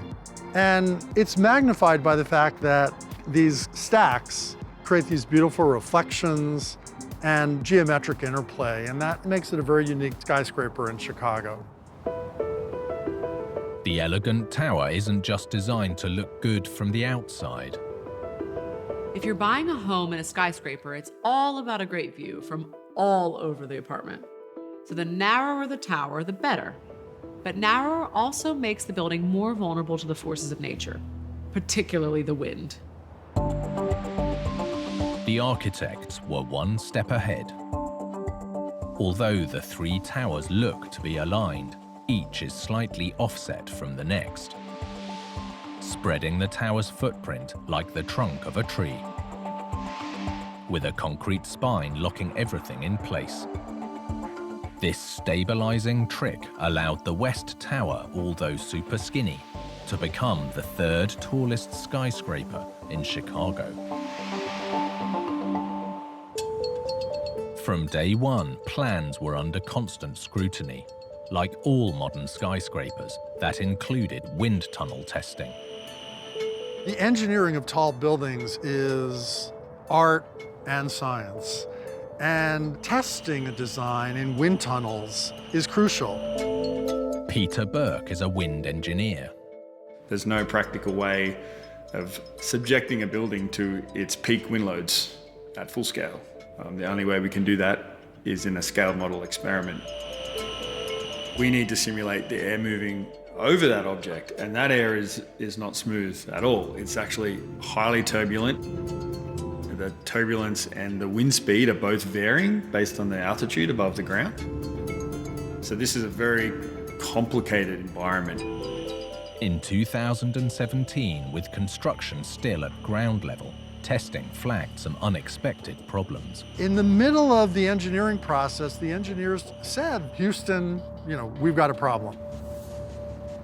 If this tower is built exactly as it was designed, we're going to have swing and oscillation and units that are not marketable. The obvious question, were the city's infamous winds to blame? Chicago is known as the Windy City, but in reality, it's no windier than most other places. That nickname came from a reputation for boasting, being windy about what an amazing city it was. Chicago is not a particularly windy city, not in meteorological terms.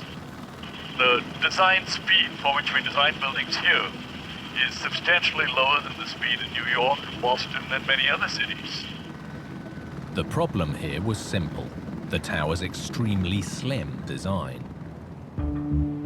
When air or wind flow interacts with a tall, slim building, the wind has to move around the building. What happens when it does that is it often sheds off the building's corners or edges. There's also a strong wake behind the building, and the turbulence is very high and the wind's all very mixed up. Those two things both interact with the building, causing the building to sway back and forth in strong winds. In reality, most skyscrapers sway. The big question is how much. In most cases, occupants of a building never feel its motion. The motion's there, but they don't feel it. But if the accelerations of the building were too high, then they could feel it, and that's very undesirable. The tallest one, the one that goes all the way up to 101 stories, is very skinny compared to Chicago's other towers. So that means it's much more like a reed that can kind of blow around in that high wind up there. When the news came out, the Chicago Department of Planning and Development was reported as saying internationally accepted limits would be exceeded, with people feeling ill and possibly afraid for their safety. If there's too much wind sway, particularly at the upper levels, people can feel almost seasick. Chandeliers can rattle, there can be white caps in the toilets, and if you're paying millions of dollars for a condominium penthouse, that's not what you want. Something had to be done, and in typical Chicago fashion, the solution was bold. So what they did was, on the 83rd floor, they decided to leave the floor empty. Where, normally you could sell a condominium for about $10 million, but it's empty because that lets the wind blow through the tower. Around 300 meters above the ground, 2 floors of the tower don't have any windows, just vertical grates surrounding them. It's known as a blow-through floor.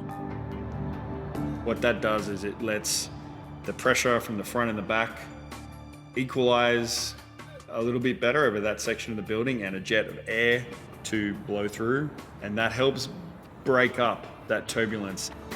Instead of pounding like that against the building, which would make it sway, the wind could just go right through. That would reduce the amount of sway, and then it would make all the other condominium spaces in the building marketable. So it's giving up a little to make a lot. Adding the blow-through floor seems like a radical idea, but it had radical results too, reducing the problems from the crosswinds by about 25%. Yet, calculations revealed the blow-through floor alone wouldn't be enough to steady the sway. There's another engineering trick in this building called the Tune Liquid Sloshing Damper. And there are 6 of them. And what these things are giant pools with tens of thousands of gallons of water. When the wind blows the building one way, the water sloshes in the opposite direction. And that creates an equilibrium. It balances the building. Nearly all designs evolve along this way. That's nothing new. But if this hadn't been fixed, it would have been a financial disaster. In 2020, the new tower, with its sway significantly reduced, was finally completed. With all the testing that happens these days, the swaying would have been spotted long before it became a real problem. But it's still a good reminder that unique designs will always come with unique challenges. It's still a very beautiful tower, one that's very unique, and that really adds something to a storied and celebrated skyline.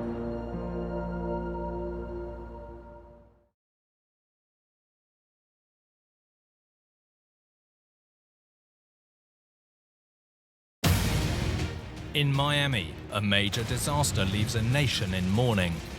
The side of it was completely gone. It was the shock and the awe because you have no idea what just occurred. In Canada, a gaping hole opens up in the middle of the nation's capital.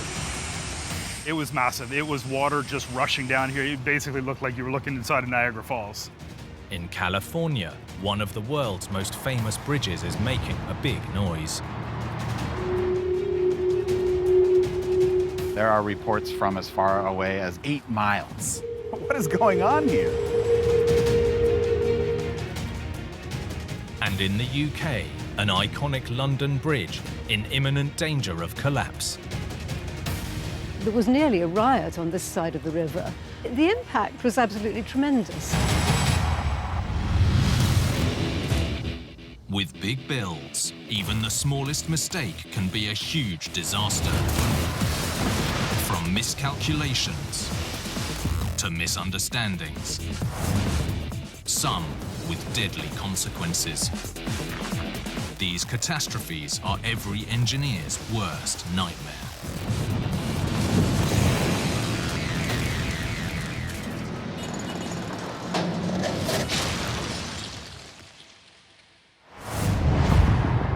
In everything they build, engineers must consider the relentless forces of nature. Any weakness can be exposed with devastating consequences.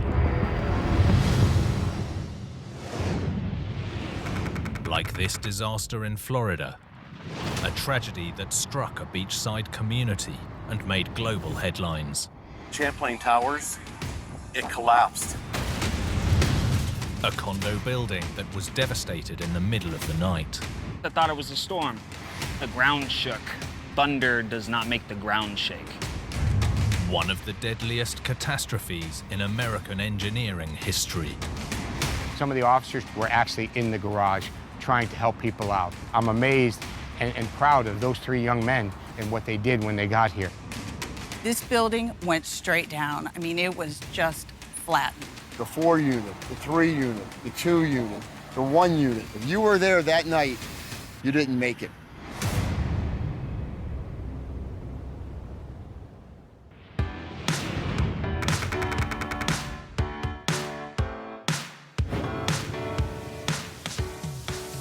Miami, Florida, famed for endless golden sand, is also home to beachfront communities like Surfside. Wendy Rhodes is a local journalist. This is the beach in Surfside right here. Surfside is a very small, quiet family community for people to come and just relax and enjoy the beautiful nature and beaches that Florida has to offer. It's really quite lovely. Surrounded by sand and surf, an uninterrupted view is a must. To achieve that, builders use a technique known as flat slab construction. Structural and forensic engineer Joel Figueroa Valinas explains. A flat slab structure is basically built out of columns and walls supporting floors. There's essentially no beams. It's a very simple, very quick method of construction, and there's no need to construct secondary walls. There's no need to construct additional elements. The integrity of the building is primarily relying on the connection between that column and that floor. Effectively, the floor slabs are the beams. So steel reinforcement strengthening the slabs and connecting them to the columns is crucial to supporting a structure like this. Built in 1981, Champlain Towers South was similar to many of the neighboring condos on the block. Former resident Steve Rosenthal enjoyed the elevated and vibrant 136-unit neighborhood. It's a wonderful community, it really is. I knew all my neighbors, or most of them, in Champlain Towers. It's just beautiful and wonderful. I had the ocean as my background. It's everything you could want. But in 2021, this tight-knit community's world was about to come crashing down in one of the deadliest disasters America has ever seen. Early morning on June the 24th, Steve Rosenthal was in bed in his 7th floor apartment. It was about 1:15 in the morning. I heard the loudest thunderclap I ever heard in my life. Surfside resident Nicholas Balboa was also having trouble sleeping. I decided to take my dog out for a walk, and I heard this loud sound. At first I thought it was a storm, but then I heard it again, and this time the ground shook. Thunder does not make the ground shake. This was no thunderstorm. The bed began to shake. The room began to shake. I ran out of bed, go to the living room. Well, it's just all dust. Can't see anything. Although Steve didn't know it yet, the whole center of his building had collapsed. I go to the front door. I open up the door, and I get hit with a plume of smoke. Like a sonic boom, it just knocks me back. Seconds later, the entire eastern side also came crashing down. Capturing the only known photograph from inside, Steve was now trapped in his 7th floor apartment. Everything that's behind that rubble, all gone. And the destruction just stopped like 2 feet from my door. Emergency services raced to the scene. Surfside Police Captain John Healy was among them. We train all the time, and I don't think any training could prepare you for what you're about to see. Some of his officers were already on site. Bodycam caught their reactions. Captain, hey, the Champlain Towers, the building, it collapsed. The front of the building was still standing here, but the side of it was completely gone. It was the shock and the awe because you have no idea what just occurred. 55 of the 136 condo units had been reduced to rubble, leaving the rest of the tower potentially unstable. Fire Rescue Battalion Chief Brandon Webb knew time was against them. The pool deck had collapsed into the garage. That exit wasn't there anymore, and the debris was blocking the door. So the only way out of the building was either from an upper floor by ladder or through the parking garage that was flooded and partially collapsed. Some people, like 7th floor resident Steve Rosenthal, were trapped on their balconies. The fire engine cherry picker is now rescuing people, starting with the corner units. Even when you're in the cherry picker, you're thinking, well, is the front of the building going to collapse on us? While the fire rescue team was evacuating people from above, Captain Healy's officers were searching down below. Hello? Where are you? Are you okay? What? Are you okay? Is anybody down there injured? Some of the officers were actually in the garage trying to help people out. A portion of the building that was still standing but partially collapsed, trying to help people.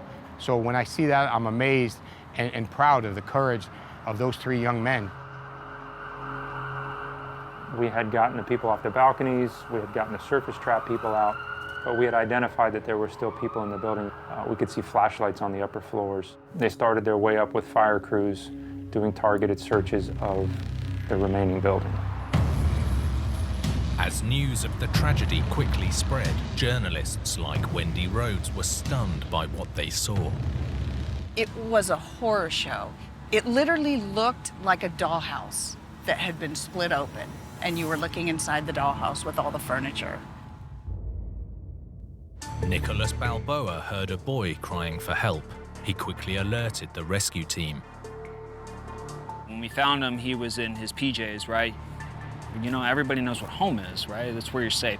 And for it to just completely fall out from beneath you randomly in the middle of the night is just, I couldn't imagine. I absolutely couldn't imagine. The boy was rescued, but sadly it was too late to help his mother. I wish I could have done more, but you know, she didn't make it. To be 15, you know, he needed his mom still. The search continued around the clock, but as the days went by, the odds were increasingly slim. I knew it was bad news. I think everybody knew it was bad news. This building went straight down. I mean, it was just flattened. So we knew from the beginning that the odds of finding survivors was going to be pretty low. After 32 days of searching the wreckage around the clock, the final victim's body was found. In total, 98 people had lost their lives in one of the worst construction disasters the US had ever witnessed. They were my neighbors. Of the 98 that perished, I probably knew 60 of them for sure. The 11, the 10, the 9, the 4 unit, the 3 unit, the 2 unit, the 1 unit. If you were there that night, you didn't make it. The world was watching and they wanted answers. Everybody's question was, what happened? How could this have happened? What went wrong? The National Institute of Standards and Technology, a federal agency with expertise in analyzing building failures, launched an immediate and far-reaching technical investigation. For experts like forensic structural engineer Joel Figueroa Valinas, the security camera footage was a major clue. My first thought was, this has to be a flat slab building, and the reason for that is because of the way the collapse was very clean and vertical. It just came straight down. In flat slab construction, the joints of the slab connect the columns. One of the downsides is reduced redundancy. There's not a lot of belts and suspenders in that type of construction. Just one failed connection with a column can be catastrophic. Once one of those floors fails in their entirety, gravity takes over. So the building essentially comes down as fast as gravity can bring it down. The type of structure explained the speed of the collapse. The big question was what had caused it to fail in the first place. Eyewitness accounts alerted engineers' suspicions to one area. Mehrdad Sassani is a professor of structural engineering. Some people saw that the pool deck, which was the roof of the parking garage, collapsed a few minutes before the building collapsed. Although not visible from the CCTV footage, a failure from below fits with the way the structure fell. At the first view, one might think that the collapse started from the top, but the motion starts from the bottom and propagates up rather than starting from the top, propagating down. Any failure in that pool deck or garage area would have potentially initiated a collapse, and it's dragging those elements down to the ground with those other elements that have already failed. An earlier engineering report, released in 2018, had identified potential problems in the slabs between the pool deck and the garage. Soon after the collapse, footage emerged proving that water had been seeping into the reinforced concrete slabs, which were fundamental to the structure's strength. Reinforced steel is great until water gets in. But once it starts to corrode, rust can expand the metal up to 7 times its original thickness, cracking the concrete in the process.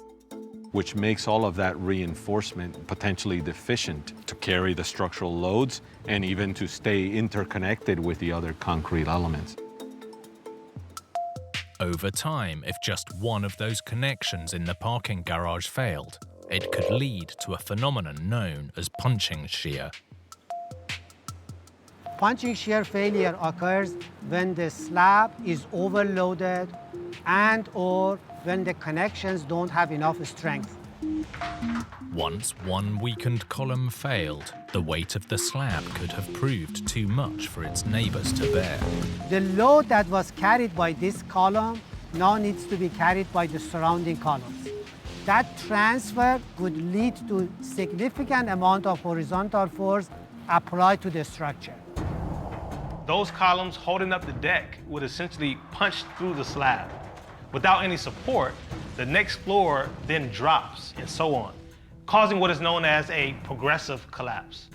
This type of failure can come with practically no warning, and the results can be devastating. But it may not have just been a leaky pool deck. Huge planters around the sides, many not on the original plans, were adding thousands of kilograms in extra weight. So it could be overloaded. there is a balance between the load and the capacity. The year before the disaster, there was evidence that concrete was crumbling away from the steel reinforcements. This could have been a warning that the extra weight was weakening this entire area. Whatever the eventual outcome of the investigation, one thing is certain. This terrible tragedy shocked not just Miami, but the whole world.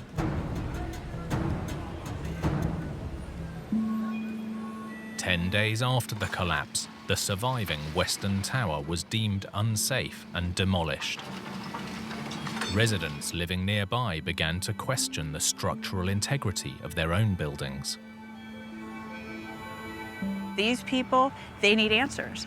They need to know that they're safe in their own homes, and when they go to bed at night, their building isn't going to collapse. Political leaders called for immediate inspections of other older condo complexes. And while the investigation is still ongoing, potential problems of any kind in any building have to be examined and dealt with. If we as engineers are to learn anything from this, is that there are three main things to have a durable structure. One of them is design, the other is quality control during construction, and the third is maintenance. And if any of those are missing, then we should really revisit how we're doing this process. And for the 98 Surfside residents who sadly lost their lives, their memories will never be forgotten. I saw a side of humanity that I've never seen. And I hope I'm never in such a tragedy that I have to, see it again. I hope I can see it on a daily basis and that it doesn't take something this horrible to bring us together as one people. You learn a lot about your friends and the community when a tragedy like this happens. People have stepped up for me, and life goes on. It has to.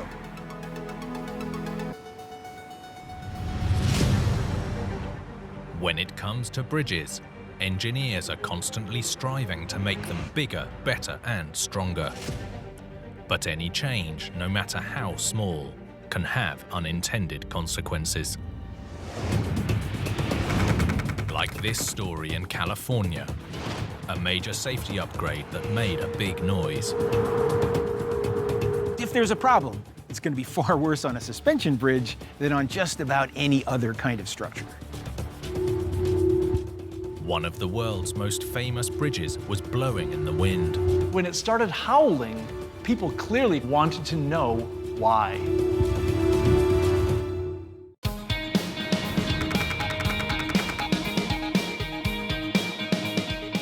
San Francisco, California, the city by the bay, is regularly voted as one of the most beautiful places on Earth. Gabe Moline is a local journalist. Otis Redding in 1967 sat on a dock right over there in Sausalito and wrote "Sitting on the Dock of the Bay" while he was looking at this beautiful city right before him. I just think that's an incredible image. For 80 years, this stunning cityscape has been dominated by the Golden Gate Bridge, one of the most famous structures on Earth.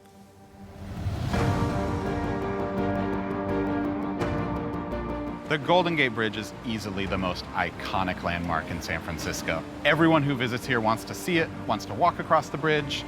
It's photographed probably 1,000 times an hour, if not more. You can't imagine San Francisco without it.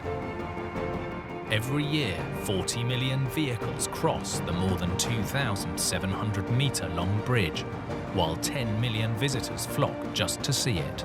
These statistics are staggering. And if you attach all of the wires and the main cables end to end, they would stretch more than 3 times around the world. And it was all to connect San Francisco with the north across the deep and wide Golden Gate Strait. At its narrowest point, the channel is nearly 2 kilometers across and more than 100 meters deep. Add in earthquakes and high winds, and building a bridge here was one serious challenge for bridge engineers. Dr. Stephen Ressler is a former US Army and civil engineer. It really was the deep water of the Golden Gate that required that the principal structural supports all be very close to the shoreline, and that a single long span would arc out across the body of water without any intermediate support down below. That was really an act of amazing vision. Initially conceived in the 1870s, this vision took decades to become a reality, with construction finally starting in 1933. So the Golden Gate Bridge opened in 1937. It took 4 years to build. At the time, it was the longest and tallest suspension bridge of its kind. The bridge has been named as one of the wonders of the modern world by the American Society of Civil Engineers. The vast bridge stands seemingly solid as a rock, but it depends on a constant, careful balance of forces. This part of California is well known for earthquakes, but in addition, at the Golden Gate, the bridge was going to be subjected to tremendously powerful winds. Despite the picture-perfect views, this location is hostile, so the Golden Gate was designed to withstand sustained winds up to 112 kilometers per hour. I mean, just on the other side of us, it's all open ocean, it's the Pacific Ocean. And there's just a gigantic wind tunnel that comes right through, right across the bridge. When the wind blows on a suspension bridge, particularly one that's very long and slender and thin, the tendency is for vibrations to begin occurring. Those vibrations sometimes are in an up and down mode like this. More dangerously, the vibrations can be in a torsional or twisting mode like this. Thanks to major strengthening upgrades, the Golden Gate has endured storms for more than 8 decades. It can get really, really windy across there. I've driven across that bridge when it's scary to drive across the bridge because you're just white-knuckling it on your steering wheel, you know, being kind of pushed around by the wind. But in the summer of 2020, the bridge was at the eye of a very different type of storm. In early June, on a windy summer's day, local resident and musician Shirin Jafari was admiring the Golden Gate. My family and I were actually walking by the Golden Gate Bridge, and we heard this beautiful sound of something like a didgeridoo. And we really thought that someone was playing an instrument. But there was no instrument. Raymond Bergstrom Wood was out exercising. I was biking up here, and the second I got to the bridge, it was just very loud. It's sort of like a whistle with multiple tones. I could tell that it was coming from the bridge, but not really where. In my eyes, it was like the Golden Gate Bridge was singing. The strange sound soon started to spread across the internet. I took a 1-minute video and I uploaded it, and it instantly went viral.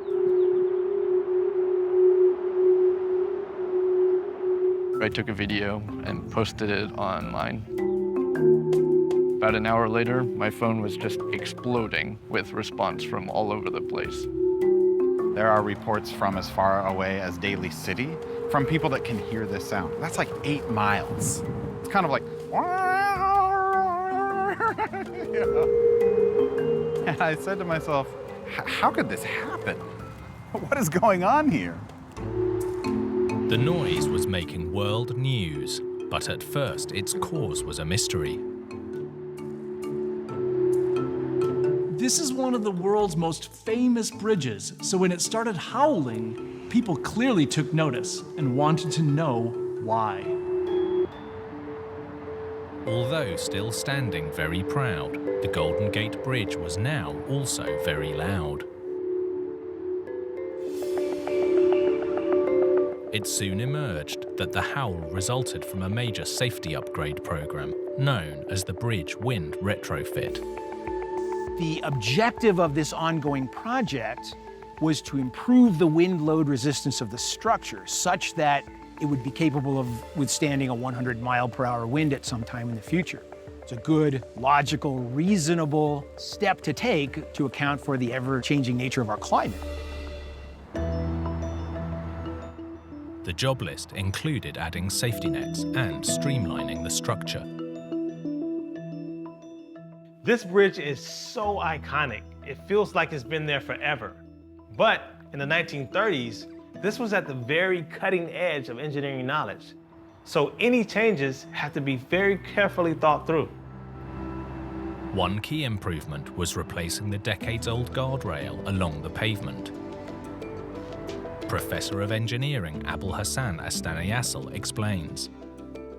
So the old guardrail has very wide members. You can see these members here, and very small opening. So the whole area that is open is only 40% of area. 60% is solid, and wind puts a lot of pressure on that 60% solid. So they decided that let's take this out and put a new guardrail on the west side, which is much more open. So now the wind can pass through it and the wind pressure will drop. The act of slimming down those vertical slats so that they present less area to the wind could actually have a fairly substantial effect on lessening the amount of force that the bridge feels in a heavy windstorm. But this clever fix to protect the bridge turned out to be the source of the strange sounds. When the wind passes through this new guardrail, now the wind is trapped with the roadway. And the top member, this handrail, has a very special curved, streamlined profile. So the combination of air getting into the bridge area and combined with this handrail profile is creating the sound that's very much similar to the sound of flute. The drone left many wondering, should engineers have predicted the noise? Not so, says civil engineer Stephen Ressler. Is it reasonable to expect that engineers who were designing a railing, purpose of which, in this case, was reducing the amount of wind force applied to the structure, is it really realistic or reasonable to expect that engineers would have looked beyond those principal purposes and asked the question, well, is this railing going to create an unusual sound? With no signs of the sound stopping, in late summer 2020, bridge authorities announced that they were actively working to resolve the now famous drone. Engineers have been wind tunnel testing to pinpoint exactly which bits of rail are making the noise. The hope is that the Golden Gate Bridge will once again be as quiet as it had been for the first 8 decades. With the investigation still ongoing, the bridge's strange music continues to divide the critics. There are certainly people that are very, very mad that they have to put up with this sound who live nearby. But there are some people who really like it. There are some people who harmonize along with it. And when engineers do finally fix the drone, for some, the silence will be golden. With big infrastructure, engineers can dedicate years to just one project. But make just one mistake, and the consequences can be devastating.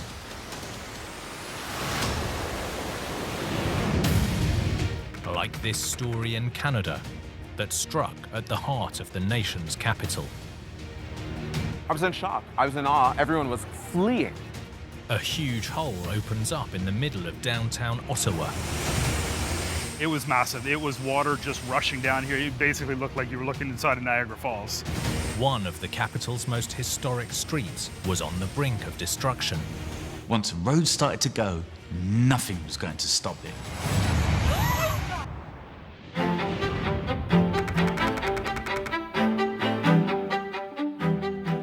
Ottawa, Canada, established on the banks of the Ottawa River, was a remote logging town before being hoisted to fame as the nation's capital in 1867. Stefan Keys is a local news anchor. Ottawa has really come into its own from small lumber town to a city of 1 million people. Federal buildings and public servants and high tech, and we're really also very much an academic city as well. A thriving capital city needs public transportation to match. But until 20 years ago, Ottawans depended almost exclusively on buses. So there are actually lanes just dedicated to buses and roads dedicated just to the bus system. But it made the roads very congested. In 2012, construction began on the new Confederation Line, an all-electric light railroad running east to west. It was huge for the city. It was a game changer. We felt like we'd finally be like a Toronto or a London. We weren't just going to be this little small town that everyone forgets about. For much of its length, the line would run on the old bus route, but in downtown, it would go underground. So they dug very deep below ground, and it was going to go from east to west to start and open up in phases. Large stretches of the tunnel were bored through solid limestone. But beneath Rideau Street, one of Ottawa's most historic roads, the ground was much softer. Kamal Hussain is an assistant professor of engineering. Ottawa is built on soft ground. It's also called quick clay or Leda clay. So it's basically very unstable foundation material, and you don't know how far you will go to get a bedrock. Normal clay is very sticky and holds together very well, but quick clay is much weaker and unstable. It can easily liquefy when wet, and is famous for causing landslides in countries from Norway and Russia to Canada. Here, the clay filled a hidden underground valley and was a major headache for tunnelling. Because the ground was so soft, engineers used a special technique to stabilise the tunnel walls. Essentially, they surrounded the earth they wanted to dig out with steel rods or pipes to help support the roof. It's known as a pipe umbrella. Steel rods or pipes are driven forward into the soil around the intended tunnel section, like a long tunnel-shaped umbrella, working like a kind of skeleton to help support the roof when the material is removed. Despite the soft ground, by summer of 2016, work was well underway. Jeff Elliott's office was nearby. This was going to be the first light rail transit underground train system in Ottawa, so people were excited about it. It was a big thing for the city. On June the 8th, tunnelling was approaching the new station when Jeff got a surprise. The power went out in the building, so I knew something was going on. So I grabbed my phone and went up to the rooftop. You could see from this area down here, the road was just gone. The huge sinkhole was destroying Rideau Street. The sinkhole immediately started to swell with water. I was in shock. I was in awe. It was massive. Lots of water rushing through. It started right about here and then progressed down and eventually went right across to the other side of the street, where it ended up sucking in some of the light posts that were here. The growing hole swallowed a minivan, slicing Rideau Street in two. The hole didn't just take down the road, it broke water pipes and electricity cables, as well as rupturing the gas main, which risked triggering an explosion. So nearby buildings had to be evacuated.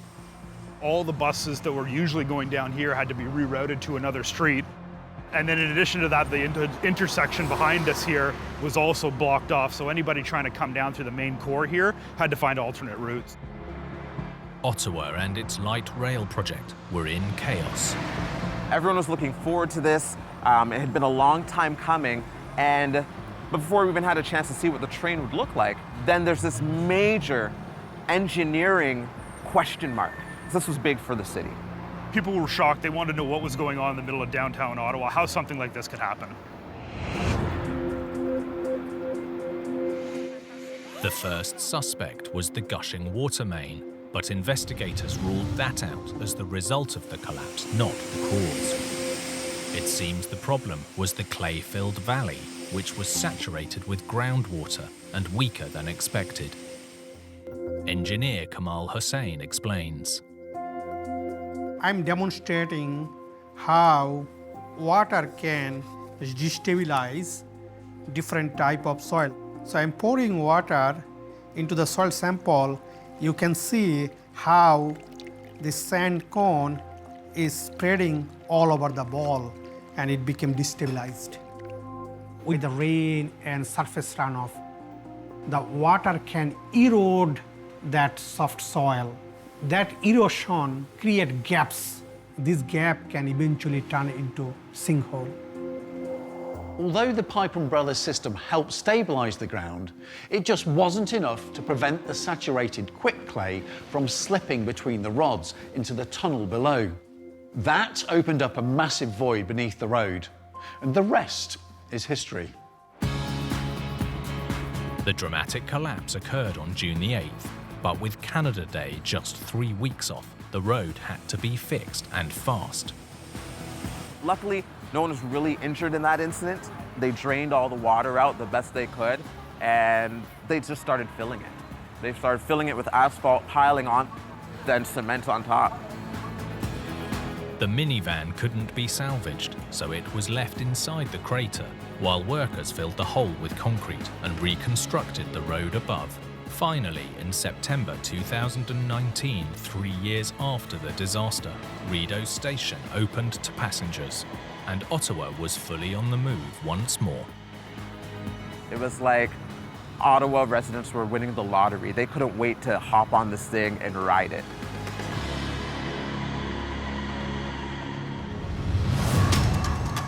In big engineering, careful maintenance can be just as crucial as construction, because sometimes lurking within, a minor problem can become a major catastrophe. Like this bridge in the UK, a historic crossing in danger of imminent collapse. The impact was absolutely tremendous. It was devastating. Potential disaster lying hidden in plain sight. Corrosion had gone unchecked for decades, putting the entire structure at serious risk. One of London's most famous bridges could have fallen down. The city couldn't take any chances. They had to shut it down fast.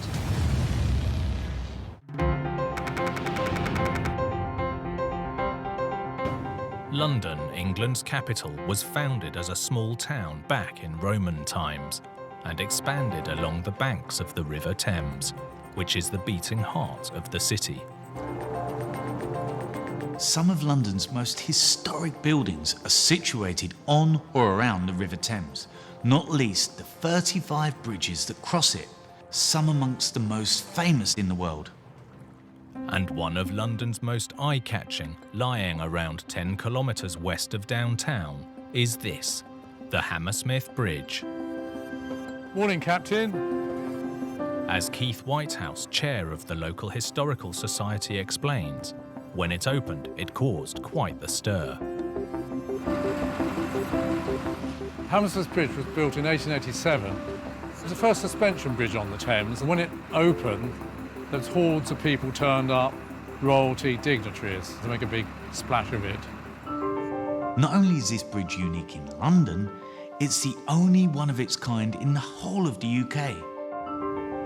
The bridge is more than 200 metres long, with ornate iron towers sitting on concrete piers below. But what really made it stand out from the bridge crowd was that it was all connected with these massive eye bars. Here, instead of cables, a series of eye bars were used as the main supporting elements, essentially like a giant bicycle chain attached to the large cast iron pedestals that hold the whole structure in place. This historic crossing is aptly known as an eye bar suspension bridge, with each end of the eye bar chain sitting on roller bearings at the pedestals. The steel roller bearings allow the bridge to move horizontally under heavy loads, reducing the stresses on the towers. For more than a century, it's been a big hit with Londoners like local resident Jane Bain. It's so iconic. I love the bridge. I think it's wonderful. I can't imagine not waking up every morning and looking out of the window and seeing the bridge there. It's just magical. But while the bridge may be magical, a problem lying hidden inside put it in danger of disappearing forever.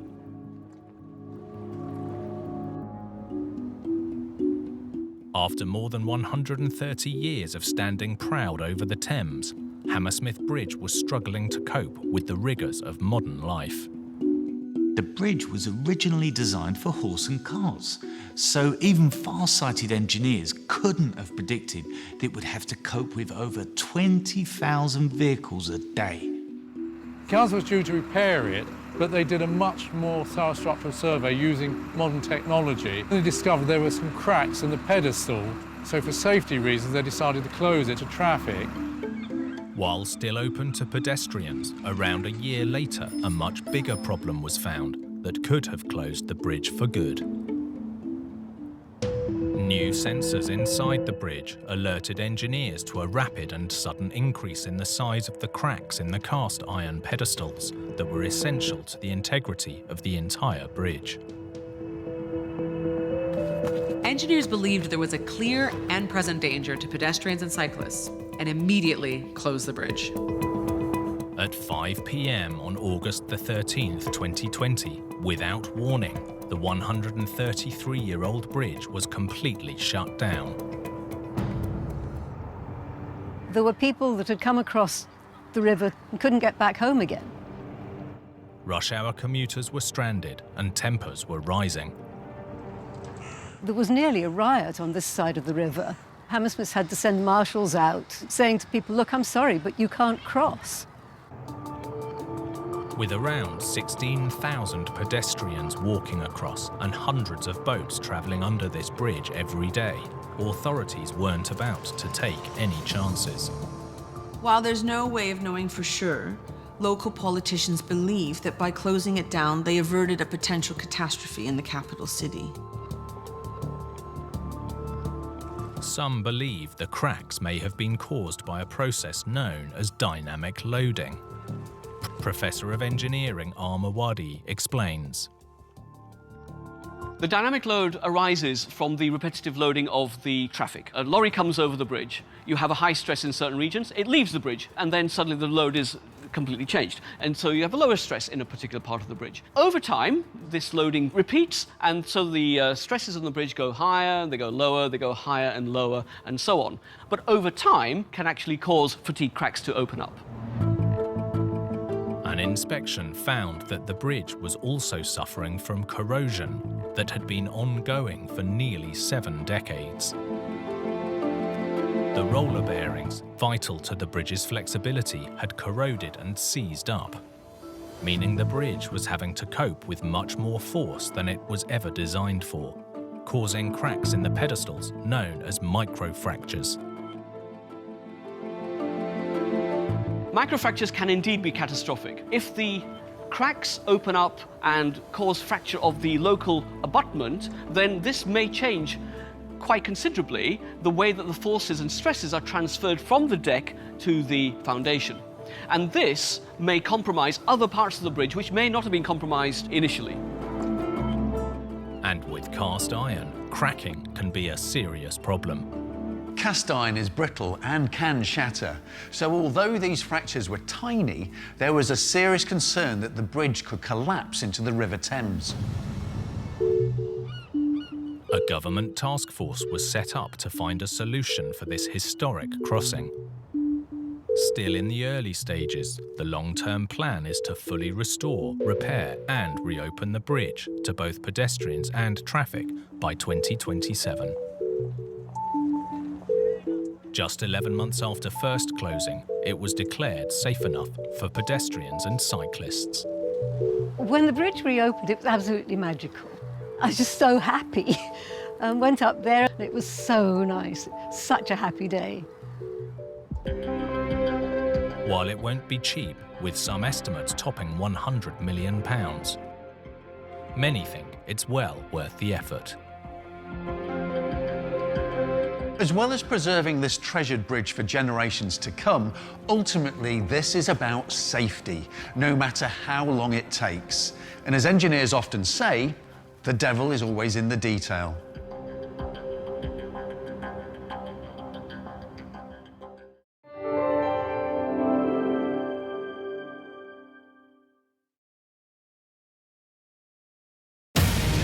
In Ohio, tragedy strikes one of America's busiest highways.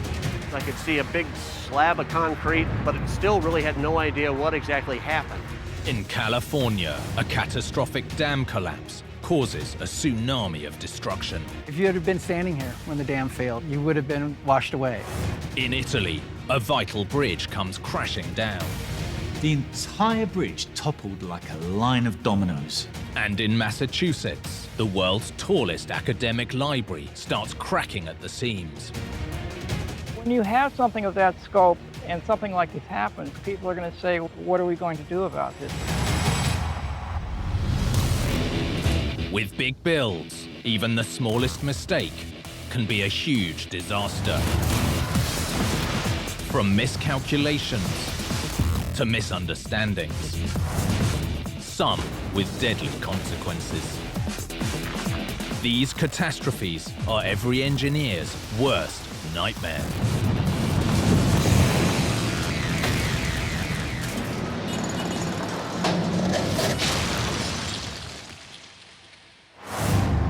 In every step of big engineering, from design to construction, the devil is in the detail. The same is true when it's time to bring things down.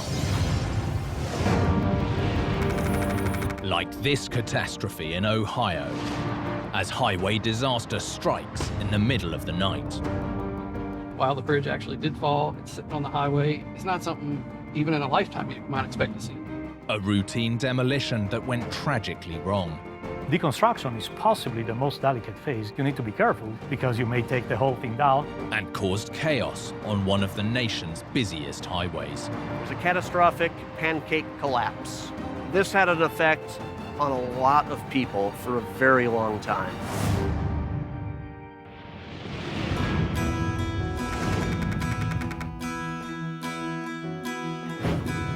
Cincinnati, Ohio is a melting pot.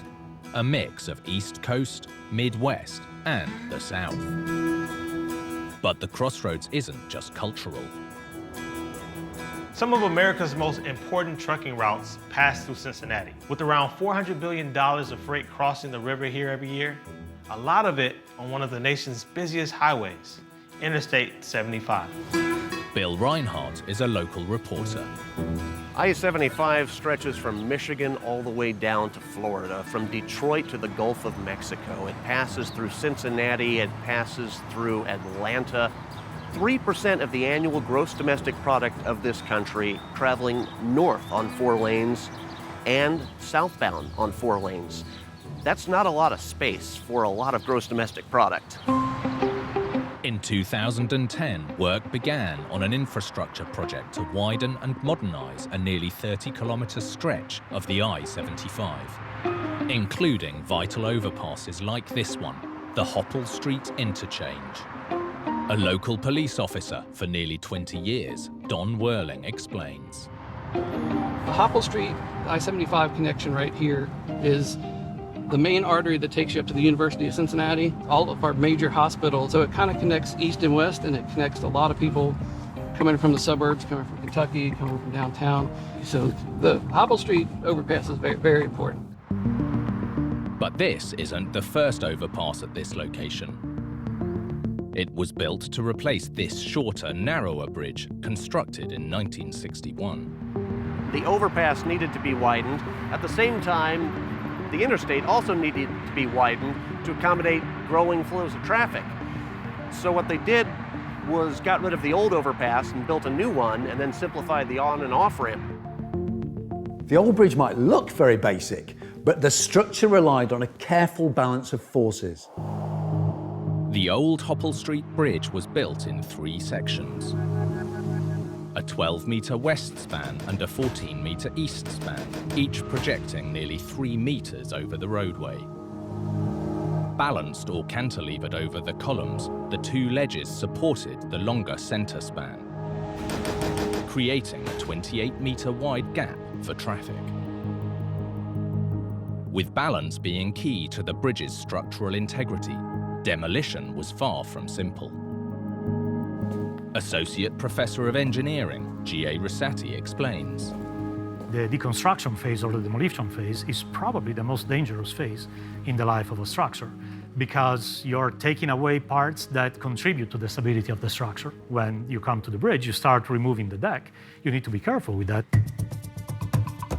Monday, January the 19th, 2015. The demolition crew was on the second night of the job. The idea was to remove the concrete from the east span, then continue all the way across before removing the steel structure. That way, the road below could be kept open for as long as possible. An excavator with mechanical jaws had chewed the concrete from the east span and was working its way towards the middle of the bridge. Around 10:30 p.m., disaster struck. Captured on grainy CCTV, the entire center span suddenly collapsed. The Hoppel Street Bridge just collapsed over 75. We're going to need heavy rescue, and we're also going to need to shut down 75 South. Police officer Don Whirling was working the night shift when the call came through. My boss calls us and he tells us that we need to gear up, that the bridge fell. So we got our gear together and we headed out there. What should have been a routine demolition was now a major disaster. We need to stop the traffic. Don't let the traffic come off that ramp. How many injured people do you have down there? Tons of concrete fell around 6 meters. An excavator, its operator and foreman all went down with the bridge. I don't think your mind can actually grasp it until you see it. It's not something, even in a lifetime, you might expect to see. As word spread about the catastrophic collapse, reporters like Bill Reinhardt rushed to the scene. I could see a big slab of concrete with an excavator on top of it, but it still really had no idea what exactly happened. It was a close call for traffic, with one truck driver crashing into the debris. One semi slammed into it. That driver had some minor injuries. He was treated and released. That was it. Not everyone was so lucky, although the excavator operator survived the fall. Tragically, the foreman died in the devastation. But with the road open at the time, the injuries and death toll could have been much higher. On the camera, we can see cars actually going under the bridge. By some miracle, there's a break in traffic, the bridge collapses. There could have been a dozen cars underneath of it when it came down. While the city was in shock, one of the busiest highways in the country was at a standstill. I-75 southbound is a major artery, and to cut it off at any point interrupts a lot of traffic and a lot of commerce. Traffic was kind of a mess. People had to find other ways to get where they were going. Residents and travelers alike wanted to know, how could a routine demolition go so disastrously wrong? From the wreckage, investigators quickly established that the type of bridge played a central role. So with a cantilever bridge, balance is everything. Not just during construction and operation, but demolition too. And taking it down from one end had caused serious problems. Associate Professor of Engineering, G.A. Rosati explains. During deconstruction or demolition, you need to make sure that the rest of the structure remains stable. So by starting to remove the loads at one end, the bridge became lighter at that end. That end of the bridge started lifting up. As the excavator was removing the concrete chunk by chunk from the east span, it was leaving the girders exposed. But without heavy concrete to hold the steel beams down, they began rising from the pier. The previous night, the team noticed the girders lifting up off their bearings. The demolition was immediately shut down until a solution could be found. They tried a fix by basically using rods and anchored bolts to basically affix the ends of the girders of the bridge back to the abutment so that it would not continue lifting. But the bridge was so far off balance, the fix wasn't strong enough. With most of the concrete now gone, the girders on the eastern span tilted up, breaking the bolts that held the end of the center sections. As the girders fell, the bolts on the west end failed too, and the whole span dropped to the road. Ultimately, the bridge lifted on one end, twisted, and that was sufficient to drop the support of the middle span. It slid, lost the support on the opposite end, and basically fell down onto the highway. It's a bit like being on a seesaw. If one person jumps off, their end flies up, and the other person will crash to the ground. With hindsight being what it is, they should have started removing all the weight from the middle and then started working from both ends to maintain symmetry of the forces as much as possible. The biggest issue that caused ultimately the failure was starting from just one end that caused that seesaw effect.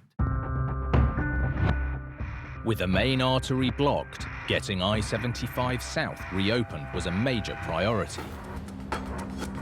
With more than 150,000 vehicles needing to use this road every day, teams worked tirelessly to get this vital route up and running again. Just 2 days after the disaster, on January the 21st, 2015, the debris from the old overpass was cleared and I-75 reopened. Hopefully, when it comes to demolition, nothing like this will ever happen again. The tragedy of the Hoppel Street collapse is an opportunity for learning. And unfortunately, one of the best ways of learning is to learn from mistakes.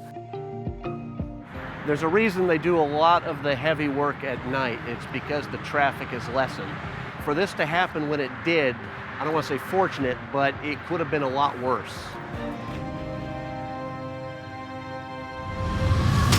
When building big, engineers need to work hand in hand with Mother Nature.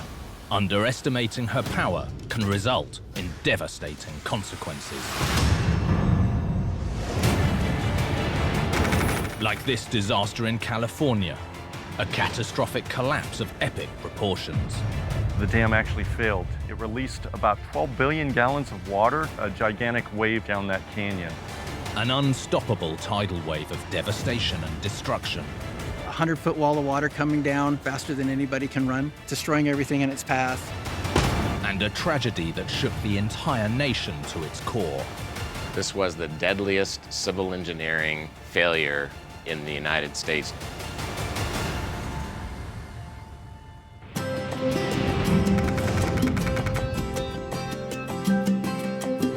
Los Angeles, the city of angels, now America's second largest metropolis. The home of Hollywood wasn't always a West Coast powerhouse. LA originally had a population of just 300 or so, but boomed when oil was discovered in the 19th century, attracting people from all over the country. As the city grew, so did its need for water, but in this arid landscape, that was in short supply. Archaeologist and Angeles National Forest manager Dave Peebles explains. The limiting factor was always water. In this area, you could have a drought that, a drought for a year is nothing. So they really had to come up with a strategy to support that type of population density. To quench the city's thirst, in 1913 they opened this, the LA Aqueduct. A plan as bold and ambitious as the man behind it. LA's Mulholland Drive is world famous. It's named after William Mulholland, a self-taught engineer who became a Los Angeles legend for bringing water to this thirsty, dry city.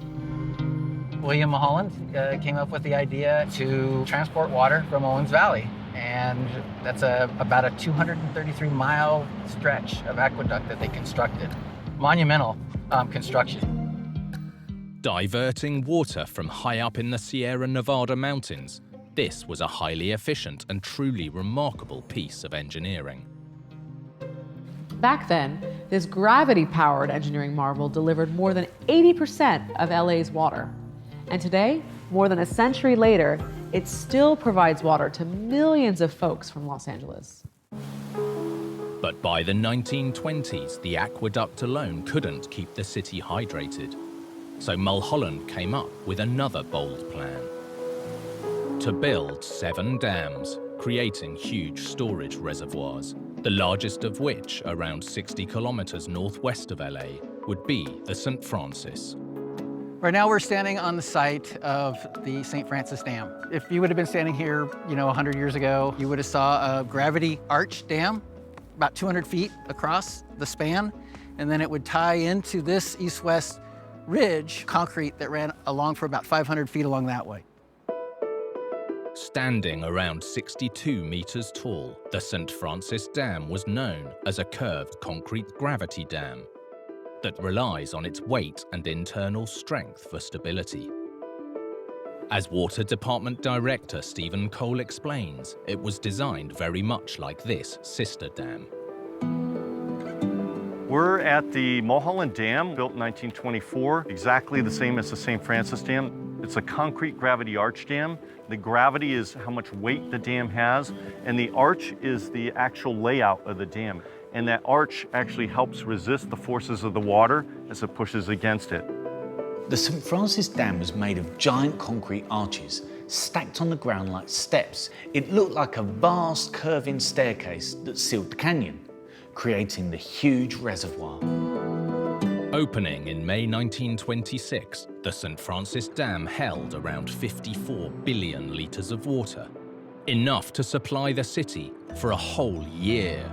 The dam was the end-of-the-line storage of that overflow that you weren't using, so you could bank and store for those dry times that would eventually come. But what happened next had Angelenos wishing for drier times.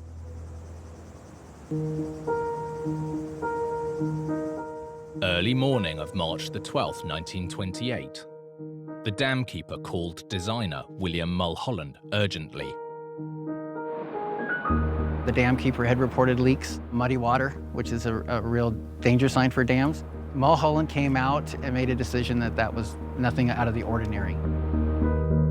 The rest of the dam was inspected and given the seal of approval. But just 12 hours later, at 2 minutes to midnight, disaster struck. That's when the dam burst. Around 54 billion litres of water flooded the valley below. A more than 40-metre-high wall of water came crashing down.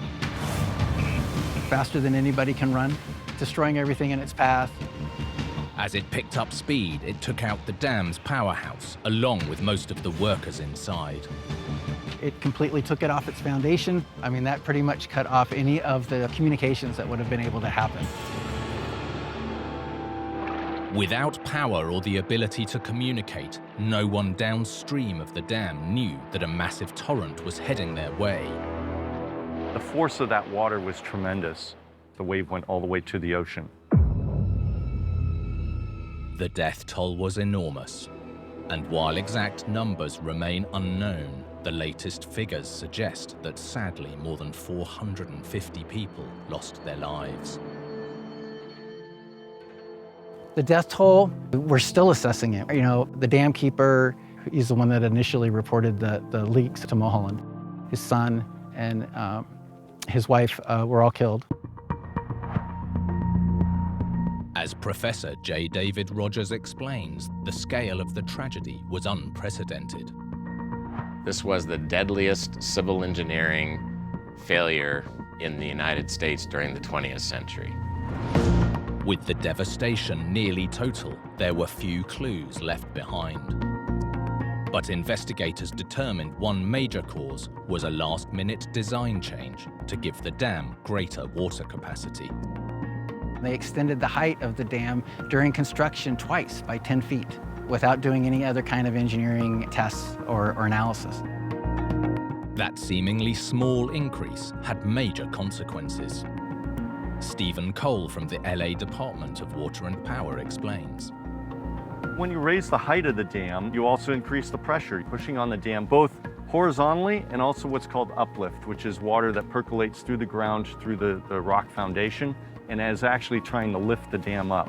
So the higher the water surface, the more pressure you have pushing the dam up, and the more pressure you have pushing the face of the dam too. He didn't add width to the base, so he had a more dangerous dam than he realized and then uplift force creates instability. The increased height wasn't the only issue. There was a problem with the construction of the dam itself. When concrete sets, it expands or contracts with temperature changes. So normally, flexible joints are built in to minimize cracking. But here, that wasn't done. The dam developed 4 huge cracks, but because the reservoir was full of water at the time, these could only be sealed on the outside wall or downstream side, using a flexible grouting. The cracks showed up early on, and by early 1928, Mulholland decided to chink those shrinkage cracks on the downstream face because he was losing water through them. Chinking is a flexible sealant that's normally used on log cabins or wooden ships. But this was one of the largest dams in the world and made of concrete, so this was uncharted territory. If you're gonna seal cracks, you have to seal them on the upstream side so that that water doesn't get internally into the dam. But with the cracks sealed on the downstream side, water was getting in, and the pressure was building up inside the dam. I think that was his greatest mistake he made in the project, because now you had the full reservoir hydraulic pressure build up internally, and that's not a good thing. You need drainage, not blockage. Had he not grouted the dam on the downstream face, the dam might have survived. To make matters worse, the dam was built on unstable ground. For me, I think one of the major issues for the dam was the geology of this area. It's really complex. Some of the challenges, I think, were the bedrock material that the dam was founded on, and the abutments of the dam, which are the sides of the dam, what they're pressing up against. The arch effect relies on the pressure of those abutments to hold the dam in place, and so that may have been a big contributor. As the pressure built, the thinner, weaker layers of rock gave way first. There was a huge bedrock landslide that took the left side of the dam and carried it down across the dam and up the other side and send this huge turbid flood downstream. Regardless of what ultimately triggered the failure, the investigation cited both engineering and geological errors.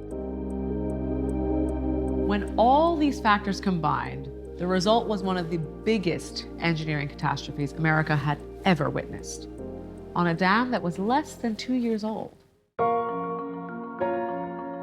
Following the disaster, William Mulholland took full responsibility. He never worked again, and new safety measures were quickly put in place. The impact it had on the profession was huge, and that was because of the awful outcome. It had a huge impact on dams engineering worldwide. St. Francis actually helped start the State Division of Safety of Dams, which was an agency that now regulates how we do our dams and maintains the safety of our dams. So that was the one shining light out of that. What little remained of the original dam was dynamited. Today, nearly 100 years later, the site serves as a reminder of the hundreds of people who tragically lost their lives. One of the greatest disasters in California history is finally being recognized here. It's just been declared a national monument. It's also been declared a national memorial. The second one in the whole state that's designated for the significant loss of life that happened.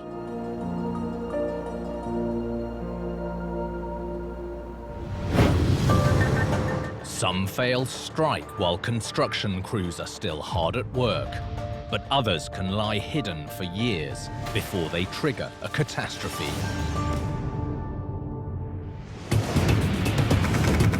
Like this disaster in Italy, a catastrophic collapse of a vital crossing. The entire concrete and steel bridge came crashing down in seconds. Devastating destruction that rocked an entire community. Cioè, l'ultima cosa che potevo pensare è che venisse giù improvvisamente e non ne rimanesse niente. And an amazing escape for one very lucky driver. In quel momento l'unico pensiero che mi è venuto in mente è che fosse finita, che fossi morto.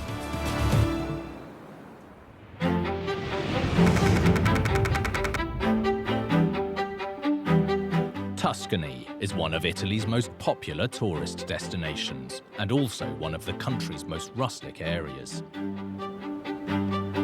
Nowhere more so than the northern edge of the region, with hilltop communities forming near the River Magra, where people not only need to live off the water, but cross it too. Local journalist Emanuela Rossi knows this area well. Siamo tra il mare e l'Appennino, le montagne, una terra di transito, è sempre stata una terra di transito. L'acqua è la vita, i fiumi sono stati chiaramente la via di trasporto per una terra che comunque è difficile, quindi sono fondamentali, sono sempre stati fondamentali, sia per l'agricoltura che per la comunicazione. For centuries, the only way to cross the river was by boat. But in 1906, construction began on a pioneering new 260-metre-long bridge between the towns of Caprigliola and Albiano Magra. This revolutionary bridge was one of the first in Italy to be constructed with reinforced concrete. Now used everywhere, at the time, this was cutting edge. When it opened in October 1908, the 5-arch span of the Albiano Bridge was welcomed by people across the region. Il ponte di Albiano era fondamentale perché unisce l'ultimo pezzetto della Toscana al di là del fiume Magra e non ci sono alternative, quantomeno non alternative adeguate. But more than a century later, this crucial crossing would be in for a rough ride. On Wednesday morning, April the 8th, 2020, local delivery driver Andrea Angelotti was preparing for the busy day ahead. La giornata è partita come una giornata qualsiasi, una calda giornata, fortunatamente. Sono partito regolarmente dalla filiale, ho fatto un attimo una fermata breve, insomma, lungo la strada e poi mi sono diretto verso le prime consegne. Around 10:25 a.m., Andrea was halfway over the Albiano Bridge when his day took a disastrous turn. Mi sono visto il tratto di strada davanti a me che si è come impennato e poi mi sono sentito cadere, praticamente mancare proprio il sedile sotto di me. Mi è mancato e poi mi sono ritrovato. Inizialmente mi sono sentito proprio appunto cadere. It wasn't just a feeling. Hundreds of meters of bridge suddenly collapsed, taking Andrea and his van with it. Ma sarà durato, io penso, 2-3 secondi, anche se io dico di averla vissuta a rallentatore. The catastrophic collapse caught everyone by surprise. First responders and Red Cross volunteers like Ivan Velardi were shocked by the devastation as they rushed to the scene. Siamo arrivati qui e c'era un nuvolone di polvere incredibile, non si vedeva più niente. A che ci siamo guardati e abbiamo detto allora è successo davvero. There had been no warning and no chance to escape. E poi quando sono appunto arrivato giù ho realizzato quello che era realmente successo, che ero precipitato nel greto del fiume insieme a tutta la struttura del ponte. Andrea was conscious but lying injured next to his van. Ivan raced down to the wreckage. Arrivato nel letto del fiume, la prima cosa che ho notato è stato il furgone.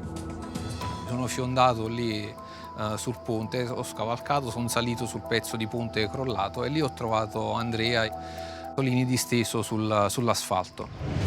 Injured but still alive, Andrea was quickly airlifted to hospital.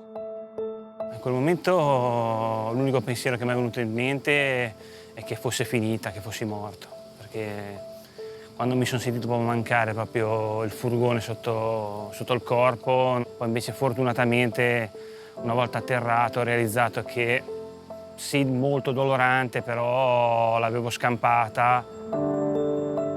Another driver had also gone down with the bridge, but amazingly he too survived with only minor injuries.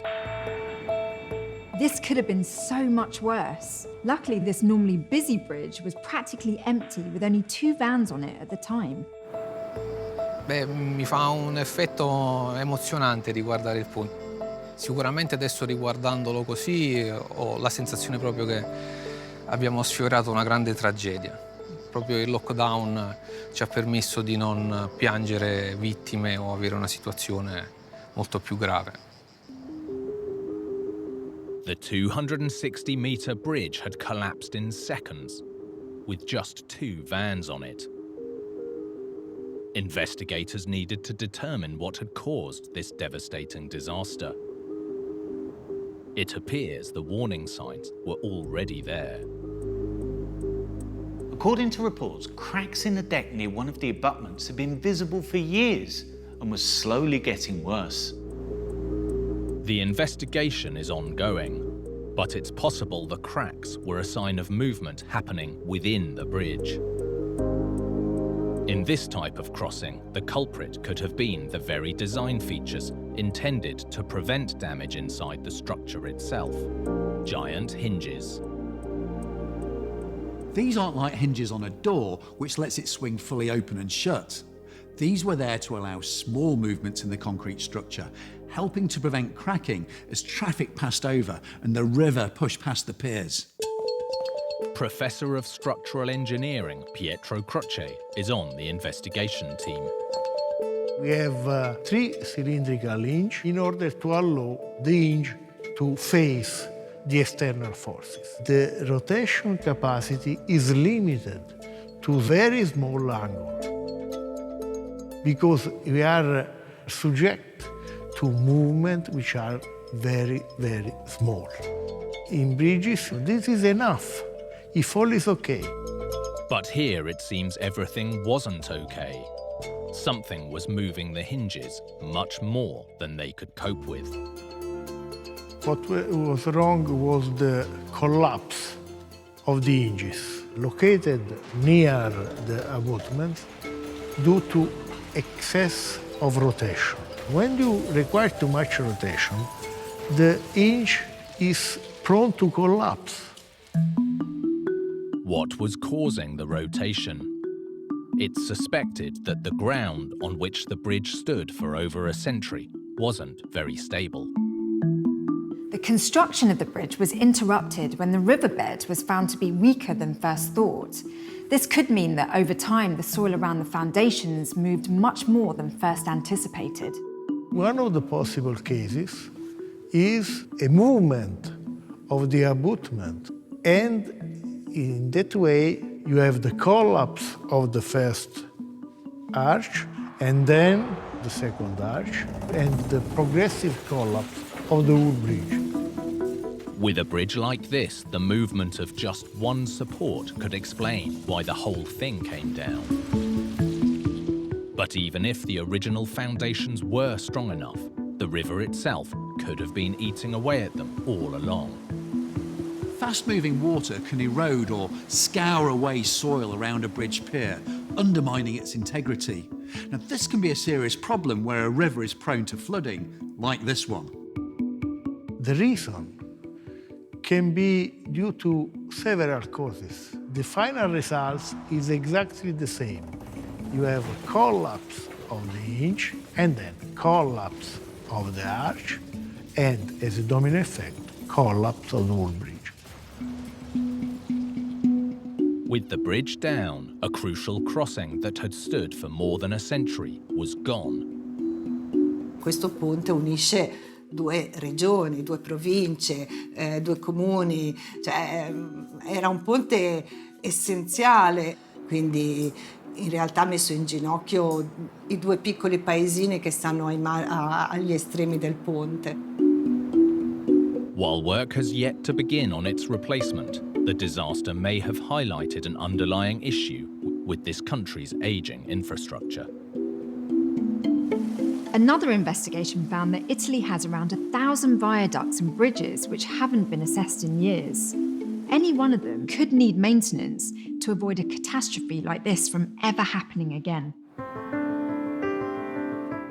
For Andrea, while the road to recovery may be long and winding, Hopefully, he's on the right track. Niente, si vede che io penso che potevo morire in quel momento lì, però sicuramente non era il mio momento. Io le sto passando di tutti i colori. Non per questo, insomma, ci arrendiamo, insomma, andiamo avanti. Ho la mia famiglia, fortunatamente, che mi aiuta, che mi sta molto vicino e vediamo, insomma, di superare anche questa. When engineers innovate, every last detail is crucial. But sometimes pioneering structures bite back. Like this story in Massachusetts that had students running for cover. People noticed that looks like some bricks were falling. The world's tallest library was cracking at the seams. I am just completely blown away by the sheer size and the magnitude. This tower's fate was hanging in the balance.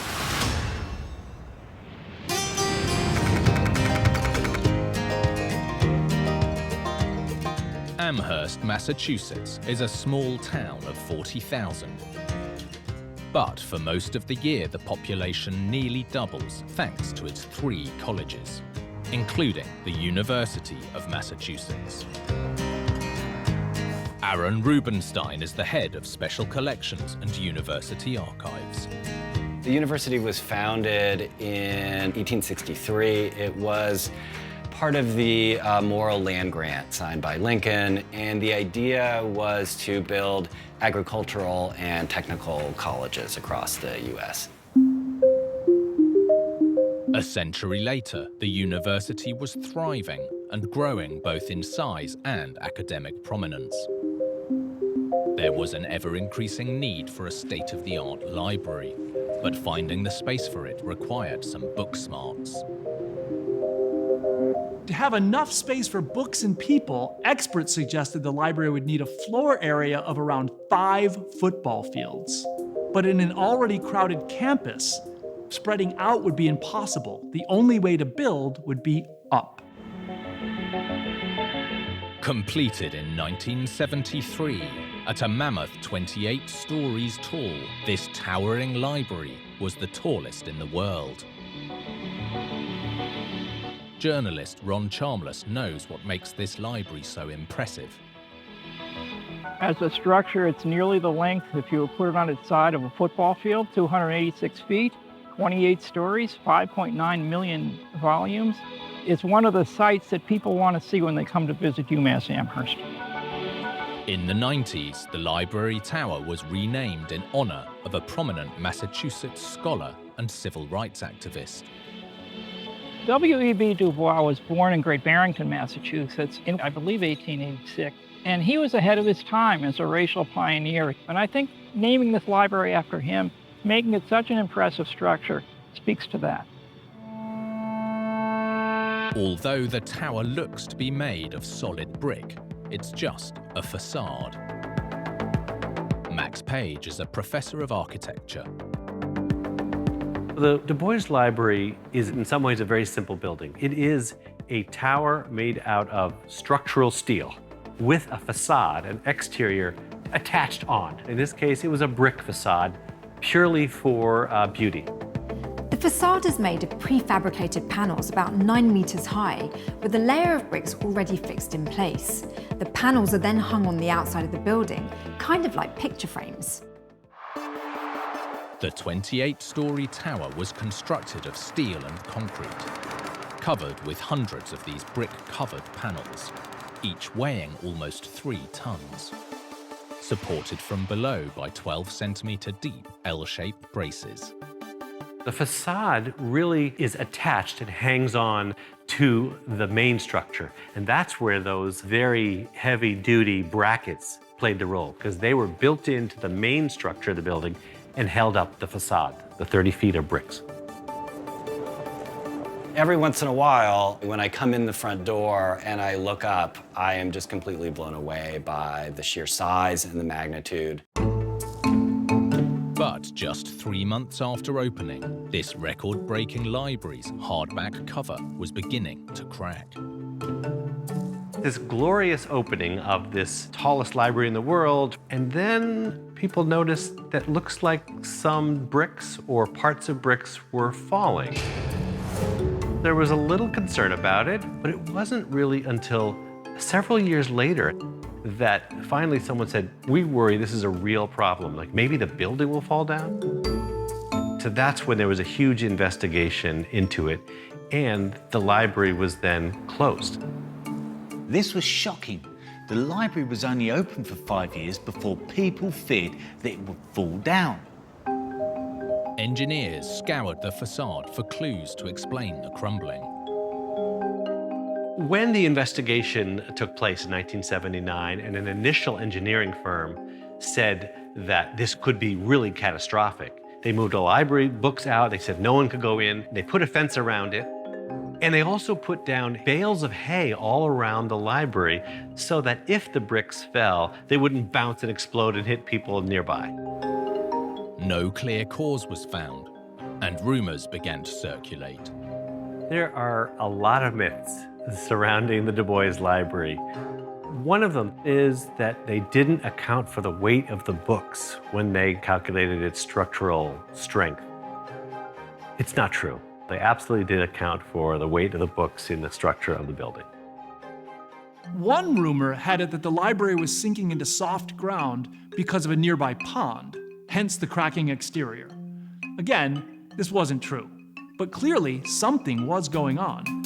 I think people were worried that those small brick pieces meant it was just the beginning, and that in fact the whole facade, which is all brick, all 28 stories, would come crashing down, or maybe the whole building was flawed. Further investigation revealed that the problem wasn't with the whole wall. In fact, just a few bricks were cracking, known as spalling. Spalling is a generic term for when bricks come under stress and buckle and ultimately kind of break apart. And that spalling was only found where the brick panels rested on the braces. It's at the intersection, at this brace, this intersection where there's lots and lots of compression. It's the bricks right around that kind of intersection point, around these braces, is where the spalling has happened. This stress was factored into the original plans. Part of the design was to allow the 6,000 pounds of brick that rested on this brace to have a little place to move as it expanded and contracted with the seasons. And so what they were supposed to do was have something called a soft joint, some kind of material that was just a little bit flexible so that as those bricks expanded, they would have somewhere to go. But for reasons that remain unknown, instead of being flexible, the joints were hard. There was nowhere to go when the expansion happened during the warm weather, and so that over time, it pushed out, and some of the bricks were kind of the release valve for the pressure of all this weight on this one spot. This finally solved the mystery of why only bits of brick were being found. The whole wall wasn't failing, just the bricks around the braces, which were gradually being broken apart by the stress. By 1983, engineers concluded that the worst of the spalling was over, and they declared the building safe once more. Some repairs had been done, further investigations made it clear that the problem wasn't quite as bad as originally thought, and that the danger going forward was very minimal. So the state and the university was comfortable with the idea of allowing the public back into the library. The only practical solution to repair the damage was to remove the broken bricks and patch up the cracks. Repairs have been done on the facade to minimize the spalling, and so there's almost no reports of bricks or pieces of bricks falling from the facade of the Du Bois Library. Just in case, a perimeter fence keeps people at a safe distance from the wall. I actually have no fear about it. Once I learned a little about the history, I am happy to walk in there. There's no danger at all. And I'm actually glad that there is this heroic tower on campus. Today, this is still the tallest academic library in the world and continues to be a beacon for the students and the university.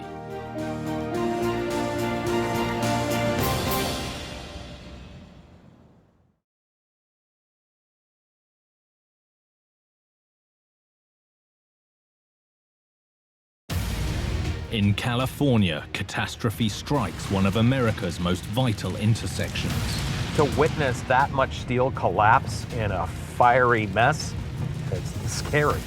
In Australia, a demolition disaster in the nation's capital, Canberra. Any event involving explosive is inherently a dangerous thing. Tragedy in Illinois as a pioneering stadium collapses. The scene was chaotic. The devastation was total. And in Michigan, a crucial shortcut cracks at the seams. It was one of the worst segments of road that I've ever driven on in the United States. With big builds, even the smallest mistake can be a huge disaster. From miscalculations to misunderstandings, some with deadly consequences. These catastrophes are every engineer's worst nightmare.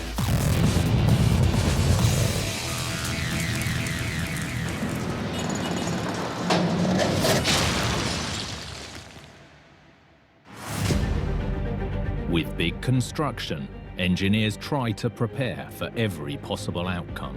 But sometimes the most unlikely fail can strike the hardest.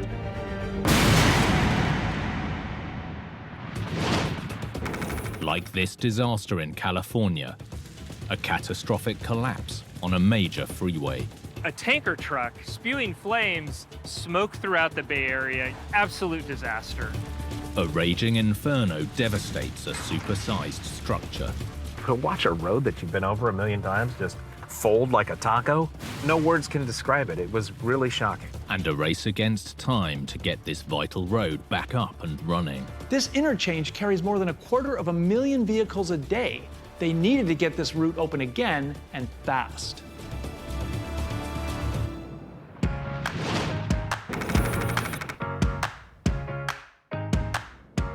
San Francisco, the city by the bay, sits at the tip of a 65-kilometer-long peninsula surrounded by water. For decades, the only way north from the peninsula was by ferry. But all that changed in the 1930s when the city added not one, but 2 iconic bridges. Bart Ney is the California Department of Transportation's Chief of Public Information. We're in the Bay Area. We have always built the future. 2 massive and historic bridges. The Golden Gate Bridge in San Francisco and the San Francisco-Oakland Bay Bridge here on the East Bay. All of the roadways here sort of feed towards the Bay Bridge, which is the gateway to San Francisco. Although the Golden Gate gets all the attention, in reality, the 7-kilometer-long Bay Bridge is the area's workhorse, carrying well over 1 million vehicles a week. And the unsung hero is this winding labyrinth of roads, the MacArthur Maze, connecting the Bay Bridge with 3 major freeways. Peter Hartlob is a local journalist. It's the most essential stretch of highway in the Bay Area. You're going to use it to commute to work. You're going to use it to go to grandma's house. I mean, it's something that everybody knows and uses. It's a rather complex and robust piece of engineering that takes 3 major arteries, Interstate 80, Interstate 580, and Interstate 880, through the East Bay and distributes them onto the Bay Bridge so you can head into San Francisco. Originally completed in 1936 to coincide with the opening of the Bay Bridge, over the years the maze has evolved to truly earn its name. We're approaching the maze. There's a flyover over me here. I think this goes to San Francisco. We've got one coming over here. I think it goes to Oakland. I'm not sure. I've lived here almost all my life. I still get lost on the MacArthur Maze. It is an absolute just bowl of spaghetti. If you look at it from above, it's almost like looking at somebody's heart. There are so many arteries coming in and out of this distribution center. While the maze might look like a gigantic mess, the engineering behind each intertwined section is very carefully designed for an area that's famous for earthquakes. It was built extremely robustly and built to last. It was also built with the thought that this is earthquake country and there would need to be some flexibility in it. And that's why over the years, the MacArthur Maze has done well in earthquakes. The maze stood firm against huge tremors that decimated the Bay Area. But in 2007, it was struck by something entirely unexpected.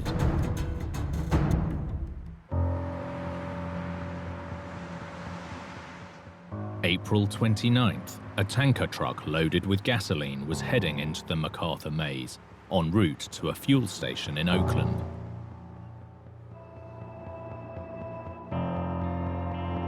It was the early hours of Sunday morning. Very little traffic, very quiet on the roads. Just before 4 a.m., the tanker hit a guardrail and overturned, spilling thousands of litres of gasoline. Thankfully, the driver escaped before the truck exploded. The unfolding disaster was caught on camera. Caltrans Communications Chief Bart Ney was at home when he heard the news. I was in bed, I was asleep. It was 4 o'clock in the morning. And I was called by the Bay Bridge project manager. He said, turn on the news. He said, it doesn't matter what channel, just turn on the news. Just 20 minutes later, as the fire and heat intensified, the top span of the maze suddenly gave way.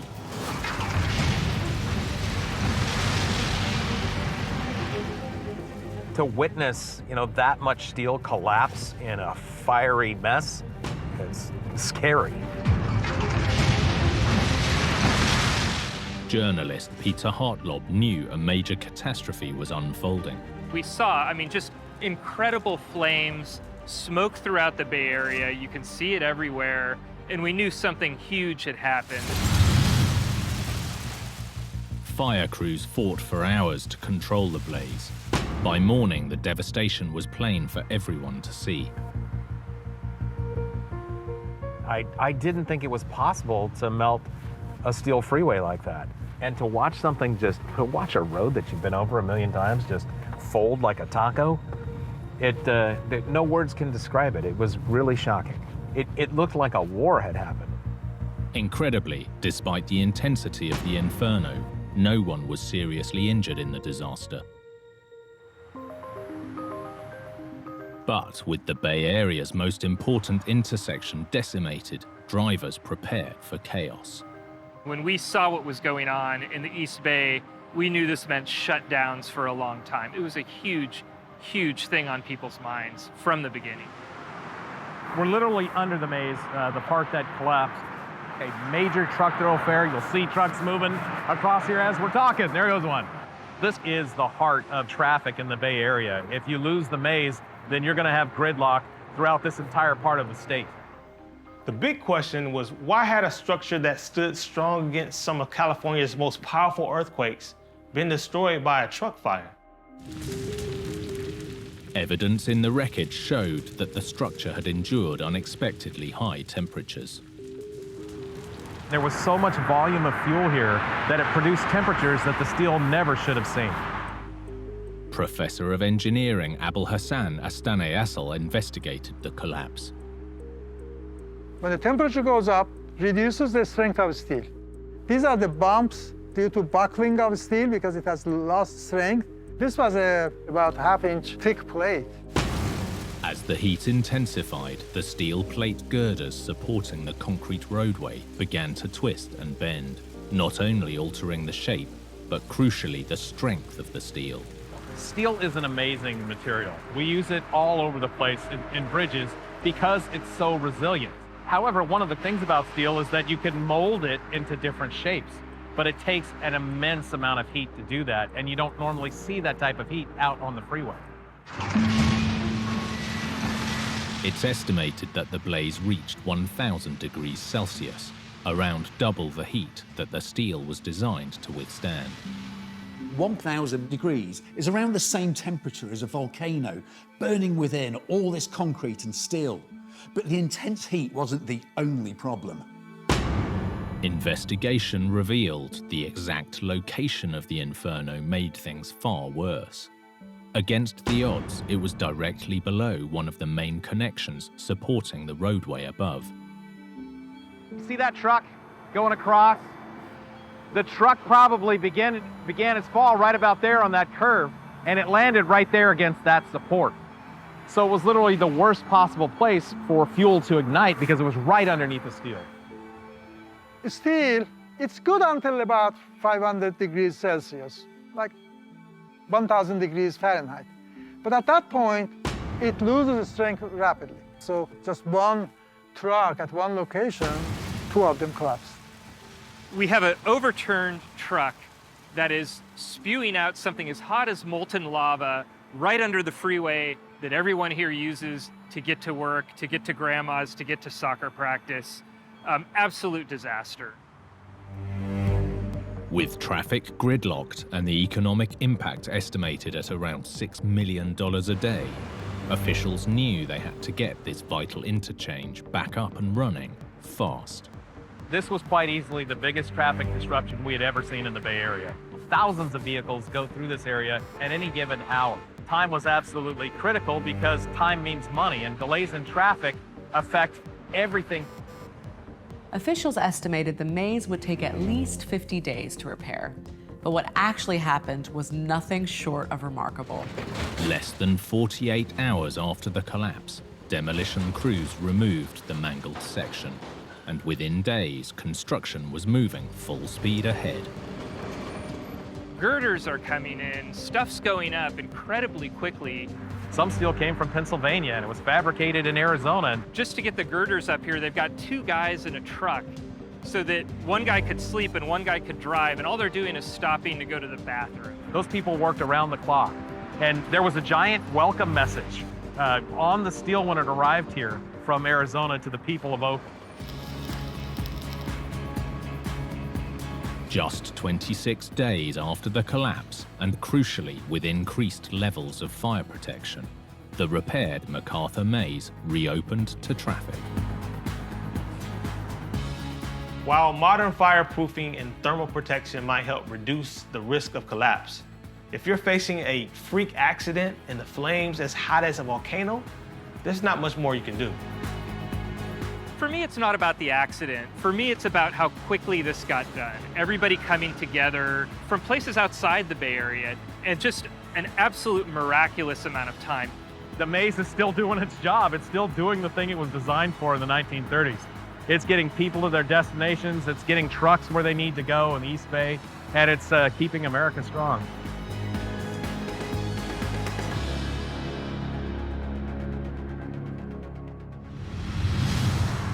In engineering, safety and planning must always go hand in hand.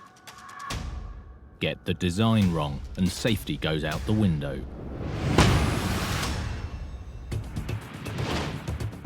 Like this catastrophe in Australia, where a routine detonation turned to tragedy.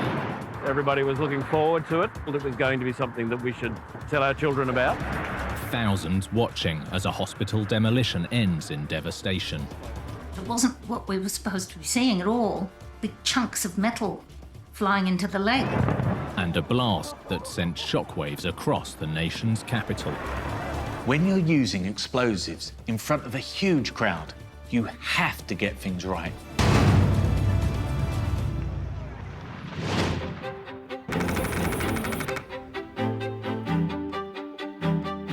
Canberra, Australia, sits on the banks of the Molonglo River, surrounded by the Australian bush. This inland city was founded in 1913 to serve as the newly independent nation's capital. Journalist Emma MacDonald is a Canberra native. Canberra is a very unique city because the government decided to launch an international competition to have Canberra designed. The plan at the time was a sort of futuristic city, really geometric. There's no very, very tall buildings. It's been kept at a low level. Some people love it, some people loathe it. I love it. Canberra is one of the great planned cities of the 20th century. Every detail was meticulously sketched out, from its state buildings to its boulevards. And like every major city, Canberra needed a major hospital to support it. Built in the 1940s, for 5 decades the Royal Canberra Hospital served the city from the shores of Lake Burley Griffin. But in the 1990s, the ageing hospital was closed and its lakefront buildings scheduled for demolition. As journalist Verona Burgess explains, the decision wasn't without controversy. Practically every family in Canberra had a connection with it. Somebody had been born there, somebody had died there, somebody had had their lives saved there. So it was a very big emotional and political topic when the government wanted to knock it down. In an effort to get the public on board, the government invited spectators to attend the event. It was the hospital that I was born in, and when it was demolished, the government touted it as a family day out. It was meant to be, you know, seeing a little bit of history come down. It was meant to be a safe, wonderful adventure for the family. The plan was for the steel-framed buildings to be brought down with explosives. In a controlled implosion, the structure should collapse within its own footprint. At least that's the theory. Explosives engineer Dr. Graham Mackenzie explains. The key to do it is take the columns out at the bottom of the building to start it moving down. Then each of the floors in turn, the columns supporting the top will be blown, then the next floor columns will be blown. So what's happening is the building's moving down. If it's off-centre, the building will go sideways. You want it to go straight down. In a controlled implosion, the placement of the charges and the timing is key. The concept is you use the minimum amount of explosive to facilitate the best progressive collapse. If you use the minimum amount, there's less likelihood of fragmentation, there's less likelihood of people being hurt. Sunday, July the 13th, 1997, Demolition Day. Boats and huge crowds descended upon Lake Burley Griffin. One of the largest crowds in Canberra's history, more than 100,000 people, gathered to witness the final stages of the demolition. A 200-metre exclusion zone was enforced. Journalists Verona Burgess and Andrew Campbell were among the crowd. I was at the Canberra Yacht Club, which directly looks across the lake, and it was quite a festive occasion because the government had wanted to make it a community event. I was based here just on the bridge. There was a level of excitement and there was an air of anticipation in the crowd. Everybody was looking forward to it. We'd been told it was going to be something that we should remember and tell our children about. There were people literally only a few hundred metres away from the actual explosion site. Shortly before 1:30 p.m.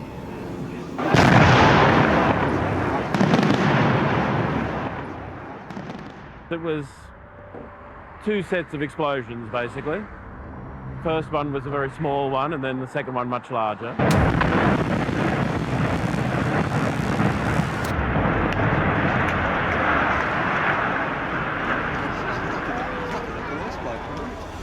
It was not anything like what we'd expected. You expect to see the building kind of collapsing in on itself and just a big cloud. But what happened instead was we started seeing bits spurting out the side of it. For Verona, it was clear something had gone very wrong. These bits of concrete and metal are flying into the lake. This isn't right. This can't be right. This isn't what it was supposed to be.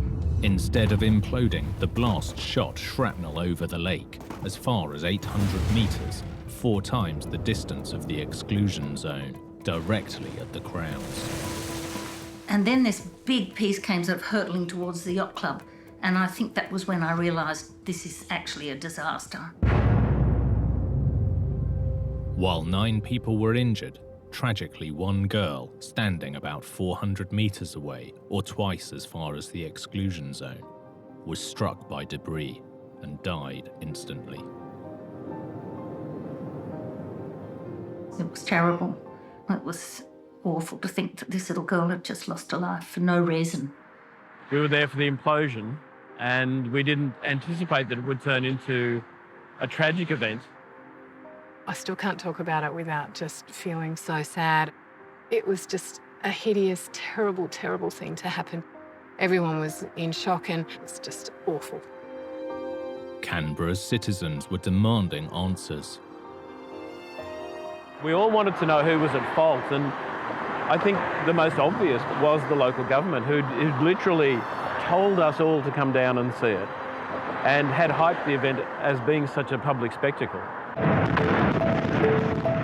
There's little doubt that without a crowd there would have been no tragedy.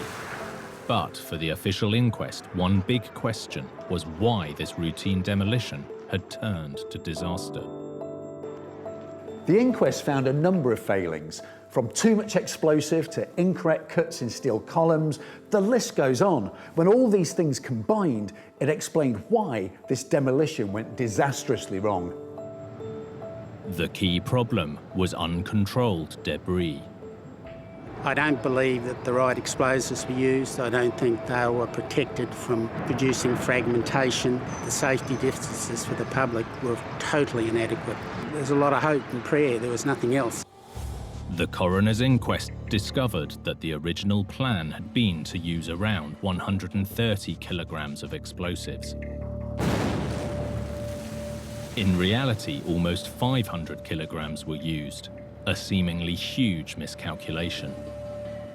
That's around 3.5 times the amount of explosives required. That's massive. Inspectors also discovered that there had been a last-minute change to the blasting configuration on the day of the demolition. There was still a working hospice not too far away, with patients who were unable to leave. So the explosives were placed so that the blast was in the other direction, which was towards the crowd. This change meant the exclusion zone was now inadequate. The possibility of fragmentation for steel flying large distances is high. The safety distance that applied to steel structures or anything to do with steel is much, much farther away. An army major giving evidence to the inquiries said that for a blast like this, the standard exclusion zone is around 1,000 meters, which is almost twice as far away as the main crowd was standing. We were technically in the blast range, as it turned out. Parts of the hospital ended up at the National Library on the other side of the bridge.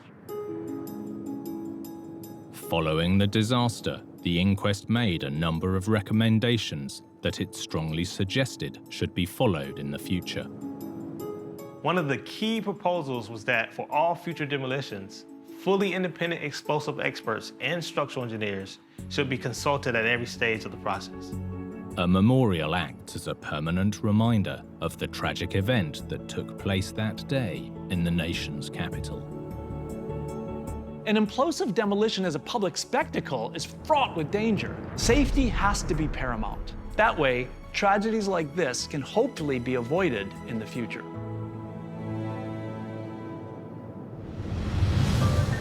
In engineering, every step from design through construction has to be rock solid.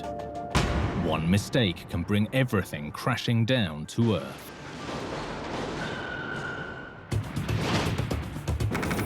Like this disaster in Illinois, a pioneering stadium brought to its knees. I noticed right away that the roof had pancaked down. Engineering errors that shook a community. You knew you had serious injuries, and some of these people were our neighbors and friends. The burning question, what had gone so catastrophically wrong?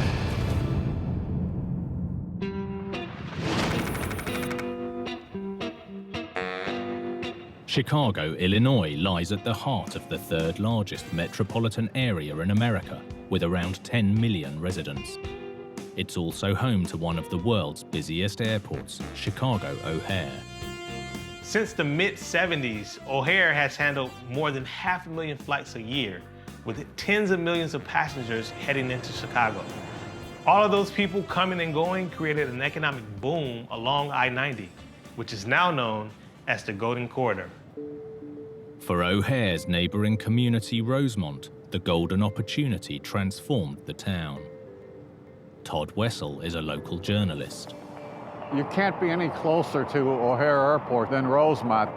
There are several cities that actually abut or touch Rosemont property, but the uniqueness of Rosemont is that it has an expressway-like road that goes in and out. It is really the only entrance in and out of O'Hare Airport, and thus the development of Rosemont. Rosemont might be small, but thanks to the Golden Corridor, it punches well above its weight. Rosemont is probably one of the most unique towns in the entire country. It's a town of 4,200 people, but it is home to a 20,000 seat stadium, convention center, luxury theater, and it's an entertainment destination for a lot of people in the Midwest and the Chicago area. In 1980, this small town gained a major new landmark, this vast multi-purpose arena, originally known as the Rosemont Horizon. The stadium has hosted everything from ice hockey to monster trucks, as well as live music from major artists like the Rolling Stones, U2, even Madonna. Inside, the 20,000-strong crowd had an uninterrupted view of the action, thanks to the giant self-supporting roof. Constructing an arena this size is always a massive engineering challenge, but building one directly under the flight path of Chicago O'Hare gave engineers a real headache: noise. As you can see, many, many thousands of planes travel very, very close to the arena, and they fly down the Kennedy Expressway and land right at the airport. But jet engines and live music don't mix. So engineers came up with a clever solution. Instead of steel or concrete, they would use wood. Professor of Engineering, Dr. Solomon Kadira explains. The reason why the Rosemont Horizon roof was to be wood versus steel, which is common to use for roof, wood is much better noise insulator compared to steel. Wood is full of tiny gaps or pores, which help to trap air molecules, dampening sound from the outside world. The fact that this arena is close to O'Hare, many planes going on top of it, and you definitely want to deaden the noise inside the arena. Construction on the $19 million stadium began in September 1978. The main structure of the arena was relatively simple, essentially 4 stories of concrete, but the epic wooden roof was unique. 16 wooden arches resting on 32 concrete buttresses would span almost 90 meters across the stadium, with hundreds of girders bolted between them, creating a solid frame, topped off with wooden planks and a 2.5 centimeter thick weatherproof canvas sheeting. At the time, this was the largest commercial roof of its kind east of the Mississippi. It was an engineering masterpiece. During the summer of 1979, the gigantic wooden roof was taking shape. When they were building the Horizon, it was special to have it here. It was something we were all very excited about having. On August the 13th, 18 workers were on the roof installing the final 2 arches. Just after 8 a.m., without warning, the innovative wooden frame collapsed.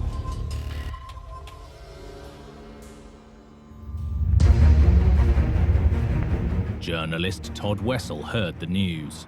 I've heard something bad had happened at the site of the Rosemont Horizon. I immediately got in my car, drove out here, and I noticed right away that there was a disaster and the roof had pancaked down.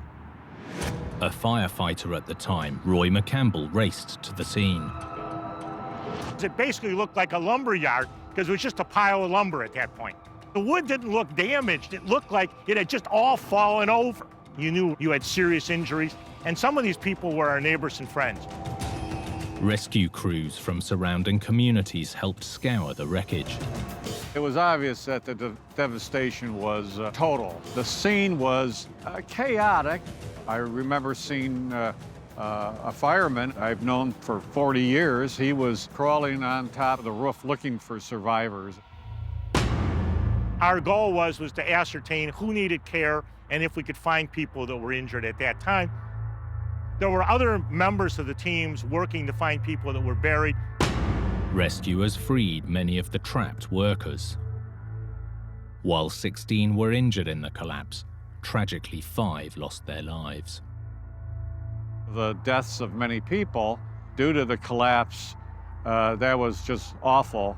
You could always build a new stadium, but you can't replace the people who passed away.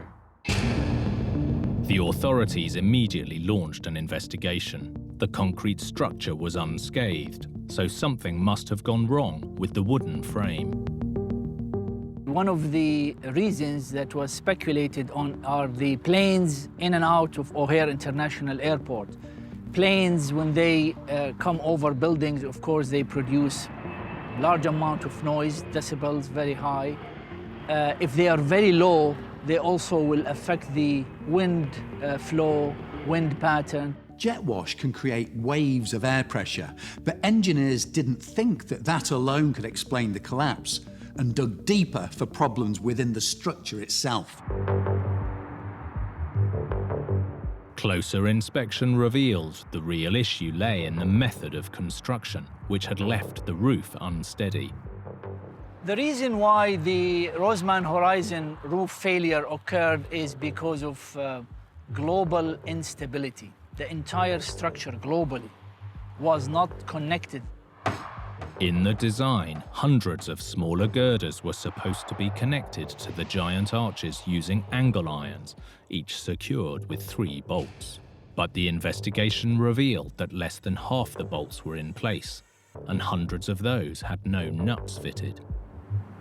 The members were not connected rigidly to each other during construction. They were apparently in the process of connecting them, but also there were some bolts that's missing. More than 53% of the bolts were not installed. Yet, it turns out that was part of the plan. They wanted to keep the roof as a flexible roof. If you install all 3 bolts and make it stiff, make it tight, rigid from the beginning, then what happens when the entire roof wants to settle down? Then there is some resistance to that settling, which creates some strange force distribution. So what they decided is, let's just install 1 bolt connecting the arch to the girder, let the structure be flexible. Engineers knew the roof would be unstable until fully secured. So steel plates, known as compensating plates, were bolted where the girders met the arches to keep things steady during the construction phase. The compensating plate that was supposed to be installed on the top of the arch, connecting all those members together, it was either not properly installed or it was not installed at all. Although they were essential to stability, barely 1/4 of the plates were properly installed. The entire roof structure was a house of cards, just waiting to fall. There was yet another problem. One reason that contributed to the lateral instability is when they were building the roof, they were stockpiling materials on the side of the structure. So at certain locations, they were what we call concentrated load. It is not a uniform load. That load was they're just stockpiling, and from the calculation that done later, that stockpile of materials and light equipment and the weight of the workers exceeded the maximum that's allowed by more than 50%. Now all it needed was a nudge. The wind was blowing on the side of the arches. That also contributed to the lateral instability of the arches. So all of those reasons combined contributed to the global instability of the roof that caused the collapse. The National Weather Service at O'Hare reported winds of less than 23 kilometers an hour at the time. It really didn't take much to bring the roof crashing down. The collapse devastated the community. However, the city of Rosemont was determined to rebuild. This time, every single critical piece was fully in place. Anytime there is a collapse, the construction industry, the engineering industry learn from any collapse. There's nothing better than learning from failures to avoid the failure in the future. The Rosemont Horizon finally opened to the public in May 1980. Once the stadium was built and ready to go, we attended the very first show here, George Burns and Kenny Rogers, and we knew from the get-go that this was going to be a real winner for our community. More than 4 decades later, the stadium still stands in honor of the workers who died on that tragic day in 1979. I never forget the sacrifice that was made. I never forget the day, because I think the people that sacrificed needed to be remembered, the events needed to be remembered, and there's part of history here. When building big, every component, no matter how small, is crucial. Get it wrong and catastrophe can be just around the corner. Like this failure in Michigan, a nightmare on a major highway. It was one of the worst segments of road that I've ever driven on in the United States. A shortcut that drivers would rather avoid. People were choosing to drive for an extra hour just to stay off this road. A freeway that failed to stand the test of time. Just deteriorated very quickly, and obviously much too quickly.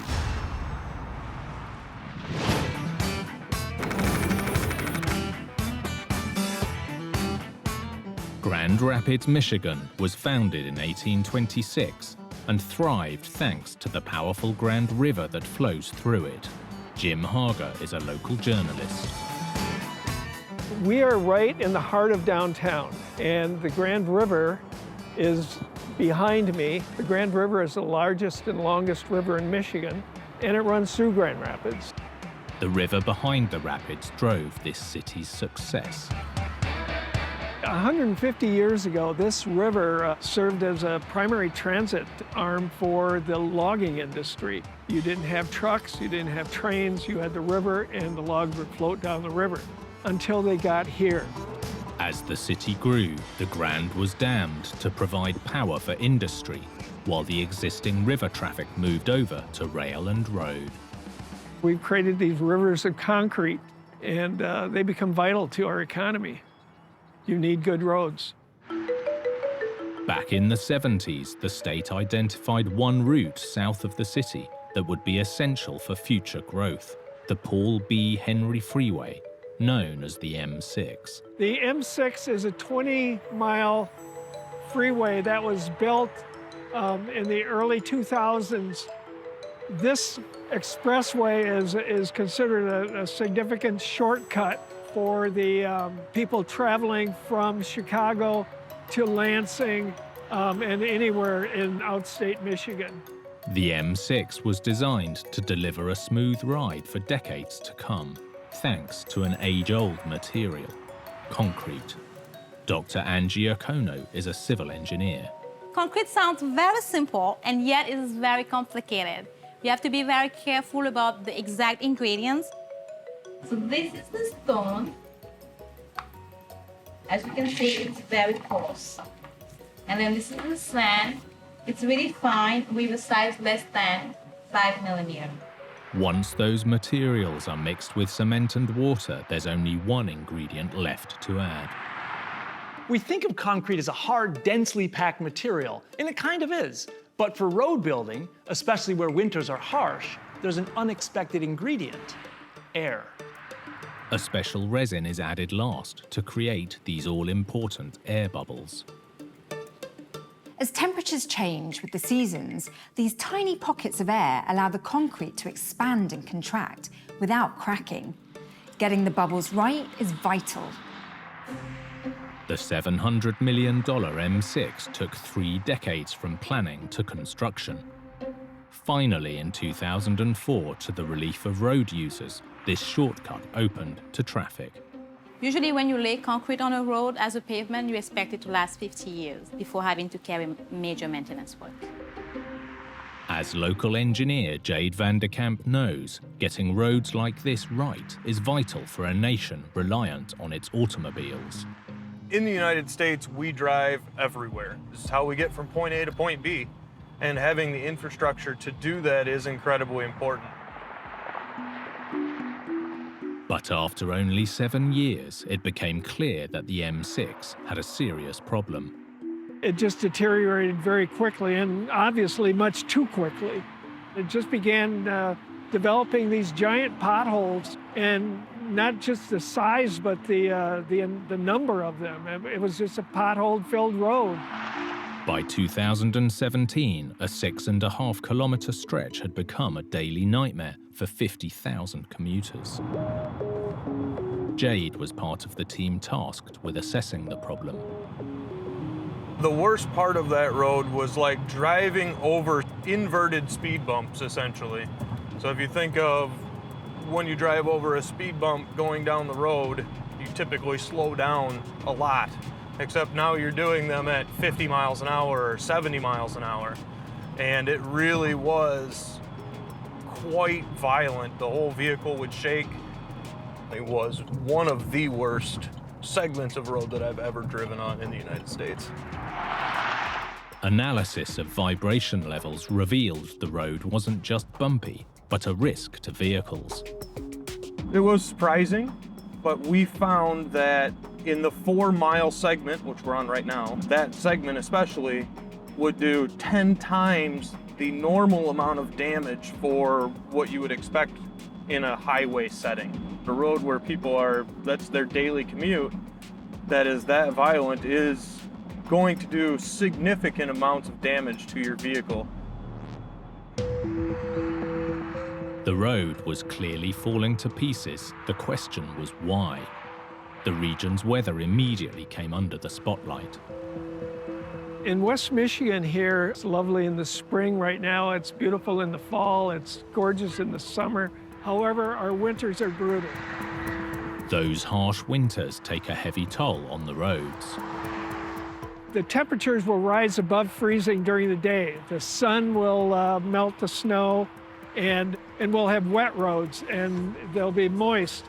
And in the evening, when it gets colder and below freezing, it turns to ice. With time, most roads develop cracks, and when it rains or snows, water gets in. Now that's no problem in the warmer months. But in the winter, when the water freezes, it causes the cracks to grow. And then this cycle is going to repeat again, because then the next time that you have a freeze, because you have the micro cracks, you have more water seeping in. Again, it's going to freeze, expand, and then you're going to keep propagating the micro cracks. But the cold weather alone didn't explain the speed of the failure. A closer inspection revealed a hidden flaw. The very thing that should have ensured the integrity of the concrete, the air bubbles. Analysing the concrete, experts believe the bubbles, although already tiny, might have been too small, the result of using new, untested resin to create them. The state's Department of Transportation also suggested that the journey from the concrete mixing location to the construction site could have played a part. Ironically, transporting the concrete on rough roads before it was poured might have shaken some of the air out of the bubbles. With the bubbles too small to do their job properly, harsh salts and the freeze-thaw cycle rapidly accelerated the damage, causing the M6 to crumble. In 2017, a $9.5 million project was announced to replace the failing concrete on the worst affected parts with new asphalt. When we found out it was going to be replaced, I think the initial reaction was finally. After a 6-month closure, the M6 reopened to the relief of local drivers. My personal experience was it was great to be able to use all the lanes again. It was so much smoother than it had been, and I didn't avoid it anymore. It was nice. I mean, it's went from probably the worst road that I've ever driven on to one of the nicest roads that you've driven on.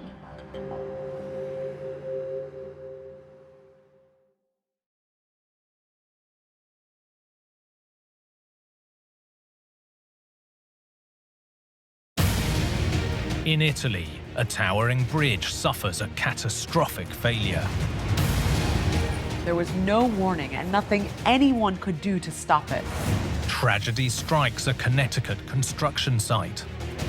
The building was totally collapsed, as if a bomb had gone off. In Canada's capital, devastation as a bridge fails mid-construction. Boom, everything went down. So you didn't even have a chance to move. And in Australia, a legendary icon that's been getting critical reviews. It's always been quite controversial amongst musicians and performers. With big builds, even the smallest mistake can be a huge disaster. From miscalculations to misunderstandings, some with deadly consequences. These catastrophes are every engineer's worst nightmare.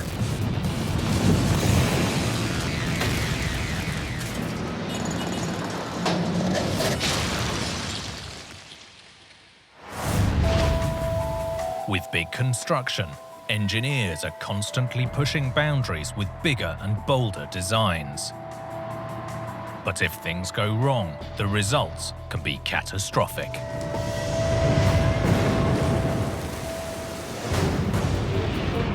Like this disaster in Italy, a devastating failure on a vital crossing. Diciamo, la scena che si è presentata è difficile da descrivere. La percezione della tragedia, del dramma è stata immediata.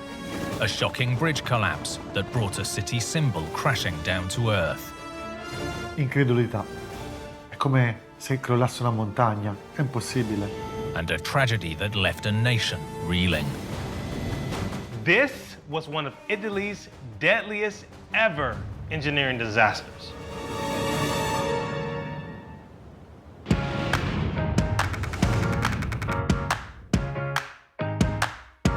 Genoa in northern Italy is one of the country's most historic ports and the birthplace of Christopher Columbus. Like many local residents, Giuseppe Leonardi is proud of his city's long-standing maritime traditions. Genova è sempre stata una città sul mare e continua, seppure diciamo con sistemi ovviamente consoni all'epoca che stiamo vivendo, ma continua a vivere per il mare e con il mare. As Genoa's economy and population grew, its aging infrastructure was struggling to cope. So in the 1960s, engineers built this, the Viadotto Polcevera, or Morandi Bridge. At the time, it was one of the longest concrete bridges in the world.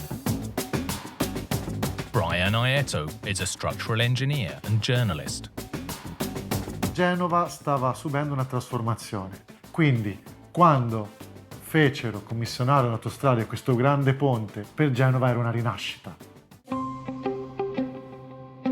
Opened in 1967, the Morandi Bridge towered high above the city, carrying traffic on one of the busiest highways in Europe.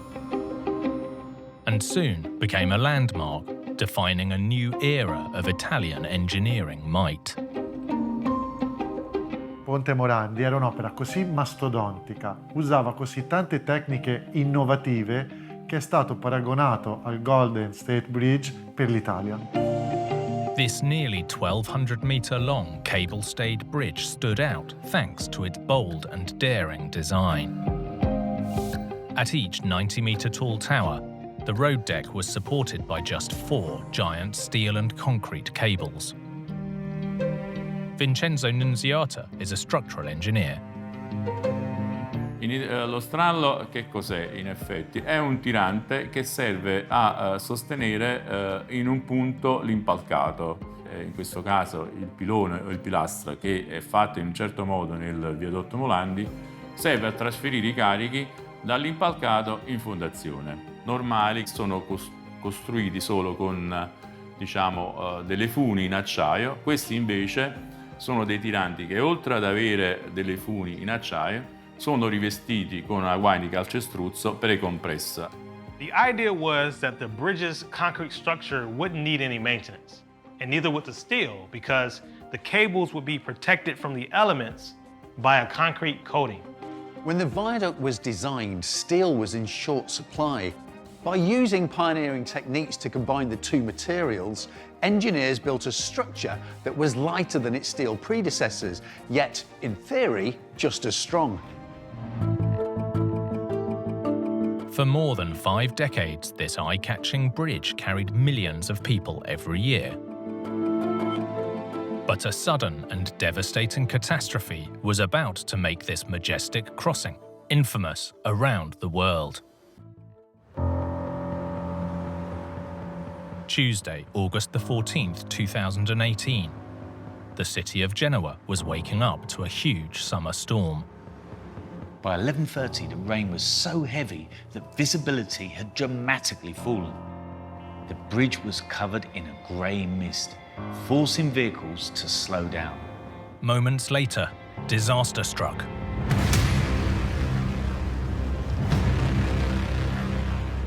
Footage captured by security cameras showed a nearly 200-metre section of the bridge collapsing, along with one of its 3 supporting towers. Unable to stop, vehicles fell around 45 metres to the ground. President of Genoa's Red Cross, Giuseppe Leonardi, received a call that the bridge was down. Tanto nessuno di noi immaginava una cosa di questo genere. E quindi la percezione della tragedia, del dramma è stata immediata. When Giuseppe arrived on the scene, his worst fears were confirmed. Diciamo, la scena che si è presentata è difficile da descrivere. Comunque, diciamo, le macerie erano dappertutto Vi chiedo scusa, ma... The symbol of Genoa and Italy's engineering prowess was in ruins. But incredibly, one truck on the bridge had managed to stop just in time. L'autista, ho sentito poi raccontare, è corso indietro verso la galleria per avvisare il più possibile quelli che sopravvenivano di fermarsi. E forse il suo intervento è stato fondamentale per salvare la vita di molte persone. While the truck driver's quick thinking had probably saved lives, dozens of vehicles had already gone down with the bridge. Tragically, 43 people died. La scena che si è presentata era una scena che ritengo di non essere capace di descrivere nella sua tragicità, nella sua realtà. This was one of the worst engineering disasters in Italy's history, and the nation demanded answers.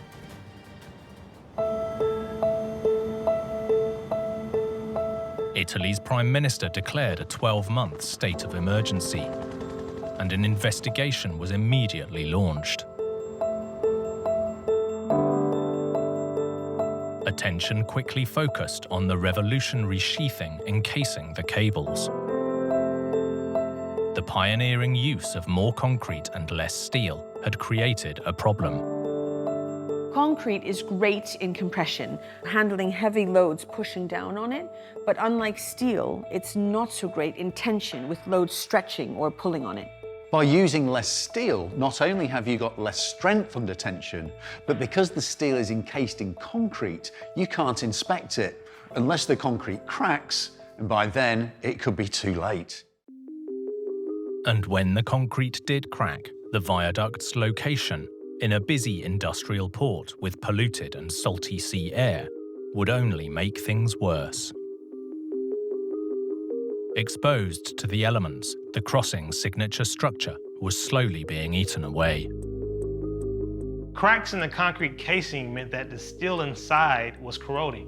hidden and out of sight. The very thing that was meant to be protecting the steel was in fact slowly destroying the bridge. With millions of vehicles crossing every year, and after more than 5 decades of deterioration, the bridge suddenly and tragically gave way. C'è chi dice che si è rotto lo strallo, chi dice che si è rotto prima la trave, alla fine comunque si è rotto un qualche cosa che ha comportato che l'antenna ha comportato, diciamo, come se fosse diciamo, una costruzione Lego, cioè tutti gli elementi che componevano la struttura, quindi pilone, antenna, cavalletto impalcato, come un sistema, con una rottura a catene, in effetti è crollato l'intero ponte. It turns out the signs had been there for years. More than 25 years before the collapse, the concrete encased cables were already heavily corroded. But instead of replacing them, the decision was taken to add extra cables around the outside. Chi ha studiato un po' ingegneria civile sa che le strutture non crollano all'improvviso, avvisano. Un edificio in muratura mostra lesioni, una struttura in acciaio si deforma tantissimo, così come una struttura in cemento armato. Le strutture, se osservate, ci parlano, a volte gridano il loro malessere e può questo grido durare per anni. Sta a noi ascoltarle e intervenire prima che l'inevitabile accada. While the judicial case is ongoing, in December 2020, it was reported that the inquiry is focused on both design flaws in construction and poor maintenance as the most likely causes. The recovery and cleanup operation was huge. Nearly a year after the disaster, the 2 remaining spans were finally demolished, and work began on the new crossing. Construction crews worked round the clock, and the new bridge was opened less than 2 years after the tragedy. With the new bridge, the spans are entirely supported from beneath by 18 giant concrete piers. Although the new crossing was born of tragedy, 43 lights will serve as a constant reminder of the 43 people who tragically lost their lives. Il ponte ormai era uno dei simboli della città, no? Di cui si andava anche orgogliosi. Quindi ci ha colpito tutti. Spero che il Ponte Morandi il lascito del Ponte Morandi, di questa immensa perdita, ci ricordi l'importanza di prenderci cura di quello che abbiamo, che è inestimabile e unico, e come mi piace a volte dire, è il nostro onere e il nostro onore.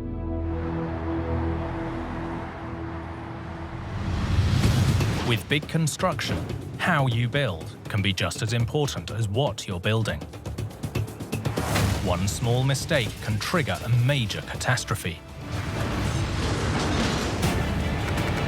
Like this project in Connecticut that came crashing to the ground. Without any warning, both buildings totally collapsed.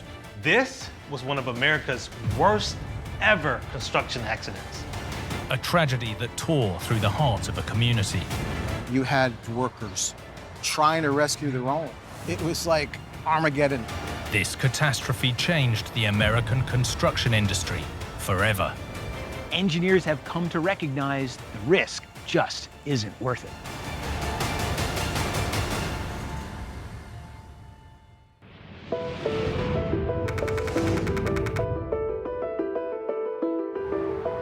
Bridgeport, Connecticut. Once a whaling and shipbuilding town, this historic seaport has become a cultural hub. Lenny Grimaldi is a local journalist. Bridgeport is Connecticut's largest city. It's situated about 50 miles north of Manhattan. Bridgeport's known for its beaches and parks. There's a new buzz in Bridgeport right now because it's becoming an arts and entertainment destination, driving a lot of new people here. But this thriving town hasn't always had it so good. In In the 1970s, Bridgeport was suffering from mass unemployment, rising crime, and people were choosing to leave. But in the 1980s, there were hopes that the city would turn things around with new construction projects. In 1986, construction began on a luxury apartment complex to breathe new life into downtown Bridgeport.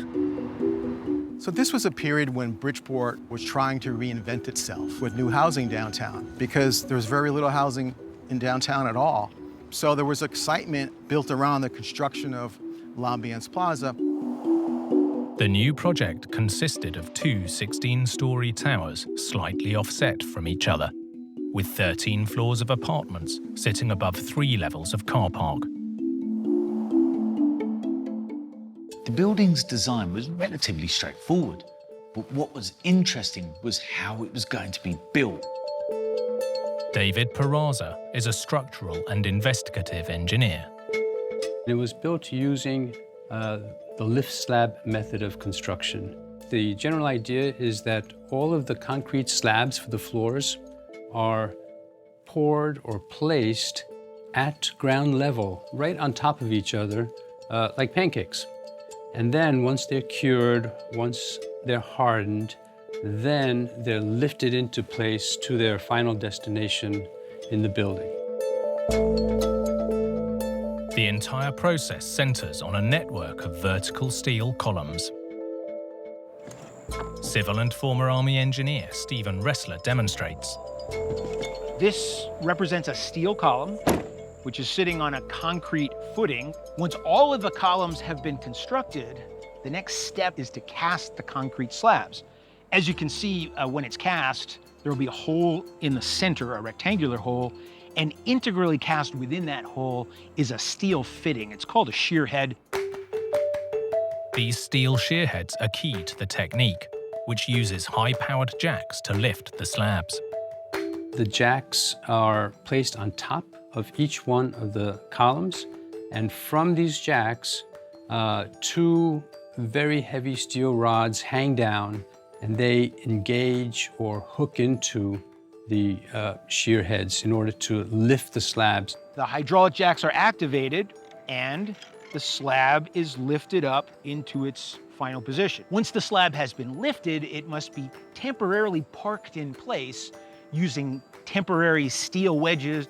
At each shear head, there would be 2 of these wedges that were installed in order to park the slab. There'd be one inserted on one face of the column, and then another one that's inserted on the other face of the column. And then these steel wedges are welded into position. The jack can then be removed.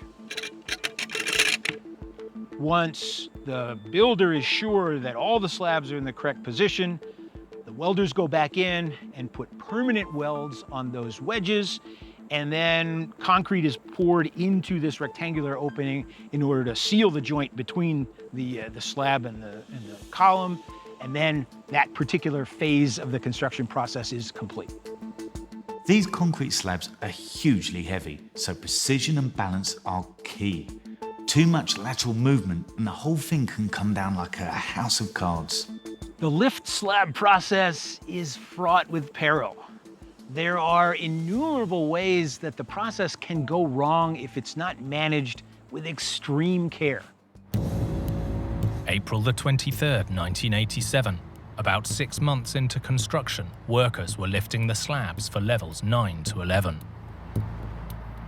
Journalist Lenny Grimaldi was on leave when his newsroom called. My answering unit was very, very loud and very, very clear. Lenny, your vacation's over. Get into the office. L'Ambiance Plaza has collapsed. Mayor at the time, Tom Bucci, also heard the news. I thought maybe 1 or 2 floors had collapsed. Never did I think the entire building collapsed. How could that be possible? Both towers had crashed to the ground. Some eyewitnesses said the building came down in as little as 2 seconds. Tom and Lenny headed to the scene. I got out of the car and saw the building was totally collapsed. And it was as if a bomb had gone off.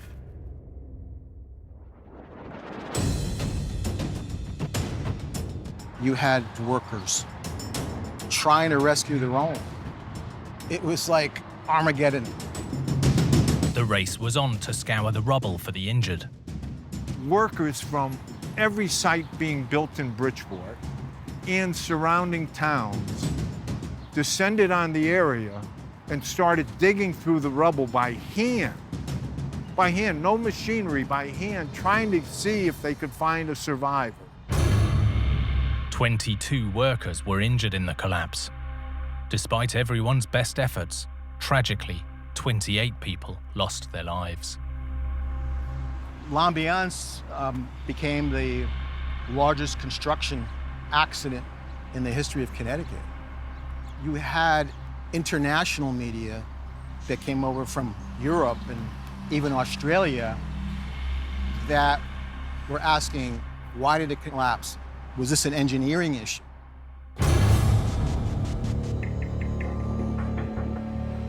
OSHA investigators arrived on the scene the same day and called in the National Bureau of Standards to help establish what had gone so badly wrong.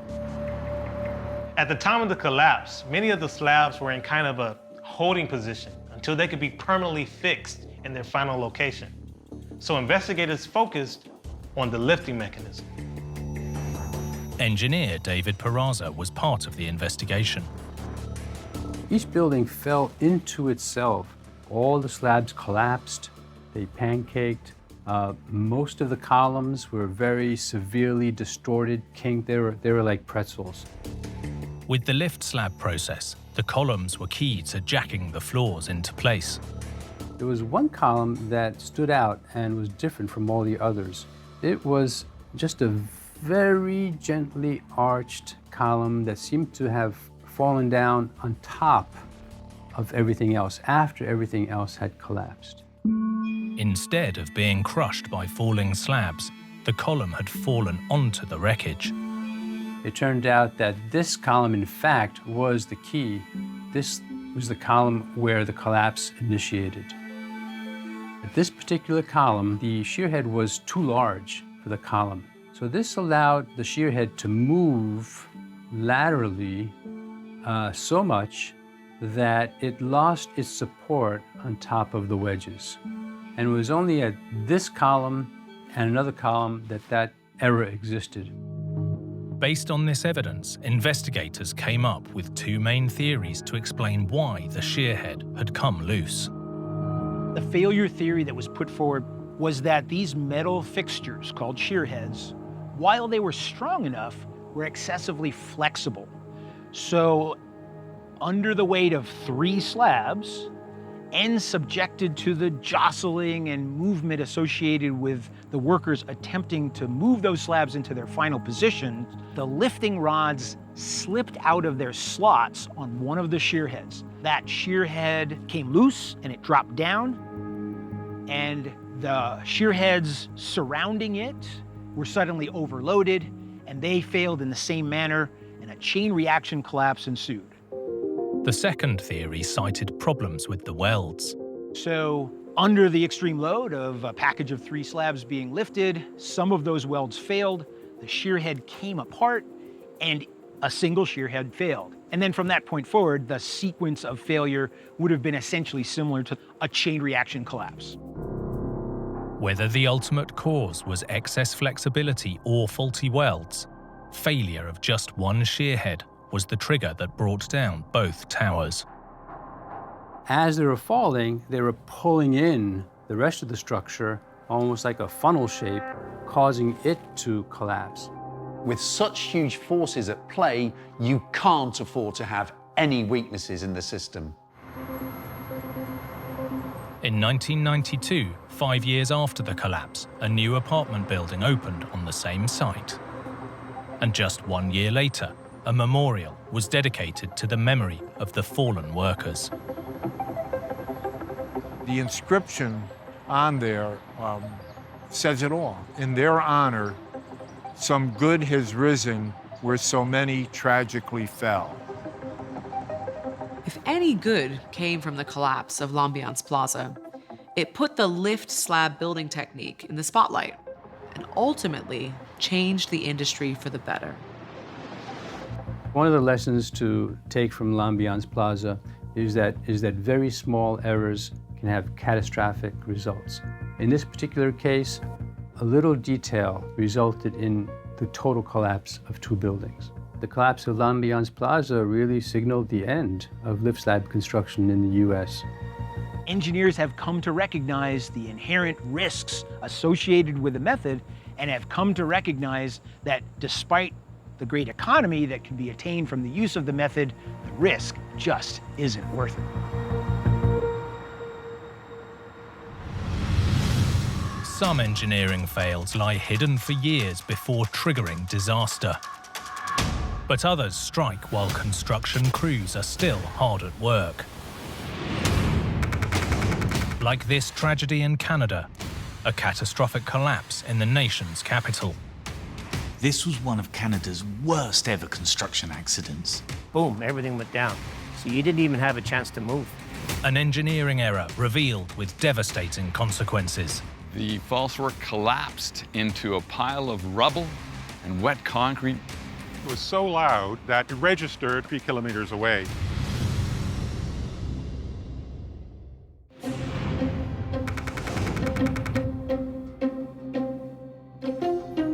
Ottawa, Canada, was established where the Rideau and Ottawa rivers meet. It was once a small trading outpost known as Bytown, then became the nation's capital in 1867. Ottawa was picked as the nation's capital because it was centrally located between Toronto and Montreal, and it had great transport links by water, by rail, and later by road. And the city has been growing ever since. James Powell is a local historian. In the mid-1960s, the federal government wanted to move out of the downtown core and to build new office structures here on the periphery of the city. So the federal government was very keen on improving transportation links out here. Key to improving those links would be this, the Heron Road Bridge. Completed in 1967, it connected the city across 2 waterways that had once divided it.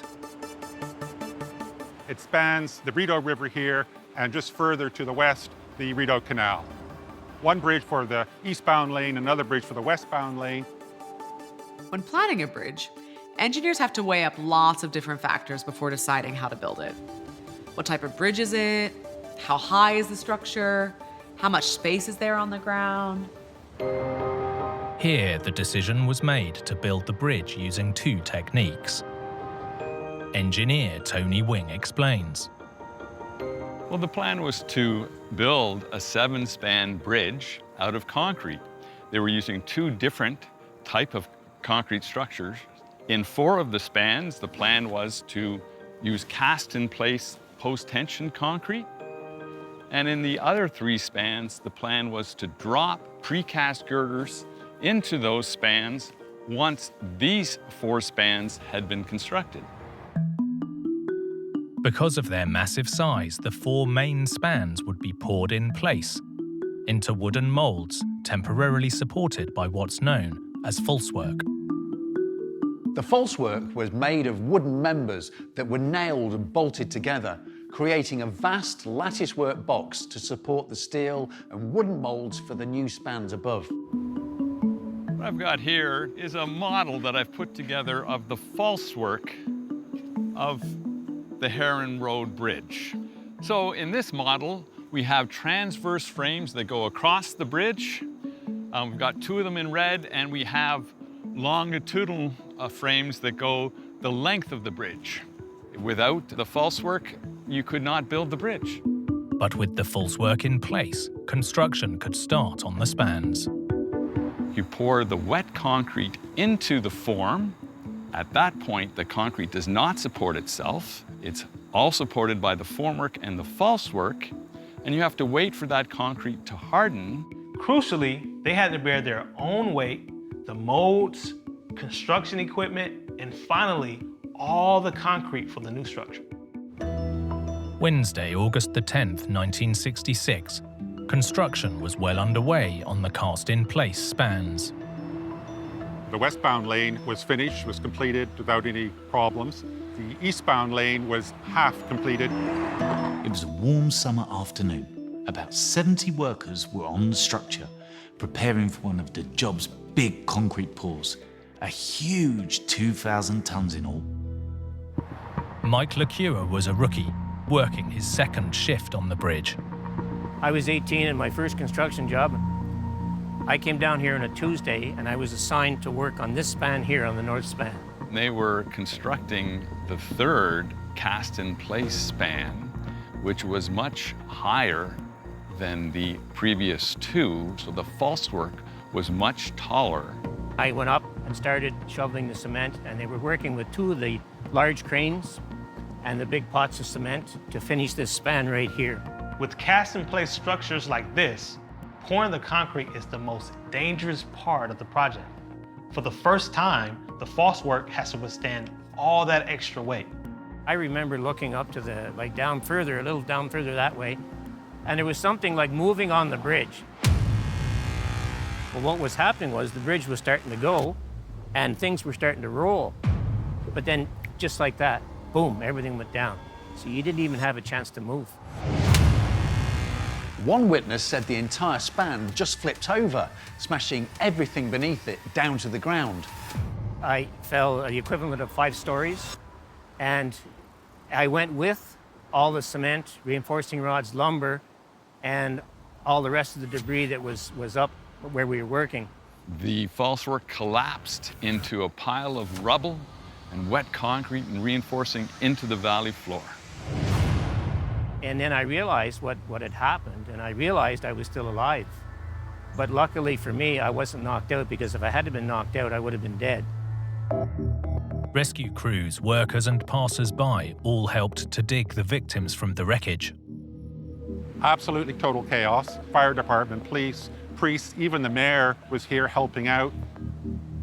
A buddy of mine was up at the other end, and I knew he was there, and we had to find him, eh? So another friend of mine came from this span here, and he found me, and we kind of tended to, getting the cement out of my face, because I couldn't hardly see, because it was in your nose, in your mouth, because they kept pushing me down and down. Right?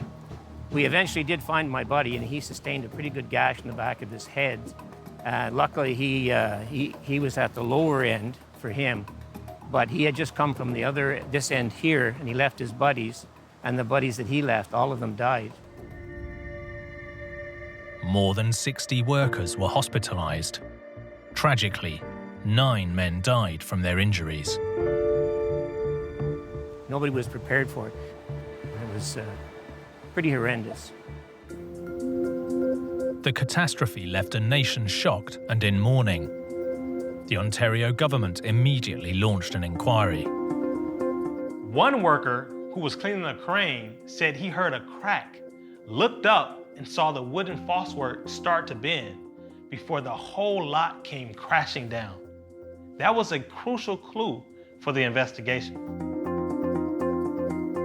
Investigators discovered a key piece of the falsework was missing, as engineer Tony Wing demonstrates.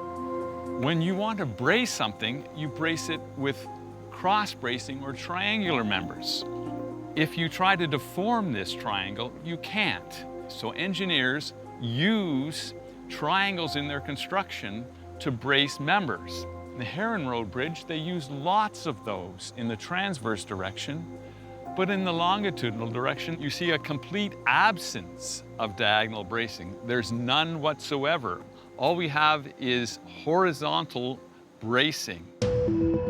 Horizontal bracing alone left the falsework vulnerable to deformation. When you're pouring tons of wet concrete into a mold, the forces aren't just acting downward.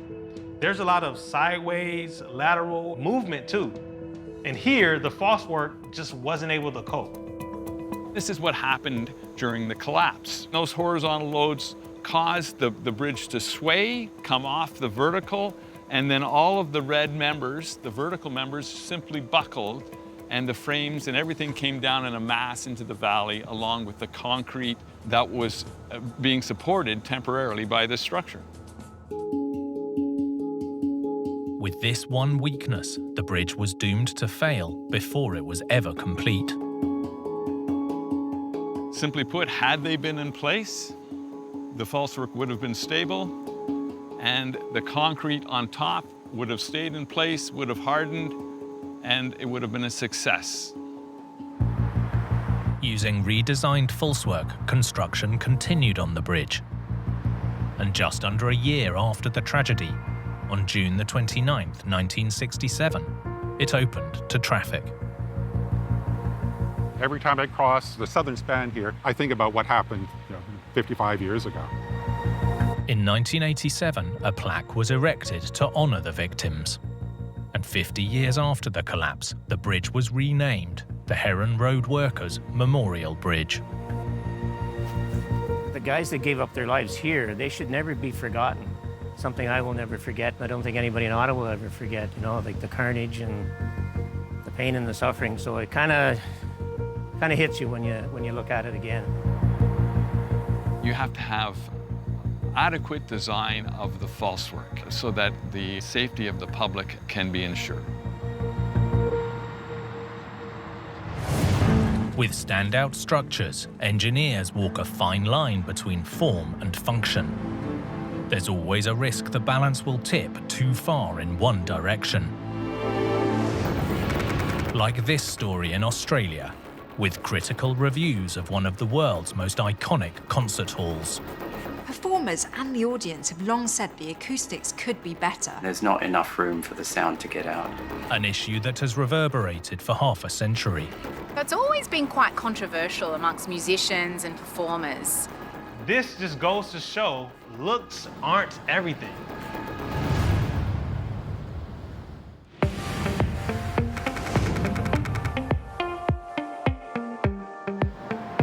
Sydney, Australia, is regularly voted one of the most livable cities on Earth.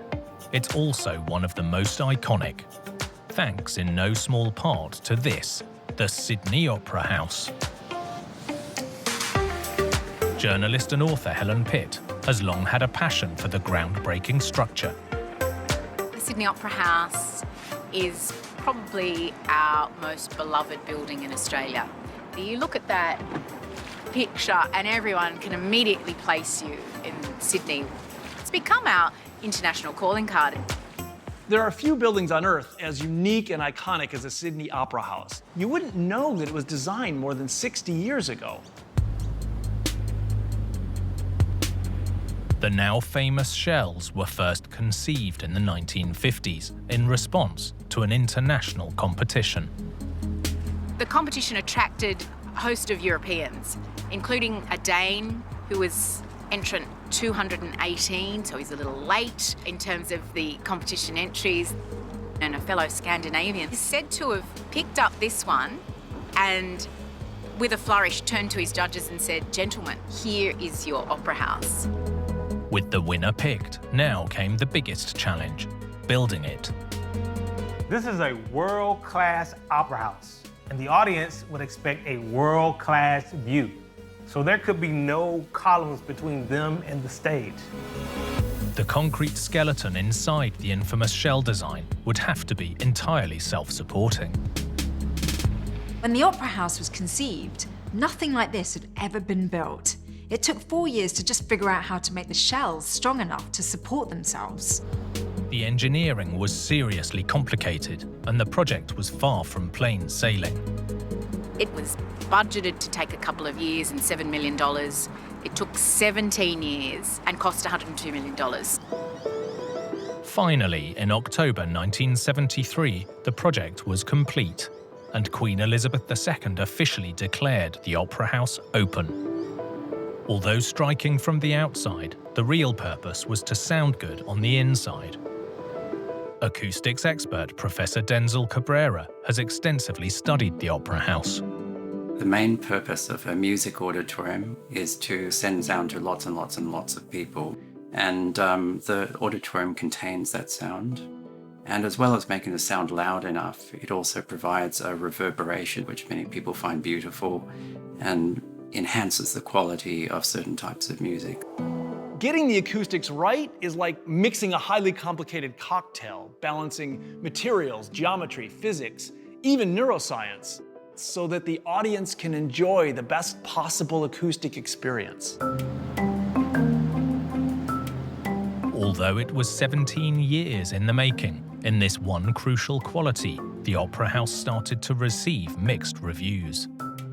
The Opera House is clearly a very inspiring venue to attend, as well as the dramatic exterior, and the sound is pretty good. It could be better though. So it's always been quite controversial amongst musicians and performers, the actual things that it delivers acoustically. The obvious question was why. It all comes down to a decision made years before the Opera House ever opened its doors. The original plan was for the opera to be in the larger shell, but at the time, symphonies were more popular than the opera, so the decision was taken to swap the two. Ultimately, neither was the right size for the job. The trademark shell design added to the complications.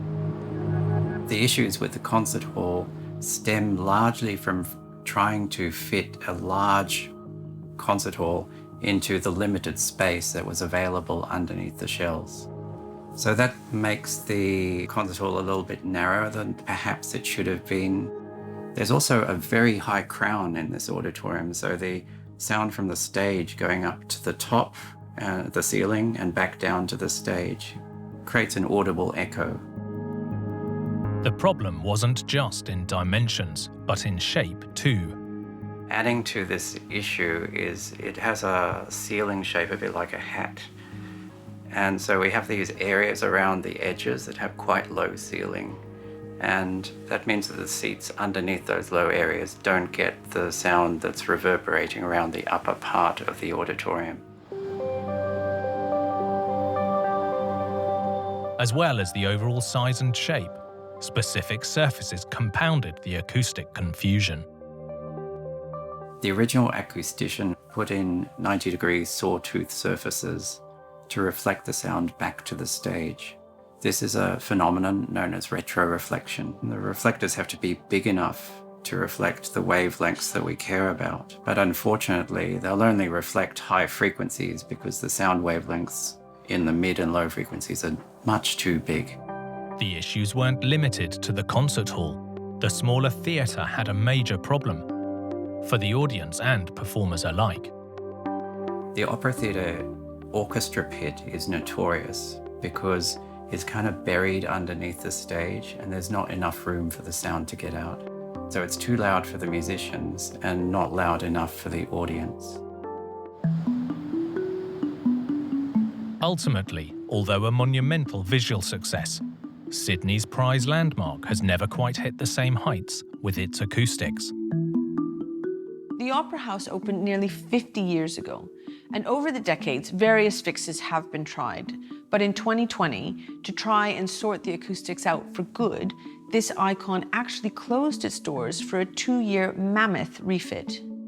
One of the modifications that's being done to the concert hall is increasing the surface area of the reflectors. This will reduce or eliminate the floor-ceiling echo and also provide the musicians with a better lower mid-frequency, maybe a warmer sound. They'll be able to hear each other better.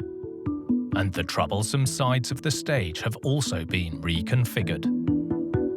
The faces of the vertical elements around the stage, these have been replaced just recently with wavy surfaces. Wavy surfaces provide a diffuse reflection, which means that the sound comes from a large surface area in a diffuse way to a listener, rather than coming as a chunk from one direction all at once. When this huge renovation project is finally done, the hope is that Sydney's iconic opera house will sound every bit as amazing as it looks. I still feel it every time I fly in and out of this beautiful city. I don't see the Sydney Opera House, I see my Sydney Opera home, and that's what it means to most Sydneysiders. It's not a house, it's our home.